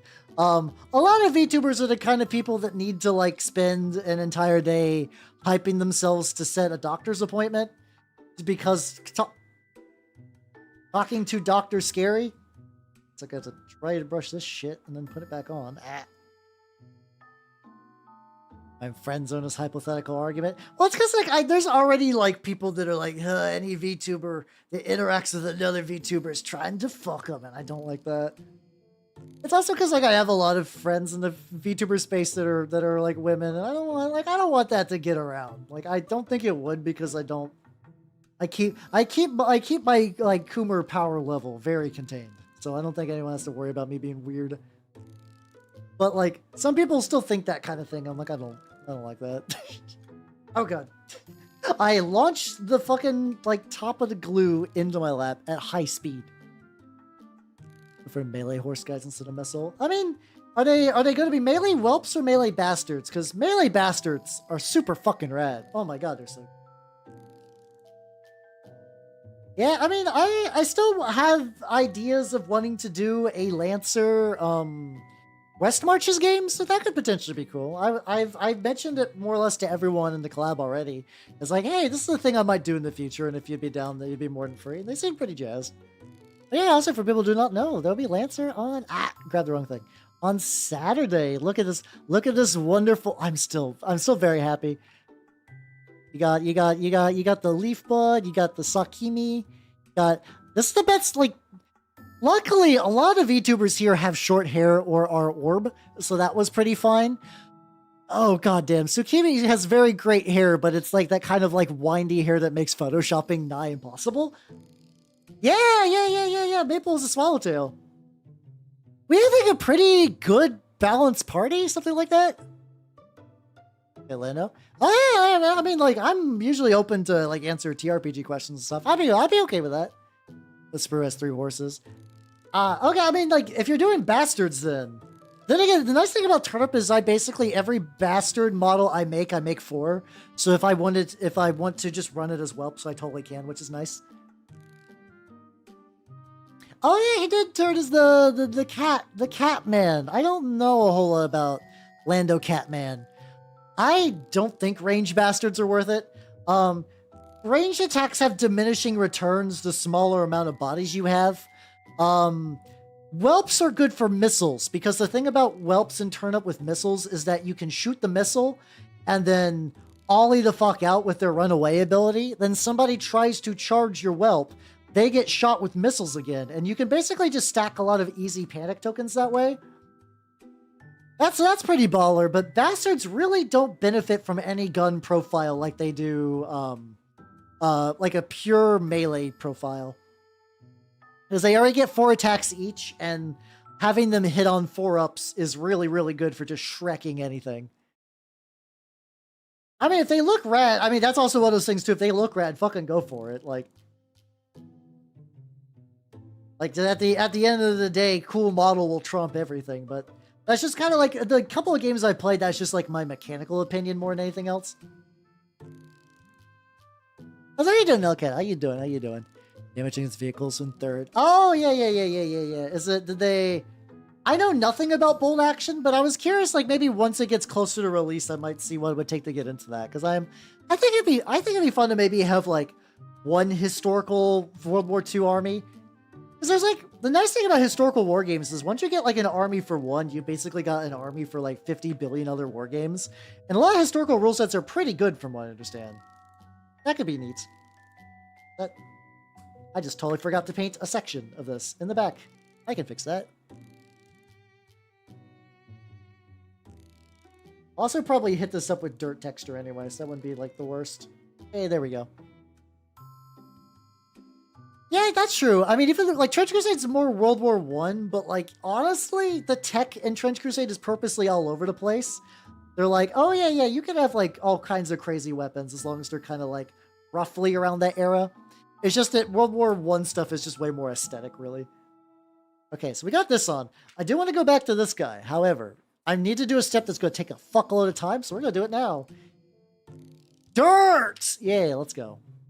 Let's get some fucking dirt on this bad boy. Oh yeah, I got a spare glove. Okay, I have an idea. The shovel packs and stuff would be cool too. Also, yeah, actually, also too, now that I think about it, if I got early World War II, because like early World War II, they didn't know exactly, because like I always like, hold on, let me cut that out. Before. That was just a clean-ass glove. I usually don't keep those in the same room. Like, I always liked it, like, during World War I, World War II, the first, like, couple of fights were like, we still got our cavalry horses, let's charge. Oh, God, mortars. And then they're like, all right, they swiftly learned. They swiftly learned how to fix that. And, like, World War II kind of had a similar thing. So if I wanted things that were still roughly around, like, World War I feeling, I could just do it early. I guess I'd have options. Yeah, do French or something like that, yeah.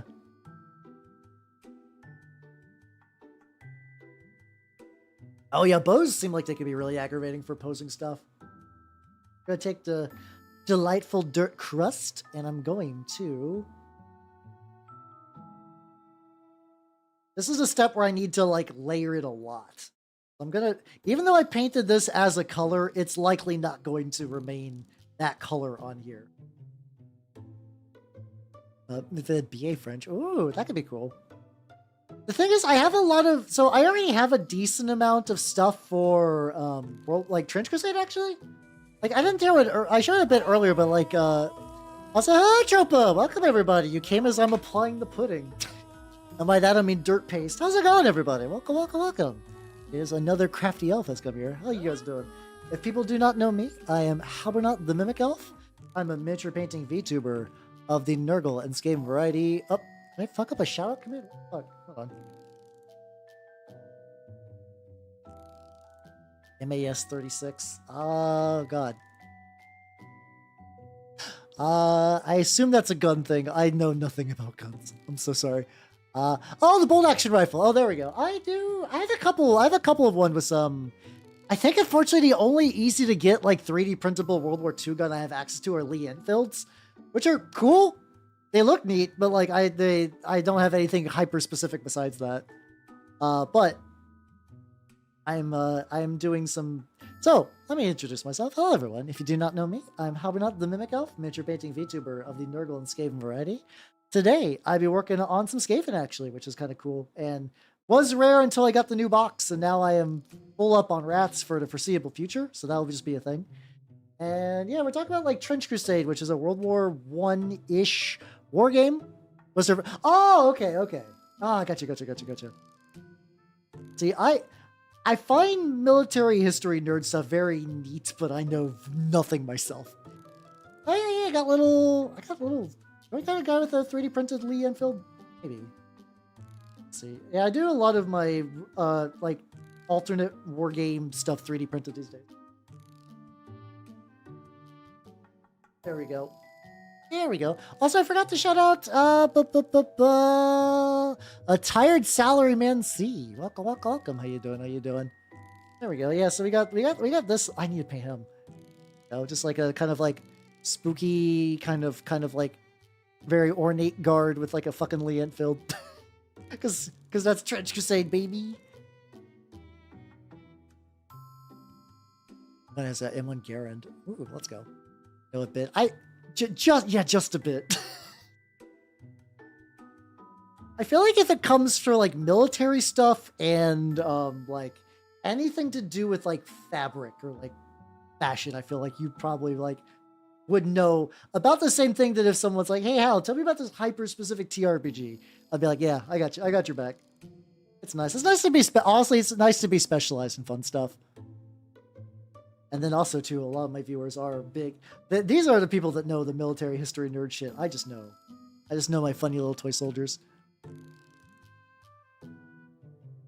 But yeah. I'm currently working on the Skaven rat cannon, and I've glued it to the base. I'm currently applying like this like dirt texture, which is going to kind of like move into the rat's feet, and then also around these like little terrain bits and stuff like that.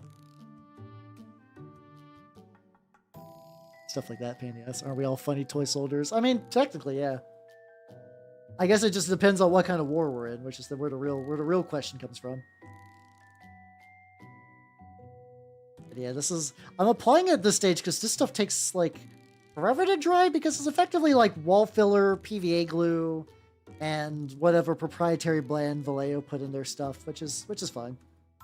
Probably have to layer this a bit later as well, trying to minimize the stiff peaks, I guess. No, I don't tell us about F.A.T.A.L.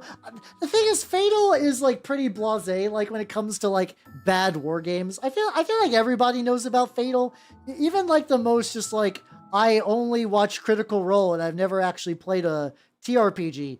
Even I feel like they know what F.A.T.A.L is. I could be totally overestimating the public's awareness of F.A.T.A.L, but still.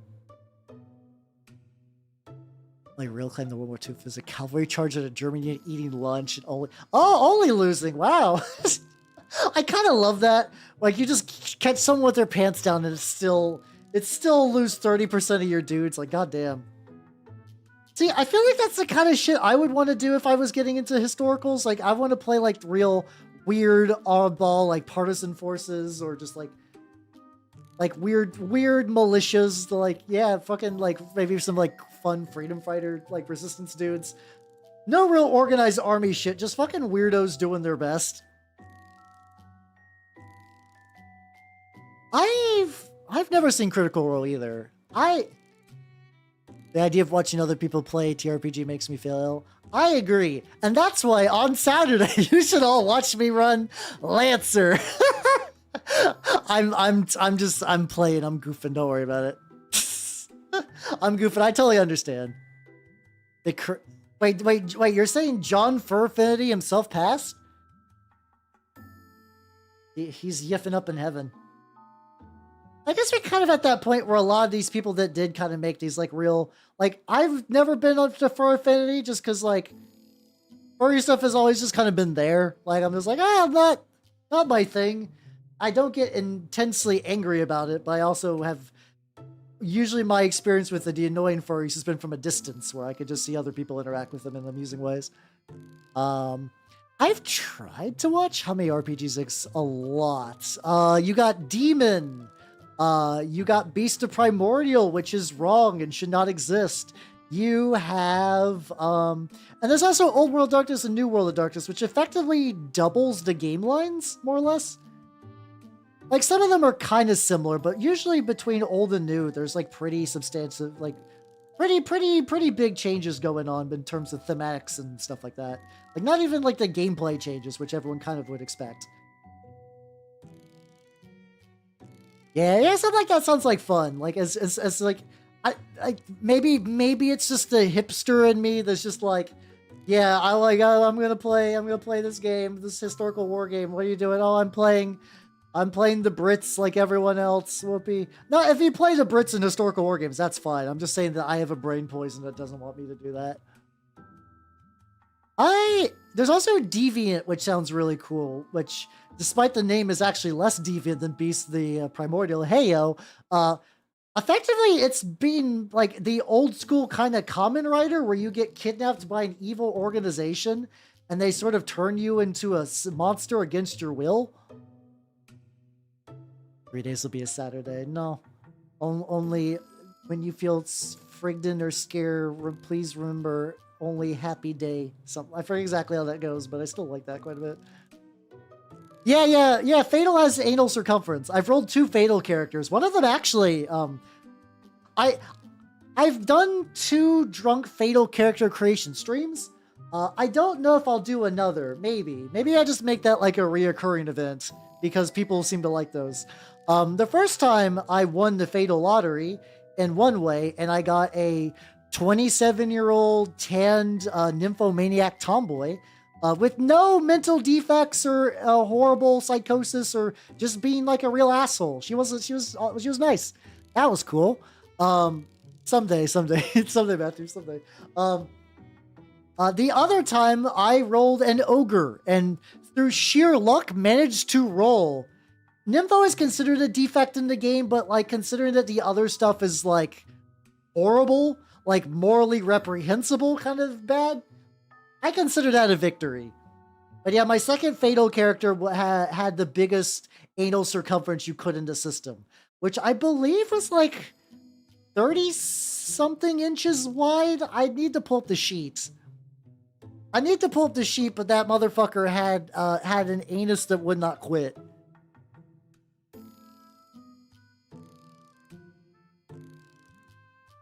What basing texture? Oh yeah. So yeah, this is Vallejo. This is the Vallejo Diorama FX Earth texture, Dark Earth. It is a Vallejo texture. I have a brush now. Usually if I use a brush, it kind of like kills the brush, but I need to get to like the real back parts of this to some degree and also kind of like moosh it around. Actual pocket prison. Yeah, exactly. Exactly. But yeah. So on one hand, I technically won F.A.T.A.L in that like I ended up with like the least worst character and like the most worst character, more or less. It's because I keep mine sealed pretty tight. Like I keep the original sealing lid, and mine has a tear in it, so I don't think it's going to be as long for this world as it could possibly be. But that's in general idea. Like if you want to keep all the like various like sealing lids and whatever that goes with these. It'll extend the life an okay amount. Get like all up in there. I expect to hear this conversation. Oh yeah, no, F.A.T.A.L's fun. Well, F.A.T.A.L is interesting as that when it comes to the tabletop RPG community, everyone more or less got together and said, "Congratulations, this is the worst TRPG. You don't need to look any farther." That's not necessarily true. There is one that is worse. And that is a game called Racial Holy War, which is like, despite it's somehow less playable than F.A.T.A.L because F.A.T.A.L was technically finished. But even at the end of the day, F.A.T.A.L is still kind of boring because it's just somebody's shitty version of D&D with an anal circumference stat. Just hitting like the bottom of the cart. Yeah, I think any amount of like I could, which is funny thinking about how much effort I put into doing a lot of rat, and like I do want to look like they're trudging through mud, so I'm trying to hit up these like little lower parts of the foot and like onto the pants. Maybe even little bits of the hands and like the like little wheel bits. Considering that they're Skaven and that like what's going on, I can be a little I can be a little messy with this if I want. I do kind of want to look like they've been trudging through there. Well, it's I would say F.A.T.A.L is bad, and I'm glad it's bad in a way that we can all agree that it's bad. However, I still think there's more fun TRPGs that are bad, that are more interesting to talk about. Like, I've already showed off two. I haven't done a bad RPG thing in a while. Like, right through. I have not actually played F.A.T.A.L, though. Like, the thing is, I've made a character twice. I don't know if I could play F.A.T.A.L. It's just like a blatantly clunky, like, unfun game to even, like, look through the, like, you could roll charts and kind of figure out what's going on, but not really.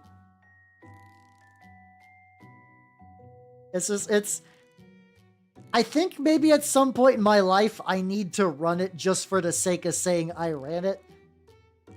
I feel also maybe if I, like, there's certain VTubers I could reach out to and be like, hey, would you want to do a F.A.T.A.L collab?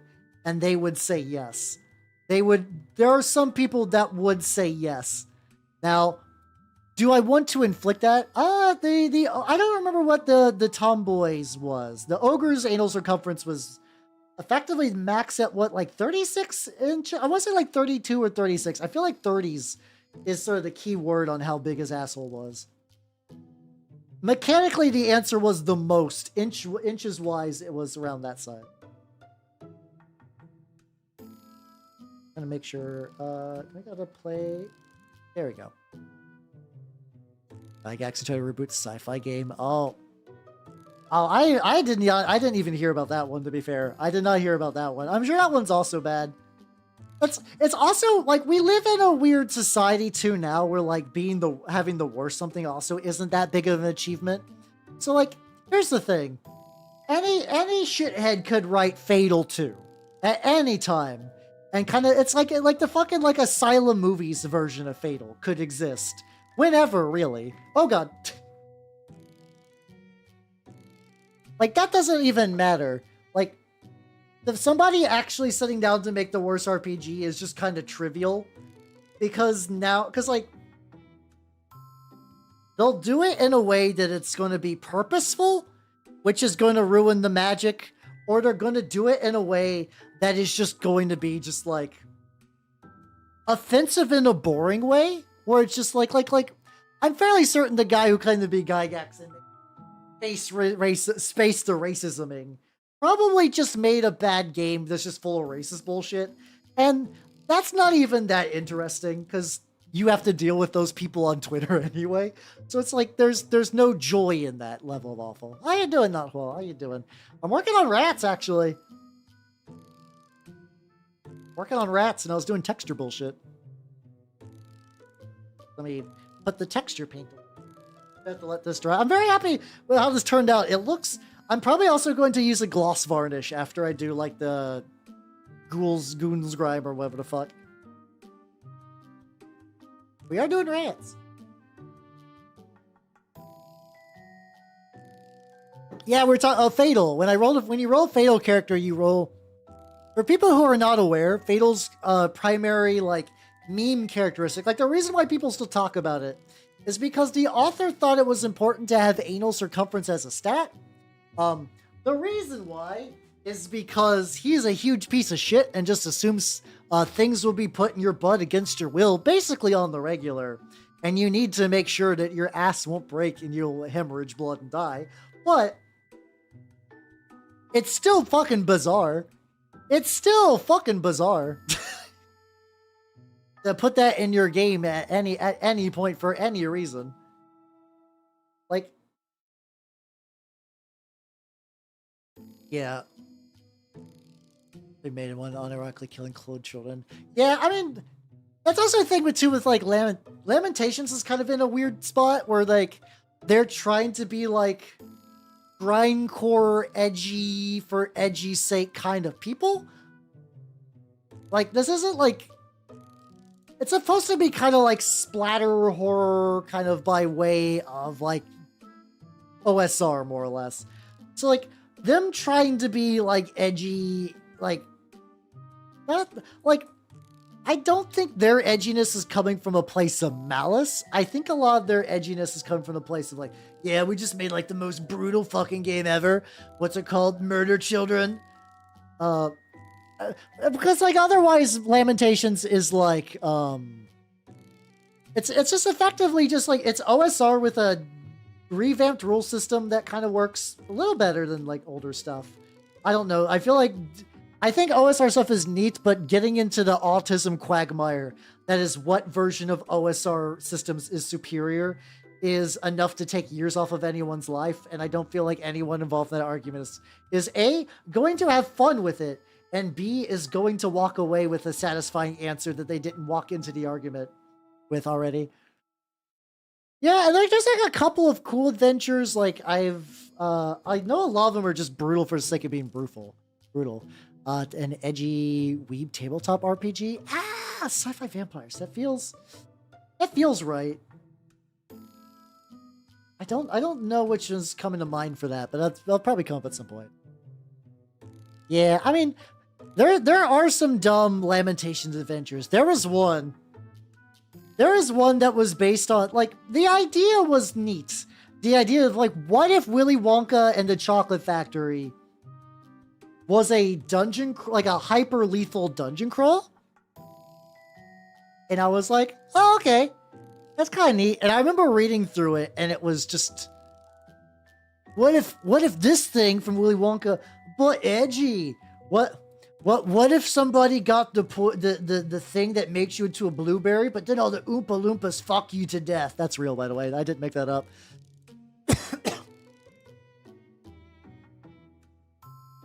I think the assumption is that, like, you're trying to steal a rare cocoa tree, and that you are, like, an adventurer, as opposed just to being children who got a golden ticket.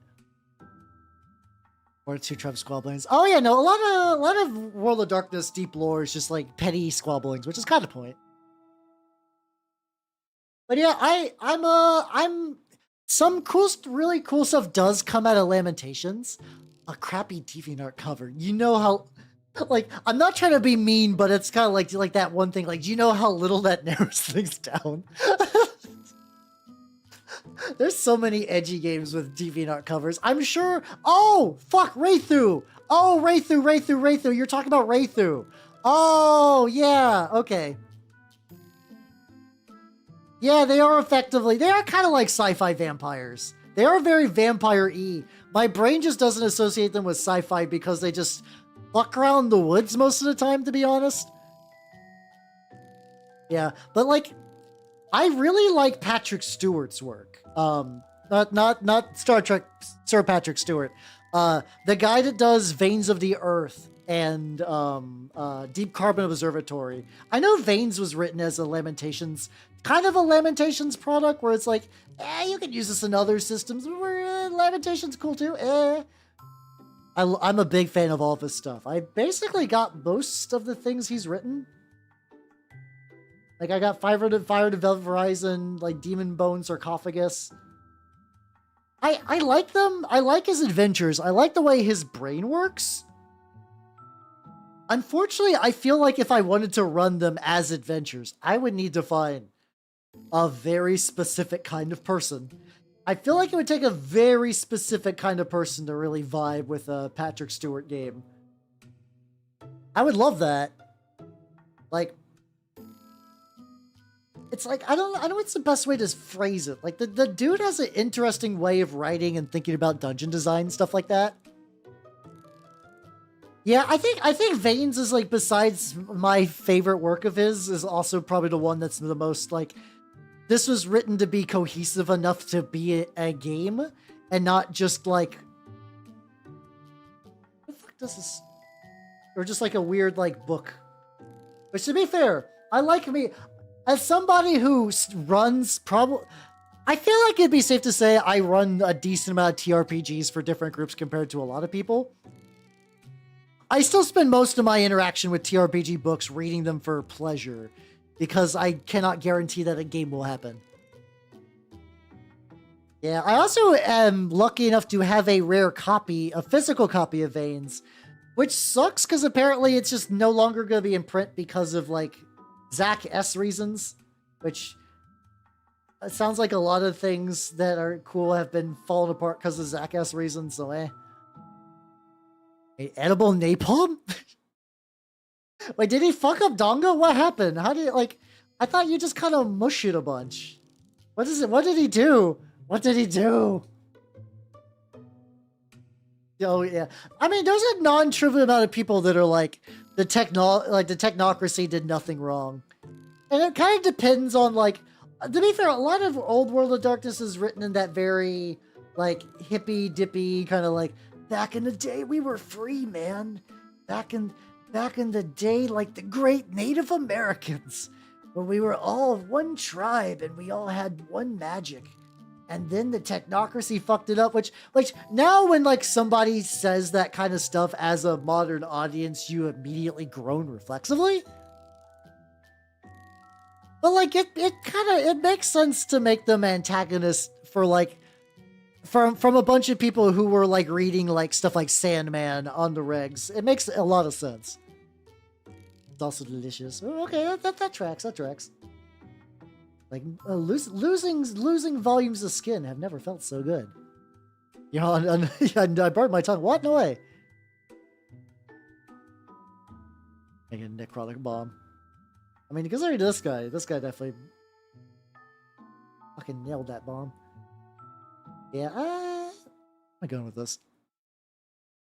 But yeah, I don't know. As somebody who does own a Technocracy sourcebook, I do remember reading about them and thinking, the idea is neat. At the very least, even if they're antagonists, I can be like, I see why you're doing this. You're not like fucking Pentex from, you're not like Pentex from fucking Werewolf, where it's just like, you are literally Captain Planet villaining your way to starting the apocalypse. Which, no, I also like Pentex because they are fucking Captain Planet villains in what is otherwise a very serious RPG. The Werewolf is also just kind of a very weird... Like, Vampire is probably the closest one they've ever done to the source material. Like, you get all the Vampire classics, and like some of the others, like, they want to mix up the formula a bit for like, what is a Fae? What is a... What is like a wizard, a mage? And then you had old werewolves, which you're like, yeah, you're like, this is like a biological lineage, and also you're trying to be like weird spirit cops, which is kind of fun. Like the idea is kind of neat, but it's also like if you wanted to play a werewolf, it's a strange choice for sure. It's definitely a strange choice. Which I don't know if that was just like due to like a specific writer having like a very specific thing they enjoyed out of it or what. I'm sure most of the kind of like things, like the topics that probably showed up in Old World of Darkness, I have to imagine a lot of them were just things certain authors were into, and that's what they just kind of made the leap from their brains to the games themselves, which is kind of nice for our tour kind of things, you know? Everyone asks, where is Wolf? But no one asks, how is Wolf? Come on. But yeah. I should see. I don't know. I don't know when I need to poke to change the group to see when everyone's potentially down again. I think I still gotta give a couple players some time because there's some like family issues which is but changing on old. I do got a couple of other TRPGs I want to run after the Lancer one shot though. I really want to try out Kane, which is the Lancer guy's take on like a Jujutsu Kaisen Chainsaw Man, like exorcism styled anime thing. And apparently it's really baller for one-shots because it's got a power mechanic of do you push yourself and turn into a monster that needs to be hunted or not. I've also heard some people that are like, I like the idea of running it for a Madoka game because functionally it's got a very similar like, you hunt monsters, you eventually break, you become the monster. This cycle repeateth anew kind of thing, which is neat. I think the idea of that is really cool.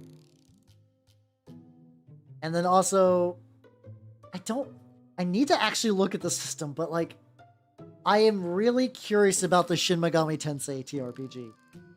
Like,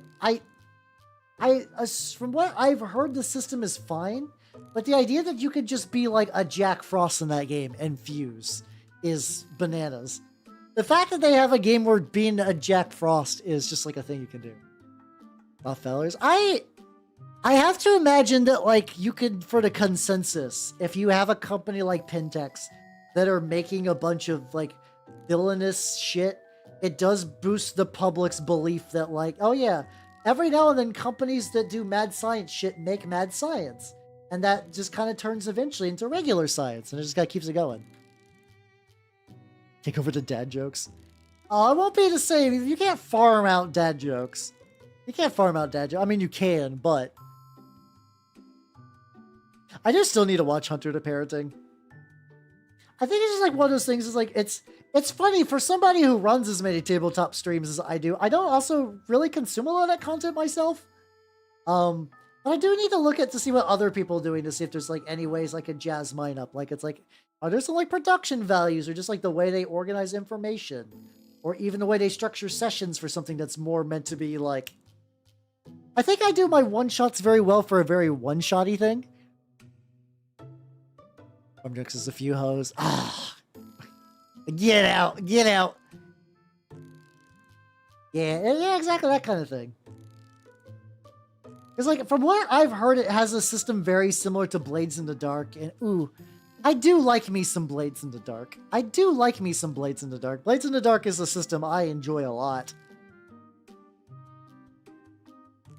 Also, I can't say who, but also Blades in the Dark is funny because I have a various funny series of connective steps to like some bigger VTubers through that, which is very amusing.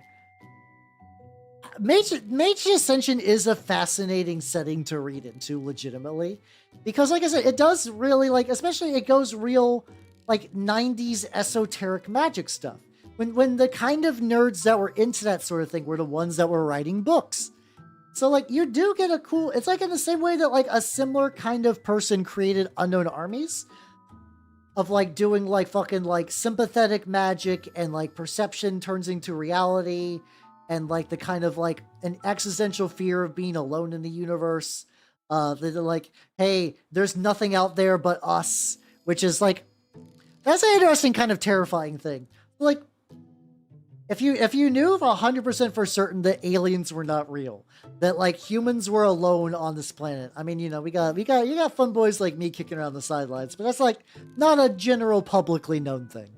Like that does kind of have like a weird, because I think there is like a weird optimistic sort of feeling like maybe it won't happen in my lifetime, but maybe someday aliens gotta exist and we'll probably meet them at some point.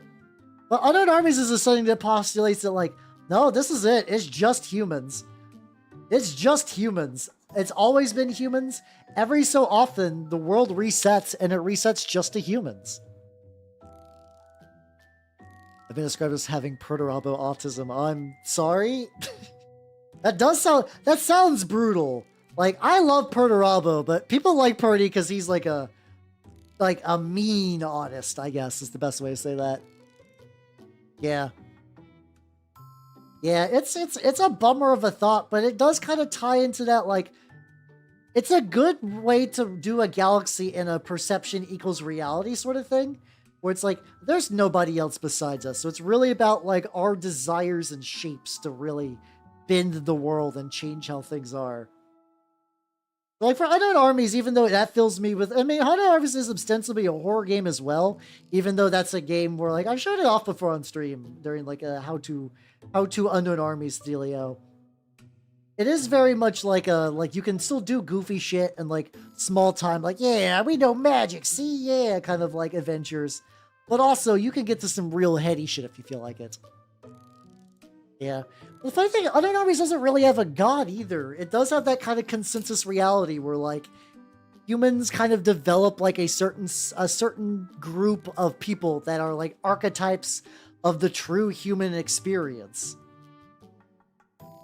And then those kind of eventually, you'll collect enough of them, the world will reset, and they will use them as effectively soul templates for what the next round of humans are going to be like. Though I haven't looked into Unknown Armies 3rd edition, which apparently changes up a lot of cosmology. Not in like a rewrite thing, more as like, it takes some ideas possibly by the first game. Well, I think the Unknown Armies between 1 and 2 is basically the same game with some tweaks. From my understanding, once you get to like 3 is when it becomes like a whole other thing. Yeah, I know, right? Isn't it big spooky? But anyway, yeah. I can see Unknown Armies is a pretty... sorry. No, I love Unknown Armies. I feel like if somebody likes Mage, they'll probably like Unknown Armies because it's just like the grittier, lower level Unknown Mage the Awakening. But like, Mage is a very cool one to read about. You have all these like weird esoteric kind of like... And effectively reading through Mage does kind of mimic that thing of like learning like forbidden, like not even like dusty wizard tomes. I mean, those exist, but you're talking about like more like people doing like OTO and like left hand, like kind of like thelematic magic.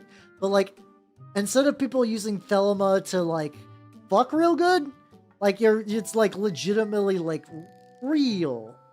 I mean, there's people that do Thelema as a religion and have like a fine time with it and everything. It's also funny because from what I understand, a lot of Thelemites are really like Aleister Crowley made Thelema, but a lot of people don't like Aleister Crowley because he was kind of a pompous shithead that farted away his inheritance money twice. That's a nice part. Have yourself a good night and take it easy, yo. I mean, you could maybe do something like that. So, like, there are some supernatural creatures in Unknown Armies, but I don't think... They're more kind of like folklore sort of things, I guess.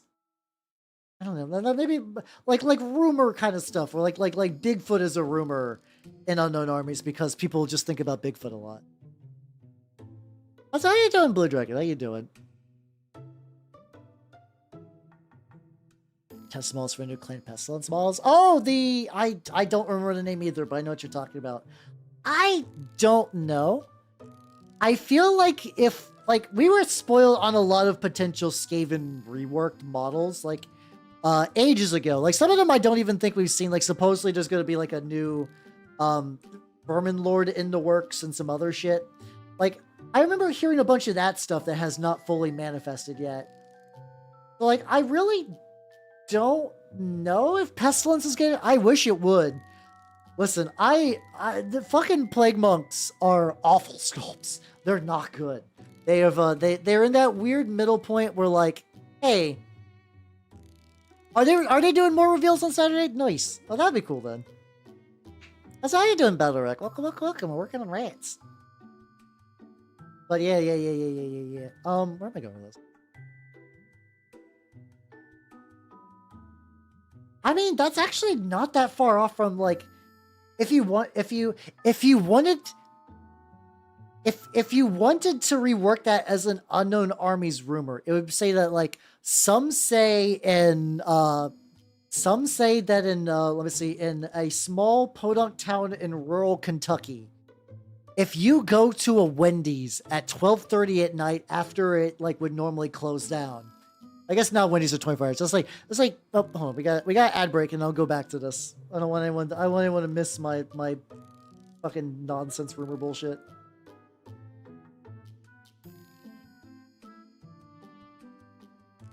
How's the... Oh yeah, no, the tube could use some more bullshit. I can do that.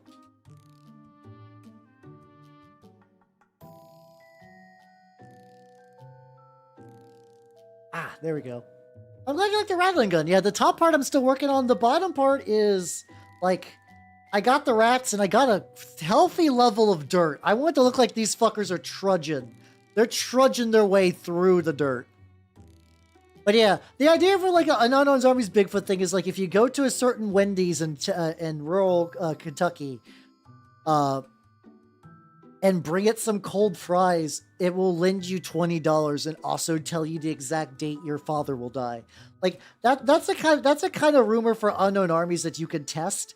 Like that could be a thing. Now, how you would run that into the adventure? There's a couple of different ways too, which is fun. It's like you could do the like, oh yeah, no, this is 100% real. If you follow it, the steps exactly, it happens. You could have it be like, no, this is just like a really hairy adept, which is just like a type of insane wizard in Unknown Armies. A really hairy adept just occasionally just bums food off of the local Wendy's, and he scares people by using his adept powers to tell them when they're gonna die, just for shits and giggles. What's another way? Or you could do it as in totally like that's good. That's a real thing, like it. But there's also another group who wants to see Bigfoot, and they will kill anyone that tries to stop them. Or they want to kill Bigfoot, and you have to stop them. Because everybody knows there's only one Bigfoot, clearly. It would be fucked up if there were 3 Big Feet. Or there's three people of the Bigfoot clan. The Bigfoot and then Littlefoot. And some say out there is Medium Foot. And if you manage to catch Medium Foot, you'll actually be looking into the face of Jesus Christ. Yeah, like that's an Unknown Armies thing you could do. I've heard it's like, God, I have now had multiple people tell me that I need to watch Twin Peaks, and I'm not being belligerent. I actually really do. I actually was starting to look up where do people typically watch Twin Peaks? Because I was like, one of my favorite role-playing games of all time is roughly based on Twin Peaks. Also, I just know it's like a really interesting show, and that is the kind of like a hardcore thing that I would enjoy as both an old man and a connoisseur of weird bullshit. Everybody knows a Yeti is fake. The Yeti was invented by Germans trying to disguise their tracks in World War I. And what they did not realize is that they accidentally tied their rumor to a real demon that now whenever people mention Yetis manifests slightly more in this world. That's why Bigfoot hunters are desperately trying to find Bigfoot, because once Bigfoot's real, people will forget about the Yeti. Something like that. That's another potential one. A lot of them is just like, somewhere out there's a Ouija board that will actively predict what the lottery numbers are. And like so many people are trying to get that because everybody at Unknown Armies is broke as shit. Which is I find very fun. I want to test like...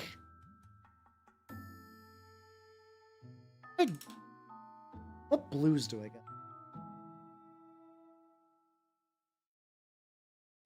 Okay. So I have a really... I was using turquoise as the initial layer. I kind of want to build up. I want to see what happens if I use like a dark... Let me put the dark blue on my palette. I guess I could just mix a little bit of like black with the turquoise. Maybe you have one... Okay, maybe 1 drop dark blue, 1 drop turquoise. Everyone's heads, Yeti come back to... I mean... It'd be fun to hunt. Legitimately, I would love to go to like a Bigfoot like tourist trap location. Get me a plaster cast of a Bigfoot. I don't give a shit. That sounds great. Honestly, if a friend of yours wants to go on a big Bigfoot little vacation thing, I would say go for it. That sounds like a blast. That sounds like a grand old time. Wait, oh yeah. Luckily, the nice thing with Skaven is that they're one of those things that people will make 3D prints of forever. So like you'll never be spoiled for good ones. But like I would love it if they did update the range a little bit. As somebody who has like a bunch of painted plague monks, I would still love to get some better ones. All right, I tried to mix a dark blue with the turquoise, and it's...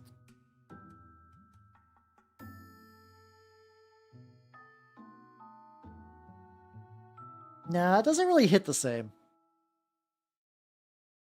People will cast down. All right. Let me try black real quick though. I typically don't directly mixing black when I mix paint, but I need to darken this. I could use maybe black gray. Maybe dark gray would be good. Oh, like hunt and kill Bigfoot. Oh no, that's not great. Hey, there we go. I will say I run melee bastards in basically every list I run in Turnip, and they rarely disappoint. Usually if something bad happened to my bastards, it was a issue on my end because I like put them in the wrong spot and they got like They got fucked with early, but straight up on the game in the game, they're very, very good. Yeah, they really do. Also, like I think there were rumors of Scryer Acolyte updates. God, I hope so. The current ones are like $10 per model because they're metal. They're good metal models, don't get me wrong, but they're still fucking metal models. Like, goddamn. Why? Why? G-dubs. I'm legitimately surprised. So I mixed a little bit of black, and I still actually think, in this case, it looks pretty legit. Like, I'm gonna put a little bit on there. So I think I think if I do 50-50 black in this, and then eventually on the raised areas, I'll build up the color a bit more. This is also a test for my Claw Lord. Basically, if anybody is like an important Skaven in my army, I want to do like I want to do this kind of turquoise robe, but like as opposed to the clan rats that are kind of got the shittier version of this, I want this one to be like the one I put some more effort into it. You know, because like a Skaven, you gotta kind of pick your battles in terms of quality. Like you have the leaders look good because goddamn trying to do like display standard for every infantry unit will drive you fucking insane. Yeah, it do be like that. The delicious type of lead. I assume so. I actually don't know what the initial G-dubs like metal formula was back in the day. I own a couple of metal models, especially some Skaven. Oh, I have an Ikit Claw, aka a Arc Warlock in Age of Sigmar rules, because Ikit is like, I don't know if he's a character still. It's like they kind of did a thing where some gods effectively just recreated some of their favorite worshippers because fuck, why not? Oh god, I'm so sorry, Nothwall. That sounds agony. I mean, to be fair, I do kind of feel like Sisters is an army where you want to do that. Like, I don't even know what Sisters of Battle speed painting would look like, because you still got like 8,000 billion like little giblets on them. It would take forever even with speed paint stuff. Why is there so much? Because like, I mean, furries, if I'm going to be real, a lot of furries will just be like rats, and then that's enough. Like you'll see people online that like Skaven because they're hideous rat dudes that do hideous rat things. And some people will just be like, they're rats. I made them cute and act like rats, and I made saucy lady rats and stuff like that. And it's like, Now, are you okay? Is everything fine at home? Listen, we can talk. Are you okay there, buddy? God, that sounds like a fucking task for sure. Fucking Godspeed on that one, because Lord knows you're gonna need it. Yeah, no, a lot. The amount of people that are jorking it with their peanuts to ink eyes is staggering. Which is just because, like, I think it's like, I still, my theory on that is that Magic overall is a relatively sexless franchise. Like, you don't even hear a lot of, like, outside of a couple of cases of romance, a lot of them kind of recent. People don't think about, like, boners in Magic. Outside of maybe, like, a couple, like, oh, I popped a boner at Sarah Angel. But Ink Eyes had prominent tits, and I think that screwed with some people's brains. Also, I'm still firmly in the belief of the primordial boner, like the first boner. I'm a first boner theory person. Where, like, technically, like, this is not true all the time, but that belief of, like, the first thing you pop a bone to kind of sets a course for where your boners are going to go for the rest of your life. And I say boners in the most gender neutral. Yes, gender neutral boners. I mean, I do, like, whatever gets you rocks off. But I do believe a lot of people, their first chub was to Ink Eyes, and that just kind of galvanized them as like primordial furries. They just became furries because of somebody decided to put tits on a rat, and we're paying the consequences now. Yeah, Johnny, I can see if you're like a big bar furry person, because yeah, he's just a big fucking lion at the end of the day. Just a big lion dude. Yeah, see, I like Skaven because they're horrible little dudes. Like, I don't even like to, Skaven only really fuck the horrible, horrible heaving brood mothers. And even then, that's not really like a sexy thing. Halcyon Days of Final Fantasy. I think a lot of them predate Burmesians. I mean, like a lot of these people, I mean, came like after. Like they just, I don't even think a lot of people. I like Final Fantasy 11, but I think it's definitely like a lot of people don't remember it or don't like it or been told by YouTube personalities that it's a bad game for some reason. But I don't understand why. It's a very fun Final Fantasy. Think I shot that with the horny rat. For a lot of people, yeah, no, that's true facts. Like a, yeah, he's got like a little patch of hair on the robe they'll need to hit up. Giant fat MILF rats. I feel like I don't see why they would, because those already exist. Those already exist in 3D printing. If you want gigantic fat bonks rats, those prints are real and they exist. Because every now and then I like Skaven, so every now and then I like to look at 3D printed Skaven stuff.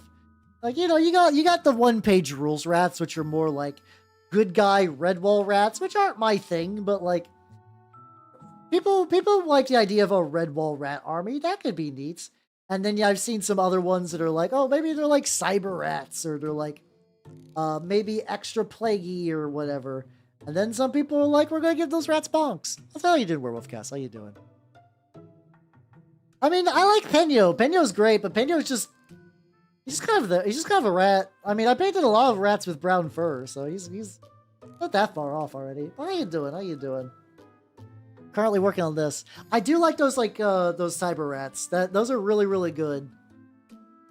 I've considered maybe picking them up at various points in my life, but I can never really just do condensed to fit better my spew. Oh, sprue. There we go. I read that as spew box. I'm like, what the fuck is that? I mean, a spew box, it does feel like a turnipy thing, to be fair. That feels like it could easily be a turnipy thing. So have you guys seen that image of the Ratblaster? I was calling this a Ratblaster already prior to seeing this, but somebody did like a cute art of a gun that fired rats.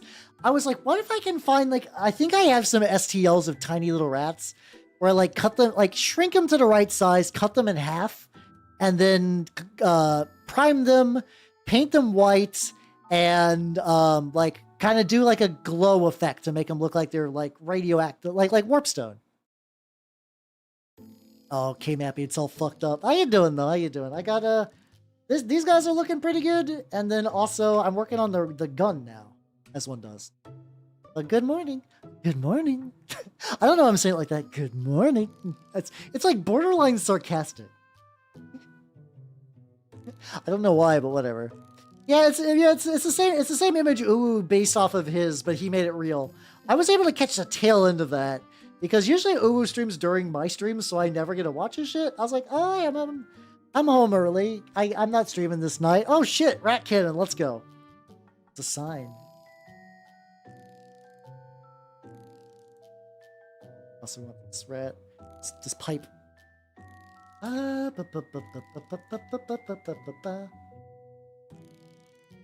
actually think, so I'm thinking about making that pipe white. And then this pipe white, so I can be... I do want to figure out how the fuck to do a good airbrush, I want to do airbrush glowy effects. I want to get real good at that. Also make sure that if I do anything for the back, I need to make sure that I'm not going to be coming back here with another layer. It's this or nothing. Get these little bits. How you doing, Emperor Mankind? How you doing? Welcome, welcome, welcome. I'm currently painting rats. As is per my logo. Which I still probably maybe next month would be good logo updatey time. I do want to get some. Oh yeah, be like the fucking Radon girls. Get get that the good part for Radon girls was getting a tumor the size of a fucking golf ball on your tongue, and the bad option was to have it all fall out. Yay! Waiting for Space Marine. Oh, when is Space Marine, like, the game coming out? Is it, like, next month? Like, soon? I feel like it's soon. But I don't know to what degree soon. Like, I've been seeing more, like... I haven't actually watched really any of the trailers or anything yet. Oh, shit. Okay, so... The next month. Okay. Play the music. I mean, having extra fodder Fuber is always nice. Like, you might as well. If you got extra stuff for it and you've, like, got the time and to drive, extra fodder can be cool. My deepest parts. Yeah, I basically kind of saw that, like, what I would want to do is I'd want to paint some areas white and then take an airbrush and then airbrush the glowy color directly on top. I'm using that, like, El Miniaturista guy. I think that's his name. I'm probably fucking it up. This is a guy that does these, like, really, really cool glow tutorials. I keep seeing them on, like, Twitter and Instagram and stuff like that. I'm like, ooh, okay, this is what I want for some of my Warpstone things. I really want it to be, like, glowy. I think that'd be neat. Secret Chaos villains again. Battlewreck, I'm so sorry. It's not even secret, honestly. They showed that it's Thousand Suns, like, very early on. Unless you mean, like, a double Tzeentchian secret kind of thing, where it's, like, another layer. But yeah, no, fucking Thousand Suns were confirmed, like, basically a year ago at this point. Get some bases. It's all good. Get those bases. Yeah, I'm actually kind of surprised you haven't, like... It's been on, like, promotional material and stuff at this point.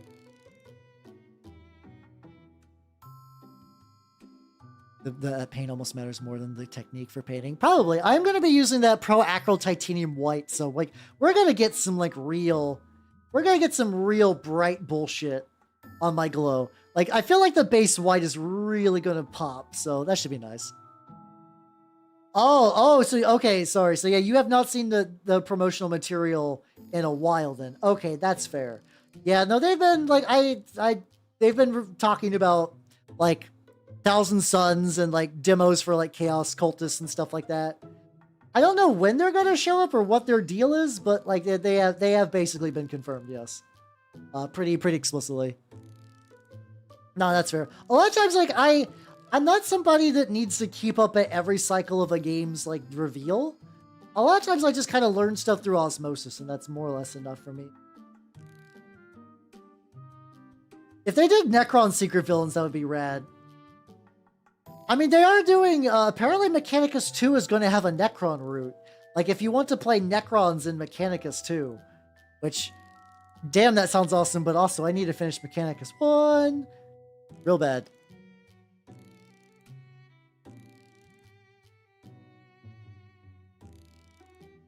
Which I'm actually kind of, like...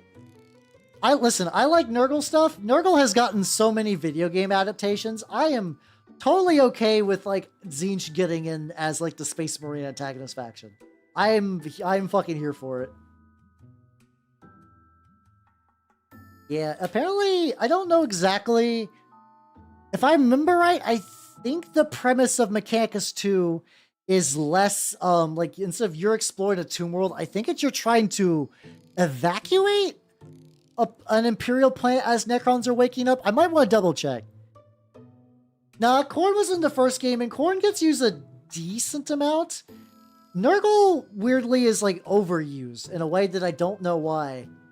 Is it, like, a ratings thing where technically since Khorne demons resemble the kind of, like, Christian devil, do, like, ratings boards, like, penalize those more? I don't know. I legitimately don't know why.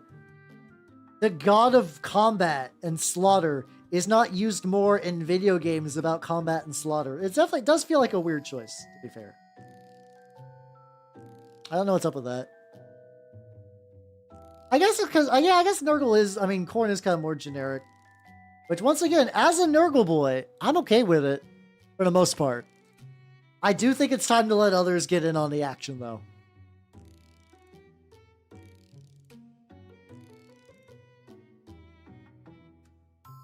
Another sip.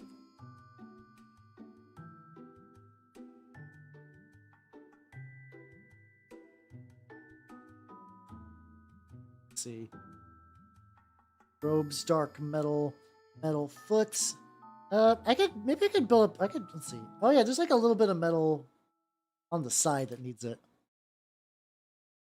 Yeah, Slaanesh is probably going to be the one that just rarely show. I mean, everybody kind of knows that Slaanesh is like sort of sidelined out of a lot of things, which is kind of a bummer.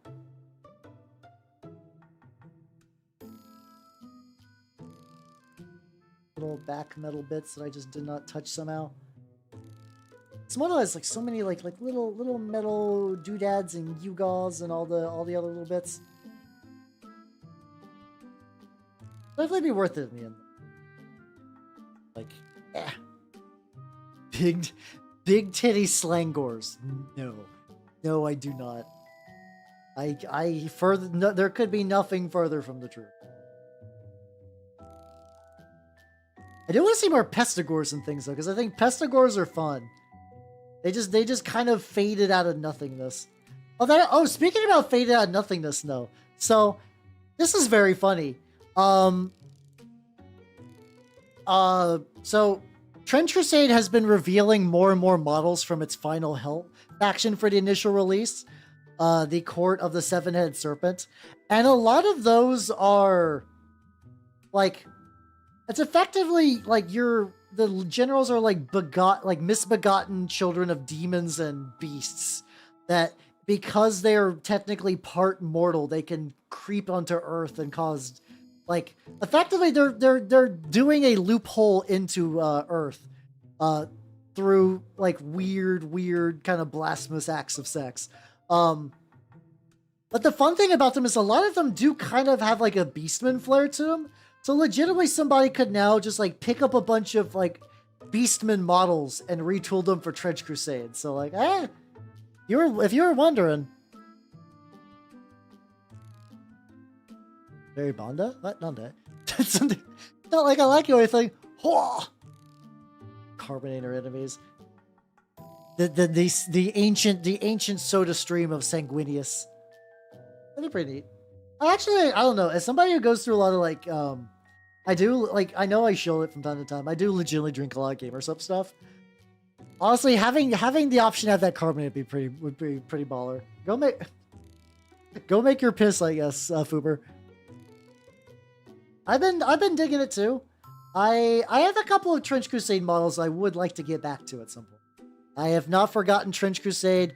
People at my shop have been beginning to like, I think people were like down for it, but they put on hold. I'm really waiting for 1.4. 1.4 is going to be like a pretty big overhaul of the game, so I'm ready for it. That's how you doing, Pasta? Welcome. How you doing? And hello, Coyote Night Forge. Welcome. You should absolutely paint your Death Guard. Death Guard are fun? Question mark. I say question mark because fucking Plague Marines are hell to paint, but otherwise they're fun. I could do that. I just don't have sparkly mineral water, but yeah, that would basically do a similar thing.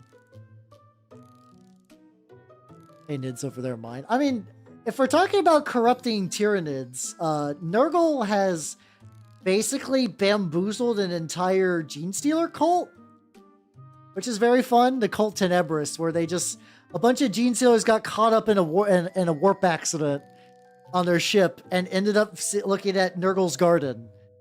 And they're like, oh shit, oh no, we were idiots. This is what it's about. This is what true, like, corruption and, like, infiltration looks like. Disease! There we go. Hey, versus orcs. I mean, no, that's fair. For me, I just find that I love Plague Marines conceptually and visually. They just have, like, a lot of little bits that I find tend to be a pain to paint. But hey, if you're having fun with them, like, I do think they're, like, in theory, I do a lot of Warhammer painting, but like 40k painting, but I haven't actually played 40k yet. I have played Age of Sigmar back in the past, with Skaven actually, so I do kind of want to jump back in with 4th edition, see how that is. Wizards, but what can you do? Yeah, I mean, I would argue that, like Nurgle is fat fucks and like Tzeentch is like magic and whatnot makes sense. A lot of Slaanesh's sex thing is really oversold. It really, because like I feel like even when they exaggerate Tzeentch and Nurgle, they kind of get the right idea just with the memes. But yeah, no, Slaanesh is like got a lot more going on than just boners. See, weirdly enough, I'm not a big fan of the bug ones. I think some of the bug stuff can be neat. I just don't like the way. I just don't like how GW is just like, here's a plague marine with a fly head. Okay, I'm not a big fan of it.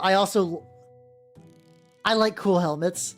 Nurgle is a faction that is just slathered in cool helmets. So anytime you have to have a bug head, that's one less cool helmet. So it's like, eh. Like, conceptually, I'm down for bug dudes. Like, hold on, I can show you an example real quick. Copper Verdigris. Oh, fuck yeah, let's go. I do purple with I can show them. I can show them off a little bit. So yeah, here are some Blightlord, not Blightlord. These are some Death Shroud Terminators. They're a little glossy because I initially used a gloss varnish because I thought I was going to oil wash them, but I ended up using some of the Villainy ink enamels instead. I think these will turn out pretty good though.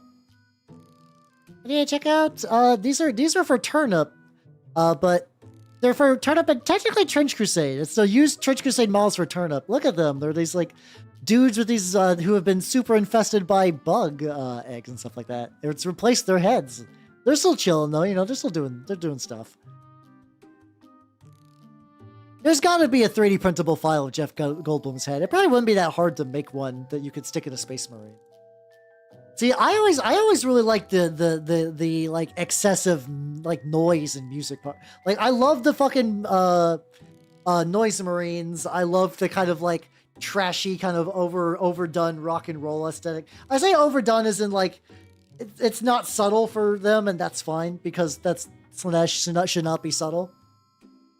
Like I've always had this idea of doing like a Slaanesh diorama piece where it's just like a bunch of noise marines that are on a stage, where the stage is being carried on the back of like, I effectively had the idea of taking like a baby doll and like cutting open its mouth and sewing in a speaker and doing a bunch of other stuff to really like make it look more like, make it more into a daemon. Daemon? Make it looking like a spooky guy? Yeah, effectively like a kind of like a War Shrine stage. Yeah, that's a good example. I do like the War Shrine. I totally didn't realize how it was just kind of subconsciously channeling the War Shrine for that. But no, I agree. Yeah, War Shrine baller. Yeah. I also have a, like, I love it that whenever the Slaanesh lore is like, they showed up and they ground up that man into drugs.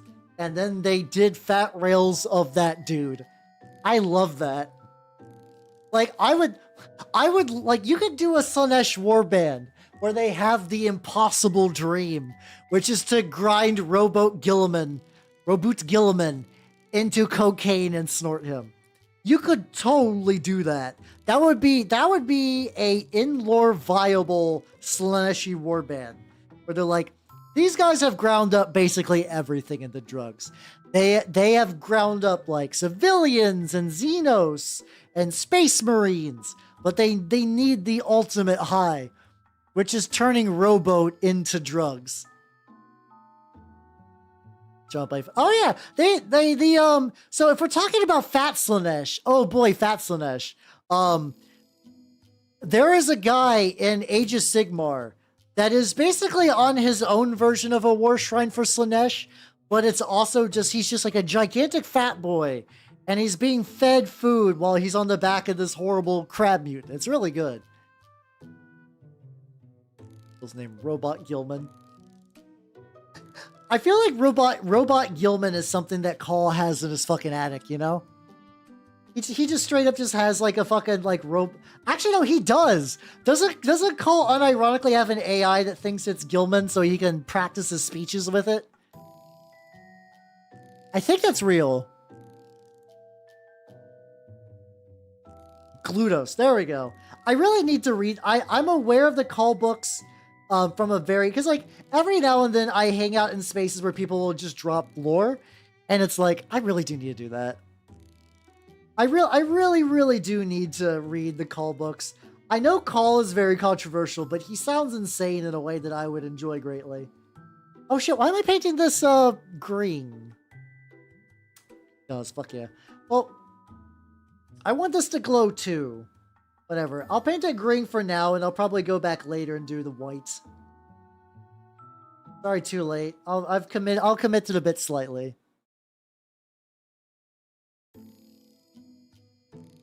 What are you nerds going about?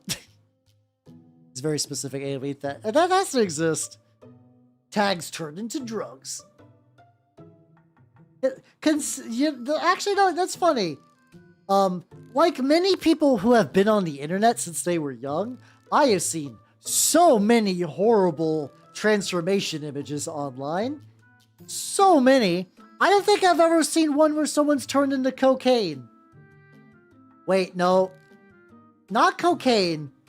I've forgotten Bella Maga, that the Misandrous Witch TRPG. They do turn a lot of dudes into cigars and smoke them. And then the book describes it as being like horrifyingly painful because your soul is being set on fire. I also saw Animorph. I don't think it. Nah, someone was definitely popping bone to Animorphs. Somebody was, which is tragic on a bunch of different levels, but whatever. Raythu keeps coming up tonight. Well, not AI and the fact that he wants it. Yeah, I think Cole probably has like a, well, it's also because he's got like his personality like segmented, and then he's got all these AI clones. Who knows how many calls actually exist? A lot. So many. Kill any human? Absolutely. Absolutely. I believe it would. Yeah, Raythu is a TRPG. Well, it's a series of books, but it's also a TRPG about what's it called? It's effectively about vampires in the post-apocalypse that are also like very yaoi. This is not a bit I'm making up. This is real. Oh yeah, dude, honestly, there's got to be a 3D printable, like not a functional automaton, but just like a tiny automaton. That'd be fun.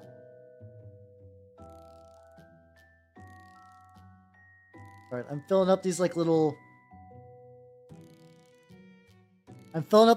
vent things with white paint because eventually I do want to airbrush this. I'm fully willing for this to be my test model. I don't think the airbrush glow is going to be perfect. I think it's going to try. Yeah, I believe if you go to my YouTube channel, there is a VOD of me going through it while drunk trying to make a character. I don't think I actually made a character. I think I got too drunk to do it. It's so like here's the best way to describe like the circumstances that led to Raythu. It is oh, absolutely. I think if Cole has ever interacted with you and he considers you his friend, he's made an AI of it. But imagine, like, if you guys are familiar with the idea of fujoshi, like anime fans, women, because fudanshi are for dudes, who like to ship dude characters together, just like want to see anime males kiss. Like that impulse has existed forever, more or less. But like, what if you're not born in an age where people know what the fuck that is? What do you do? So you're some lady. You think the idea of seeing two dudes smack is great, but also imagine that you have no concept of gay sex. White with a little bright yellow. I might do that, yeah. Or maybe even airbrush some Tesseract glow and then airbrush some green around it. Effectively, I'm probably going to save a lot of the glow until I look up the tutorials. I'm just laying the white down right now. Yeah, I mean, Meister, to be fair, the amount of female VTubers there aren't Fujoshi, I would say are rare. I would say it's harder to find a non-Fujo VTuber. And I'm saying Fujo as in like female VTuber that is a Fujo. Like Fudanshi are kind of rarer in general. It's like, just like gay dudes aren't necessarily Fudanshi. It's a very specific thing to be a Fudanshi. Yeah, no, Mint is an anomaly. She is legitimately a fucking, like, special snowflake for not wanting to see anime boys kiss. Because otherwise, a lot of them do. A lot of them do. But yeah. Yeah, but Bodega is definitely not a food. Nope, no, not at all. Not at all. I think she's on vacation right now too, so hopefully she's having a good vacation. But yeah, so anyway, yeah, I don't know the author was Mormon. But let's say the author was Mormon. Let's say you're Mormon, you want to see dudes kiss and do stuff. Let's say you have no, let's say your only context for gay sex is straight sex.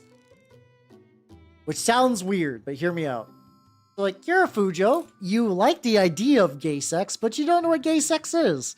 So you put your big brain thinking together, and you're like, I know what I'll do. I will invent gay sex.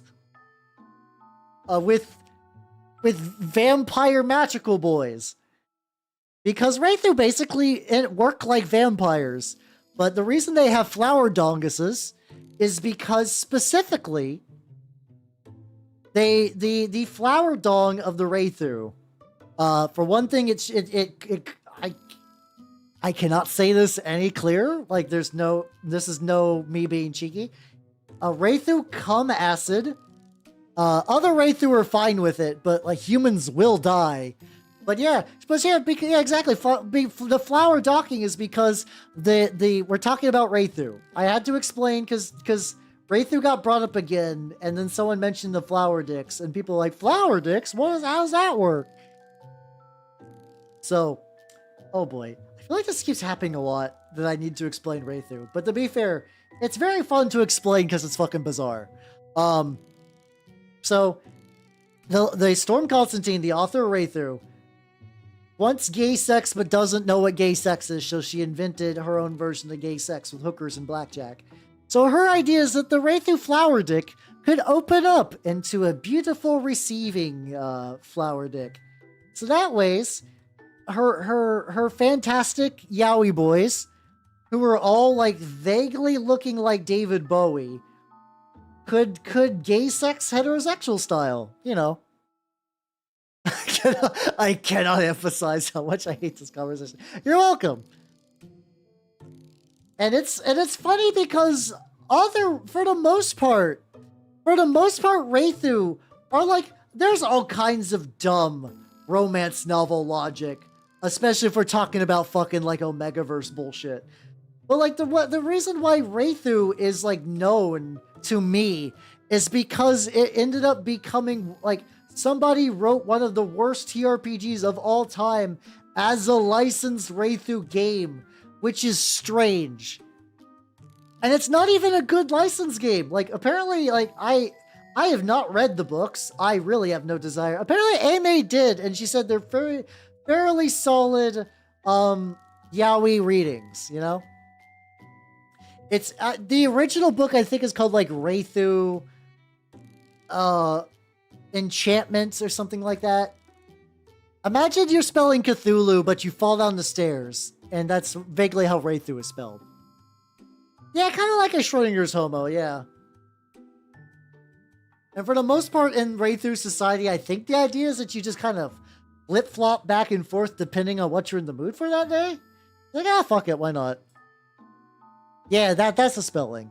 Except there's like one Wraithu society in the book, like in the TRPG, which I don't think exists in the actual book, where they're like, hey, it's like, apparently in the book, in the RPG, Wraithu can turn people into Wraithu, but they cannot have their own like biological children with each other, which makes them the big sad. So they're like, okay, how do we do this? How do we manage to make how do Babby formed? So the Wraithu were eventually like one clan of them in the RPG, which I don't think that's true in the actual books, is like, oh, I know what we'll do. We will. The idea of like reinventing like of reinventing gay sex. Their idea, I forget what the name of the clan was. They're like, what if we just have like dedicated male and female Wraithu? They're like, you Wraithu, you can't fight in the wars. You're bad at this. You're gonna be a lady now. You're only gonna get sexed at. The cigar. Oh, that is a TRPG called Bella Maga, which is a very bizarre misandrist.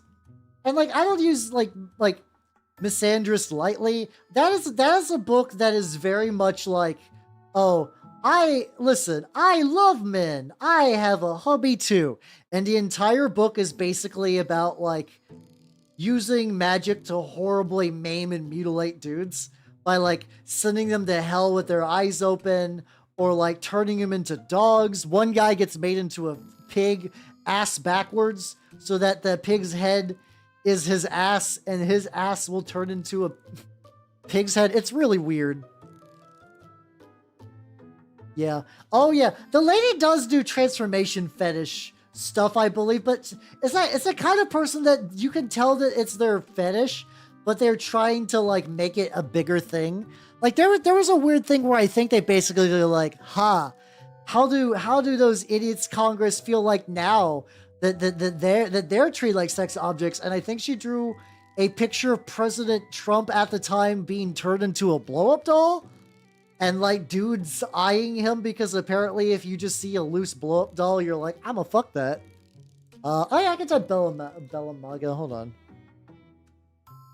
Oh, it very much is a thing. This is what we were talking about earlier. Like, hey, I've been on the internet for a while. You see a lot of horrible transformation images. A lot of them are Sonic. A lot of them are Sonic related, and they're all bad and they're not good. There we go. That's the name of the RPG. I'm curious if that lady still has her DeviantArt open. Hold on.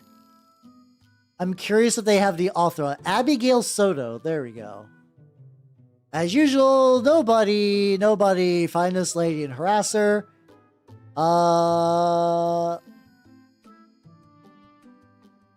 Let's see if I can find her DeviantArt page. If she's still got it.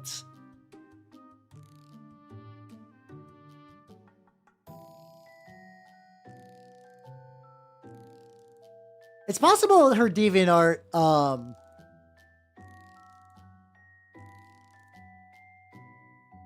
oh god, I'm getting to the point where I can't tell which of these is actually her. Oh no, I think this is her like fan club. Oh god. Oh no. Okay. Oh boy. This is not her. This is a fan who created. Oh my god. Holy shit. Okay. I have to show this now. It is amazingly cursed. I'm sorry, you're welcome. Strap in. Thank you for the pepper. Hey, it's working. Nice. Gaze upon a witch turning a man into a pink piano? She has Endora was right, which I think is a witch's name. He is on a level of pain that I cannot comprehend. Hold on.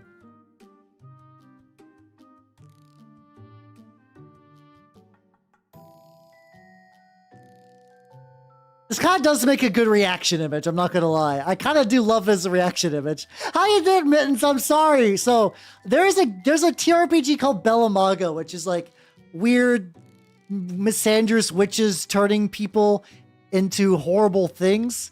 And it's oh god, I found more. I think I actually found her. Oh god. Oh, these look... Oh god, these look so painful. Oh, there's fucking Transformation 4, of course there is. Okay, okay. I'm gonna pick one of these. I'm gonna pick one of these, and I need to pick it because it's amazing. Hold on. Hold on. Hold on. How you doing, Sasha? I am inflicting weapons grade cursed bullshit onto chat, so strap in. This is a picture of a witch turning a man into a parrot? It's a lot. Listen, I could not give a shit what my search history looks like. It's a lot to think about, you know? There's just like a lot to process here. The witch herself is actually just totally fine. It's like, whatever. Lady in cheetah print, who gives a shit? You see these people at the Walgreens all the time. It's the parrot man. It's the parrot man that really, like, he's got one flappy. He's got a hand that is still somewhat of a hand. His brain, he's turning, his face is a parrot. He kind of looks like maybe he had a beard that is now turning into a beak. He's got little stubby parrot grippers. It's a lot.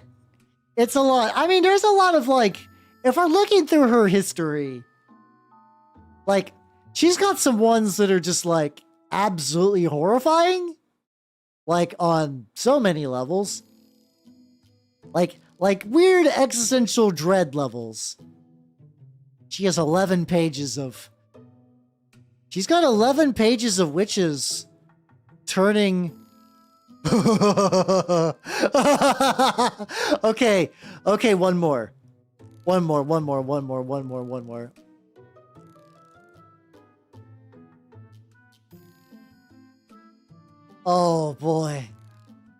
boy, sweet baby Jesus. This one is this is an object. Okay, we're gonna get rid of the parrot one. You know what, the parrot, underwhelming. Parrots are fun. I need to take you to a level of pain. All right.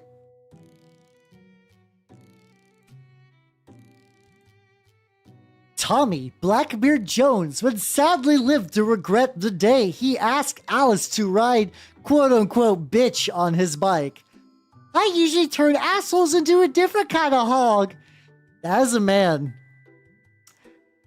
being transformed into a motorcycle. This is some David Cronenberg shit. Like, this is some David Cronenberg bullshit. Is there a story that goes with this one? I hate drawing vehicles, lol. You can't just type that. You can't just say, literally, I hate drawing vehicles, comma, lol. After drawing that, I'm closing those tabs. I will not be going back to those tabs, but like, man, I wish I could be a motorcycle. I think if you could turn into a motorcycle like a cool transformer, yeah, but like, nothing about this is good. Oh yeah, no, she's got a thing for cigars. The lady that does these has a thing for cigars. I'm gonna hide this one now. You're welcome, everybody. I'm gonna keep the piano man though, because I kind of love him. He's in a really abstract kind of pain, you know. Yeah, she's just like, can I get a lobotomy? No, you're here. I have burdened you with cursed knowledge. You're welcome. You found a cool article. Yippee. If you did find, there are famous TRPG reviews of F.A.T.A.L, yes, but also of Rathu. Like there's been very fun literature written about about Rathu as an RPG. So yeah, anyway, hey, look, I'm going back to paint his rope now. Yippee. Yeah, Piano Man is a mood. Like, the funny thing is, like, I would kind of want an emote of this, but don't ever, like, I want to get an emote of this, but never explain the context, you know? Yeah, this looks like some fucking, like some, like, Freakazoid shit. Like Freakazoid, like, somebody's like, Freakazoid, you can't do that, and he'd be like, huh? And, like, look like that. Yes. Yeah, exactly. Oh, throw it the TRPG channel. I say put... I don't... Both of them are fine. I think the TRPG channel would be more appreciated. There we go. So yeah, so this is just the kind of stuff I know. Like, how's his leg work?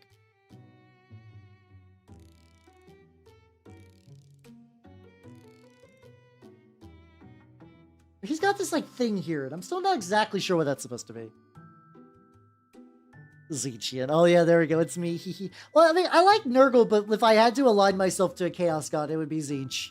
It'd be Tzeentch or Slaanesh, 100%. Probably leaning more Tzeentch. It's in there. Fuck yeah, let's go. Let's go. Demote after you bang your elbow. Yeah, really. Really, honestly, that's a perfect encapsulation of that.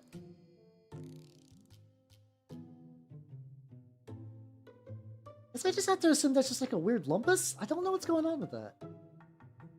Yeah, I'm trying to like... I think it'd be fun to like build up some layers on the fucking robe. Which is what I'm doing right now. There's probably like... Oh, there's like little metal bits on this chair. Sending a tax form. Okay. Yeah, after finding out that after you do your taxes, you owe money and not like... Though legitimately, after I became a VTuber, I no longer got positive tax write-offs. I mean, I try to use my expenses to bring it close to zero because I do generally put a lot of... VTubing doesn't really make me a profit. I just reinvest a lot of the funds. Which is great, because VTubing is like a fun hobby thing for me, but still. Doesn't mind that I'm chubby. Hey, there we go. Honestly, fuck yeah. Get you a partner that likes the way you're built, and you will live happy forever. Hell yeah. I do kind of wonder if I could just send that to someone and be like, what's, can I get the full picture of that? And be like, no. No, you cannot. In fact, I refuse. Don't go looking for it. It is a cognito hazard. I just need an emote based off of this one pic. That'll do. That's all you have to do. And then that way, if they go looking for it, it's like the kind of people that are like, yeah, don't fuck with the demon core. They're like, I'm gonna fuck with the demon core a little bit. Like, no, you made a mistake. You made a mistake. I mean, it's one of those things. It's like, I don't think the lady that wrote, that did the art and straight up wrote the Belamaga game. I don't think she's ever been like, yo, this is my fetish. Which is like, not that it makes it better, but there's a kind of earnestness of saying like, yeah, no, this is what gives me a bone. I think she always kind of writes it as in like an empowered woman thing, which really makes it odd to me personally, I guess. It's like, as an empowered woman myself, no, I'm not. I'm absolutely not. It's like, I mean, as a dude, it's just always weird because like I understand people get boners from like weird things, and like some people like pain stuff is their jam, whatever. Not really my shtick, but eh. But where was I going with that? Well, just own up to it after a certain point. A lot of people doing like weird transformation stuff are like, yeah, no, it's just all boners for me. Or maybe she has admitted it somewhere and just has kept it like it's just like, oh yeah, this gives me big moist, and then just like it's just in like one bit of writing, and then everything else is just like, this is a witch doing a regular witch thing, you know, like witches do. Ever tell me to Google something? Yeah, it's like that. How you doing, Glassjoe? I don't know. The looking at the fucking transformation stuff kind of fried my brain in a fun way. But like processing that is still taking a bit.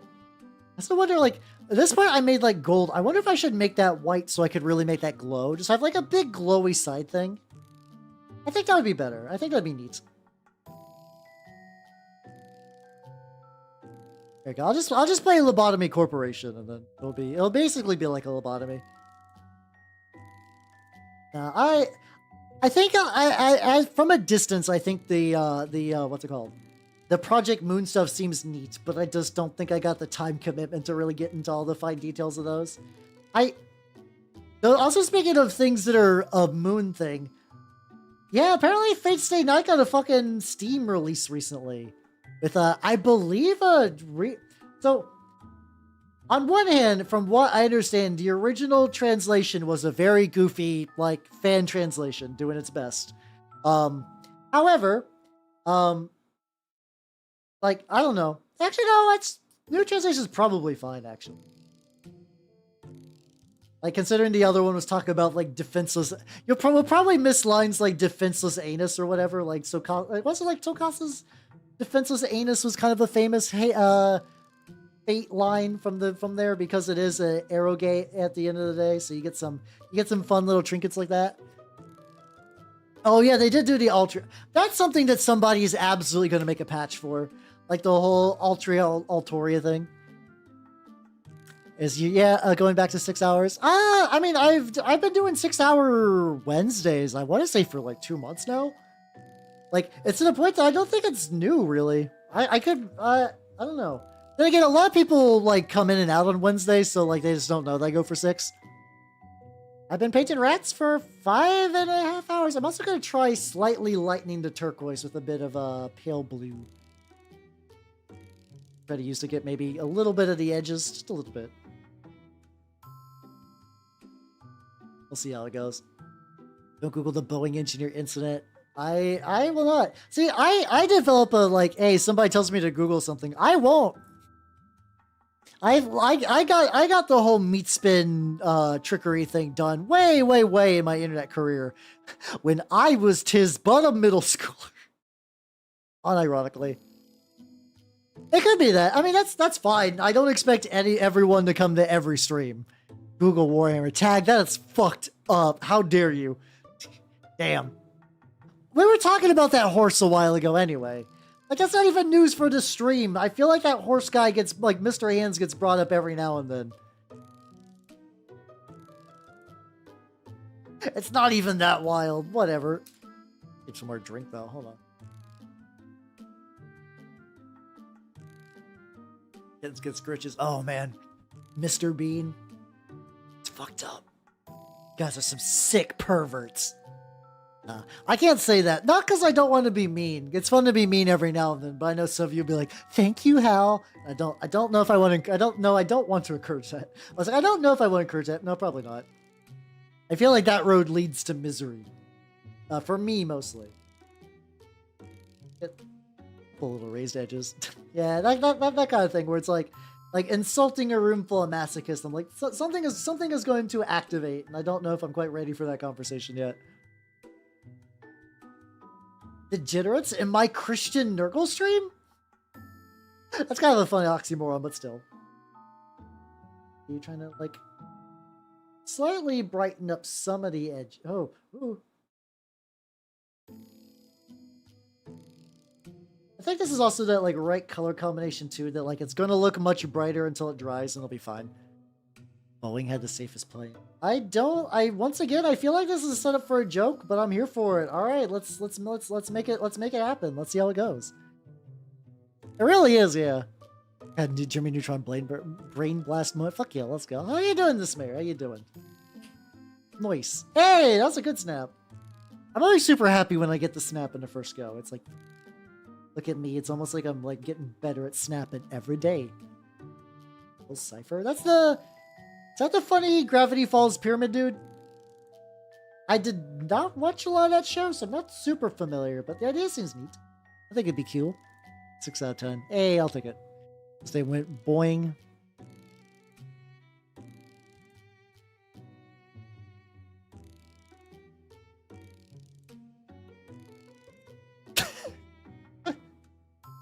Nice. Banned from life. The team has been deployed. You have 30 seconds to prepare. If I just keep kind of like... I kind of darkened it up a little bit, but I think I'm now beginning to build my way towards like a slightly brighter turquoisey thing anyways. It's fine. It's whatever. It's fine. You have already won. Nah, you're fun to have around. I wouldn't want to ban you. I can act disappointed, but in reality, I'm like, eat. Oh yeah, okay, he is the Gravity Falls Nightmare Demon thing. I got you. I mean, fuck, if you got the time and the stuff for it, do. Oh god, I got the hiccups now. Follow your dreams. Yeah, I'm definitely... How much time we got? No, I'm definitely not. Definitely not finishing this guy today. I think I still got like a couple of loose cables. I'm actually curious if I might get to the point where I could glue him to the base. That might be like a reality like reasonably soon. Your Honor, may I please say, shut the fuck up? I do declare. I don't know why I always, whenever someone's like, do a lawyer verse, I'm like, Your Honor, I am but a simple country lawyer. Like, I always do that, which is like a bizarre way to do a lawyer voice. Like, it's just, it's like, it's not like the weirdest lawyer voice because there is like a couple of bits of fictional precedent for like, now I might be just a simple lawyer. Just a simple small town country lawyer. Like, that's a kind of an established thing. It's still an odd choice for sure. Gluing the small to his base. Hey, let's go. Yeah, it's one of those things that like I know if I strike too early, I'm just gonna make myself sad. I'm trying to get that. I like this model, but it was engineered in a way to be like... Once again, I still don't know exactly what the optimal sub-assemblage would have been, but I do know that the way I built it was incredibly wrong, and I should not have done it this way. That's fine. But it's too late now, and things will happen. Or Bill and his Hexmaniacs. Probably you would maybe want to do just like the vanilla Heretic Legions and get like a couple of troopers together. Maybe get some kind of like pyramid banners and whatnot. There we go. Radius Explode Beyond. Oh yeah, that's probably true, yeah. I think there's just like a lot of things in life that are just like a parody that is just kind of mutated into its own thing, which I think is a neat idea. I like that. That's kind of like what is real and what is fake. What happens? No, I'm just. My brain is just accidentally trying to recreate the fucking like, that Metal Gear Solid Big Chungus parody thing, which is also basically the same idea as I was thinking about, but like, by the way, that's really well done. If you look up like Metal Gear Solid Big Chungus, somebody even did like little spots in that animation where the disc was loading because it was trying to mimic the PS1 disc load. It's really good. Like, it's such a well put together parody video. Paint every single piece on its own stick. It's some of that. It's mostly just because this was an easy fit. Some of the stuff just like the gun, the actual pieces I would need to put the gun together sub-assembly wise would have been wildly insane. I don't know if it would have even really made that much sense to do. Also realizing because I am going to grime this. I probably shouldn't, like, I probably won't paint these anymore whites. I'll probably let the grime go through and then deal with that.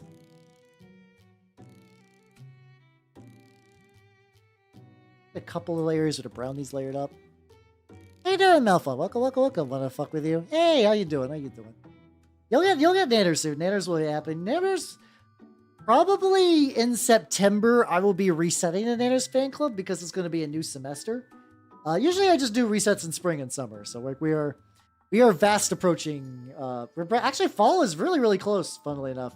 Man, where did the summer fucking go, yo? Holy shit. I feel like it wasn't even that long. Let me do your neck. No, he's got a neck. Guess I just do it as neck flesh. Oh, there we go.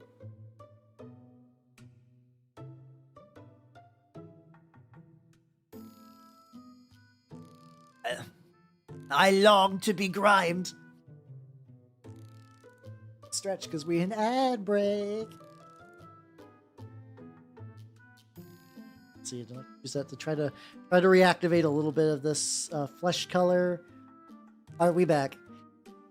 Yeah, I'm doing good. So it's just beginning to dry a little bit. So the bottom is in a really good spot.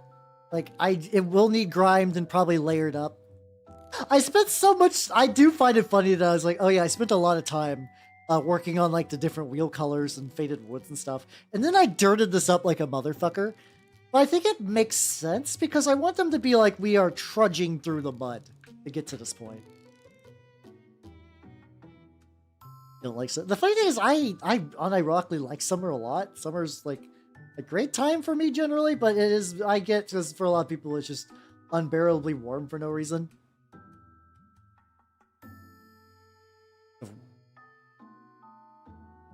Let's see, it's out, but God the blow of my. Oh yeah, it's because like I dislike it, but I'm constantly torn between the like.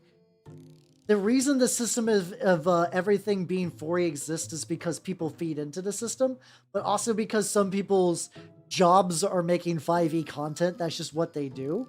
And it's really easier. It's really easier to be like, hey, I'm going to sell you a class for $1 than writing a whole book for probably like $10 and then you not liking it or buying it. Being like, well, that's too much content for my blood.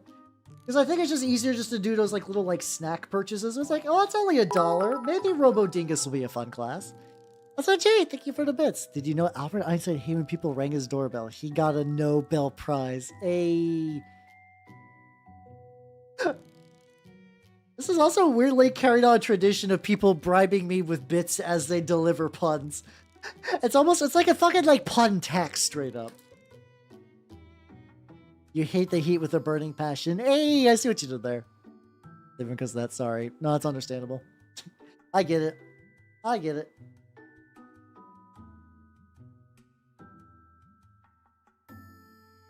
A little bit.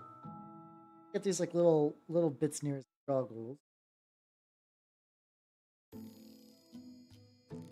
I also want to go ahead and do the eyes as white. Yeah, we could do that. Fucking, I like went for the eye and it mushed weird, but honestly, this is the time to do this because eventually, I want his eyes to glow. I could just touch up the areas I just don't super get well. God, it's way too much. Brush was accumulating water in a way I did not want.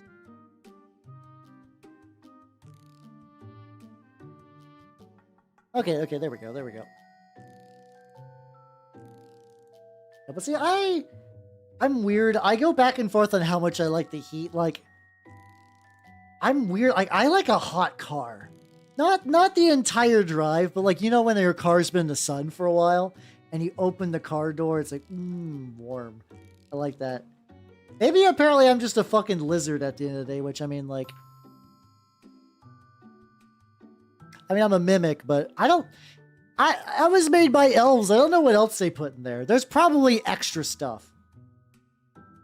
Yeah, the rain is kind of a bummer. I live on the East Coast, and supposedly we're getting like hurricane levels of rain soonish, I guess. I'm not jazzed by this news. Supposedly it was supposed to get worse today and it didn't, so I'm holding out hope that the predictions were just assuming it was going to be worse than it actually was, which would be pretty cool. I like it when things aren't as bad as they should be, at least for weather. It's been raining a fuckload here anyway though, so it's not like oh no, the plants, they need the water. No, the plants are fine. The plants are doing great. They receive more water than they have in like the last several years.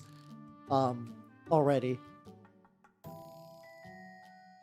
Yeah, Debbie is moving roughly to my area? Roughly. Or has. I forget exactly where in the trajectory Debbie is now, but like... The belief was that Debbie was supposed to be worse and then it wasn't as bad, which is... I get these like little like... I'm just gonna make... I don't know why I couldn't think of like what color to do like the little metal grippers, and I'm like, oh yeah, I'll just make them metal. Make the metal and I'll touch up the skin later.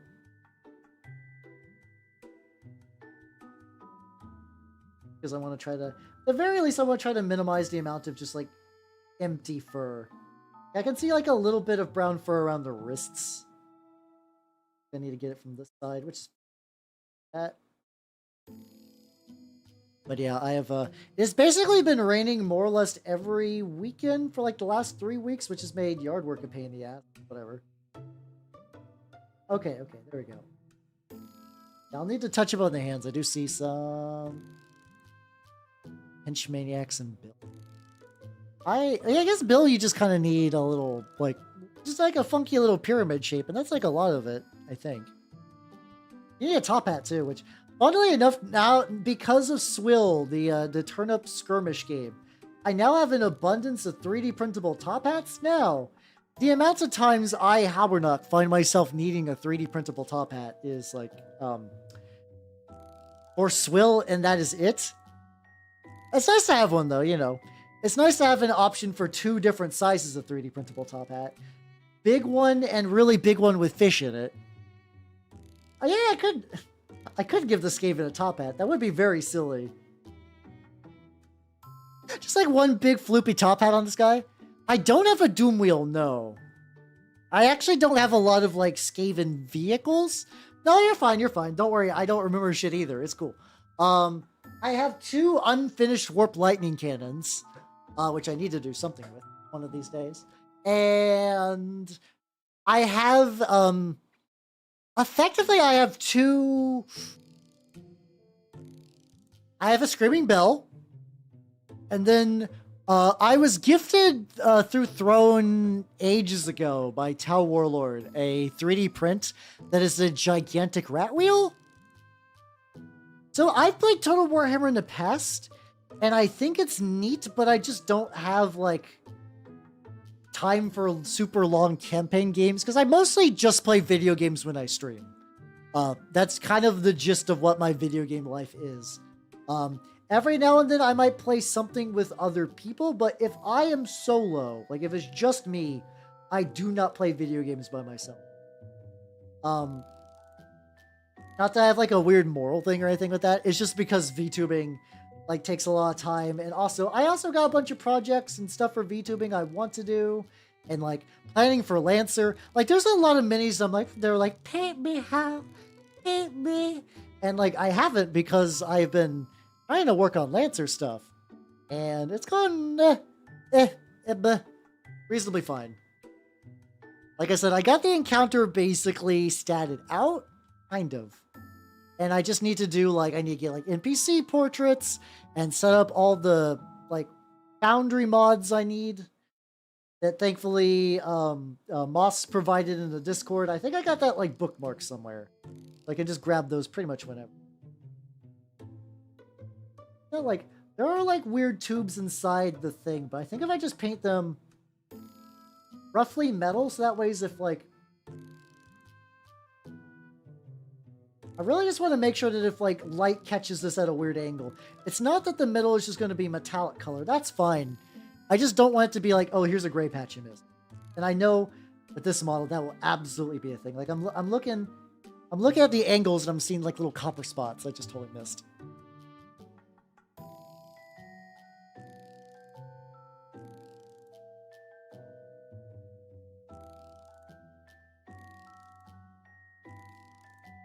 I'm trying to angle this in a way that's like I see the stuff.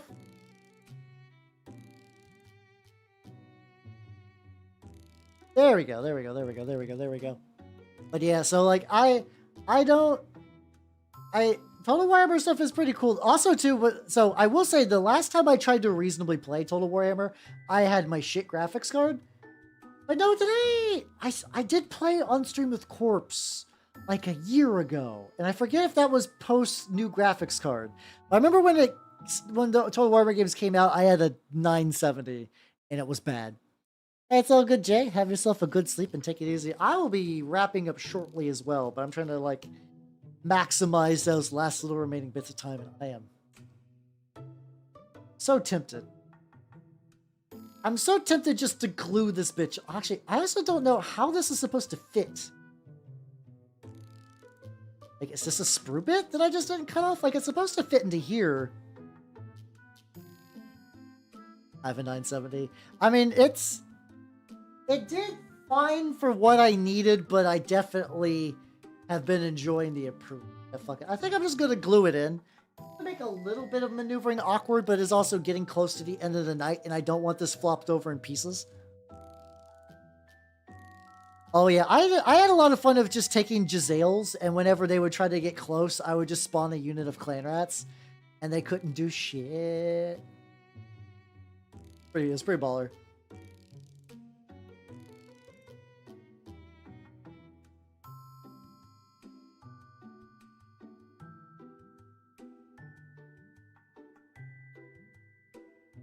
These fit. Yeah, I think I know what I need to do.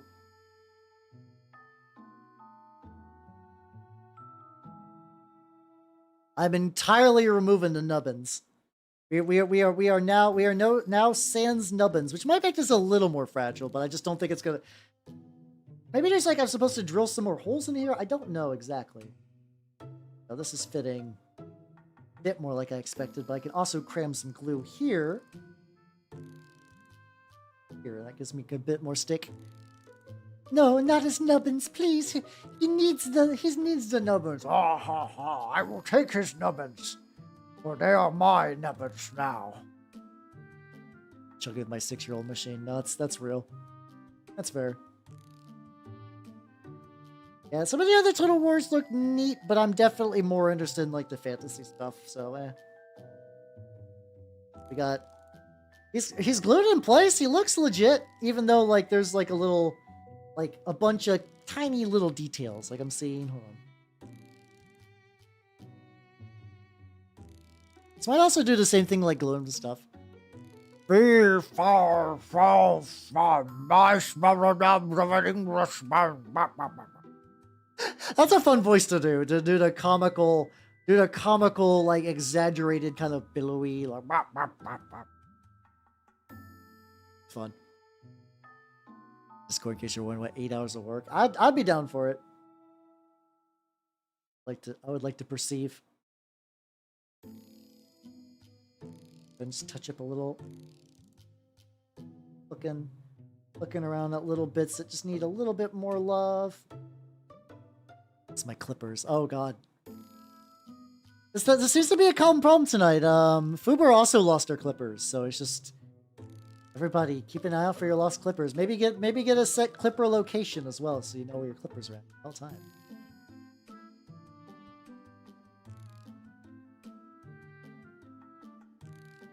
I do like this model. Hold on, let me zoom out a little bit so y'all can get like a way better view. This is gonna fuck with a lot of stuff. Oh, you do have one. Oh, my condolences then. That sounds rough.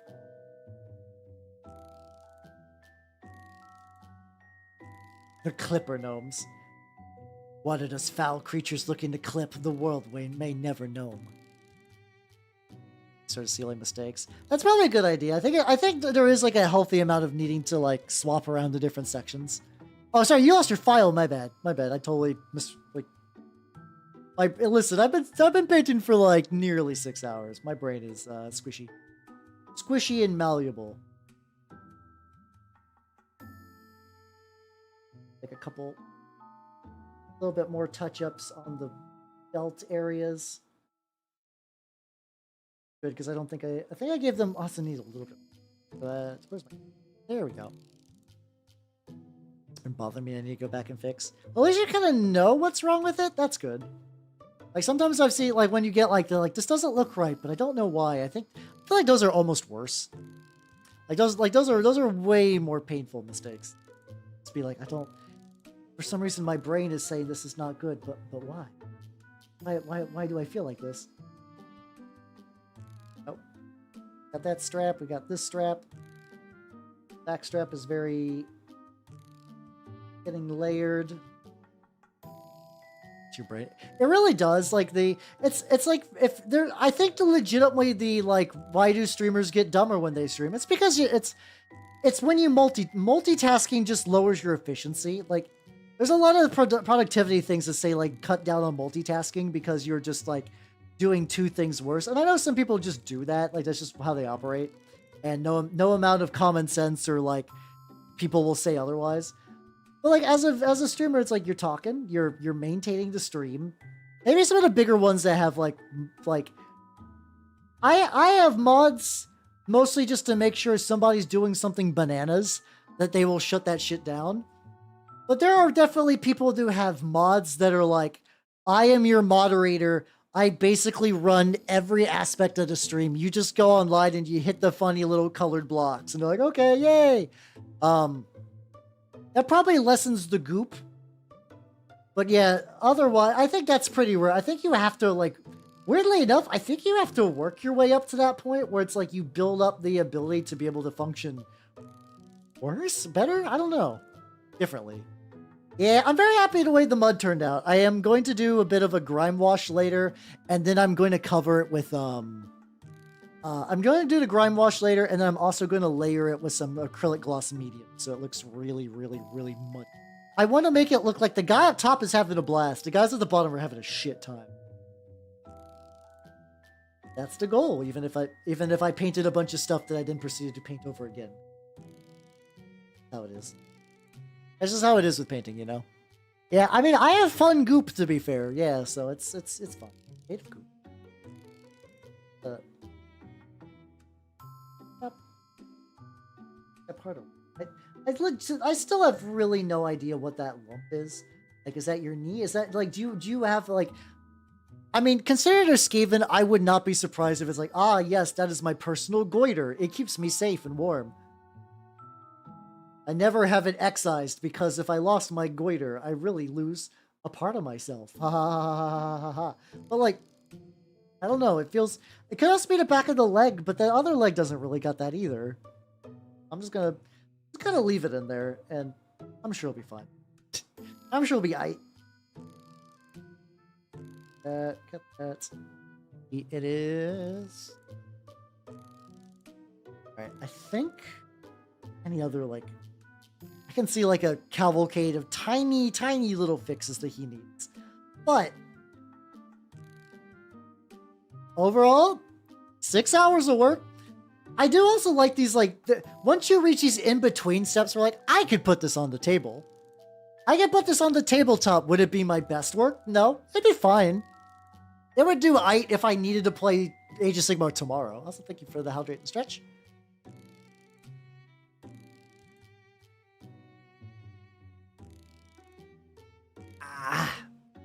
There we go. And I think with that, though, I believe it is time to... Oh, shit. Okay.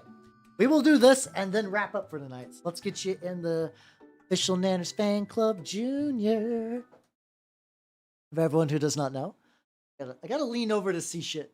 Just because I got a lot of stuff going on. So Nanners is doing good. She's been more mobile lately, but she hasn't shedded, so I don't know exactly what's going on, but it's one of those things that, like, if she is schmovin', I consider that to be fine. That's good. Yeah, she's going good, though. I do want to do, probably next weekend when I'm not planning for a tabletop RPG. I believe my, what's it called?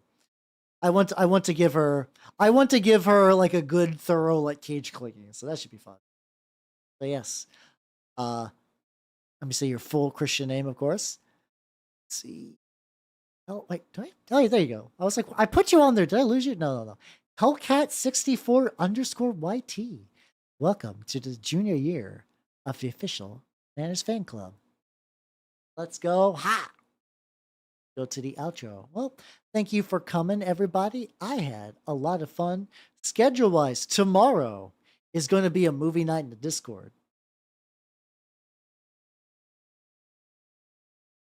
I don't like to hear myself. That's messed up. What's it called? Tomorrow we're in the Discord for movie night. We're going to be watching the ICP movie, which is going to be one of the most movies of all time. And then unfortunately, I do be wrapping up, but we're doing a little bit of a little thing. And also, Lancer, Lancer on Saturday. Also, thank you for the sub for Juggalo Penis.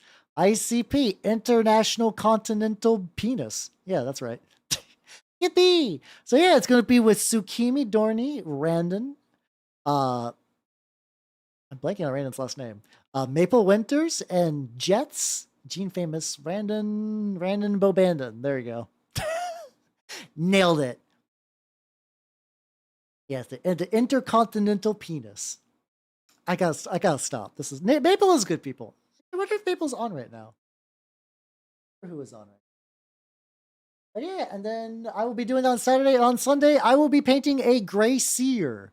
So like, hey, do you like me painting rats? I'm gonna do that again. So I'm gonna end things on the YouTube side. So bye YouTube people. Take it easy, YouTube people. Bye bye. Thank you for coming. Later. All right.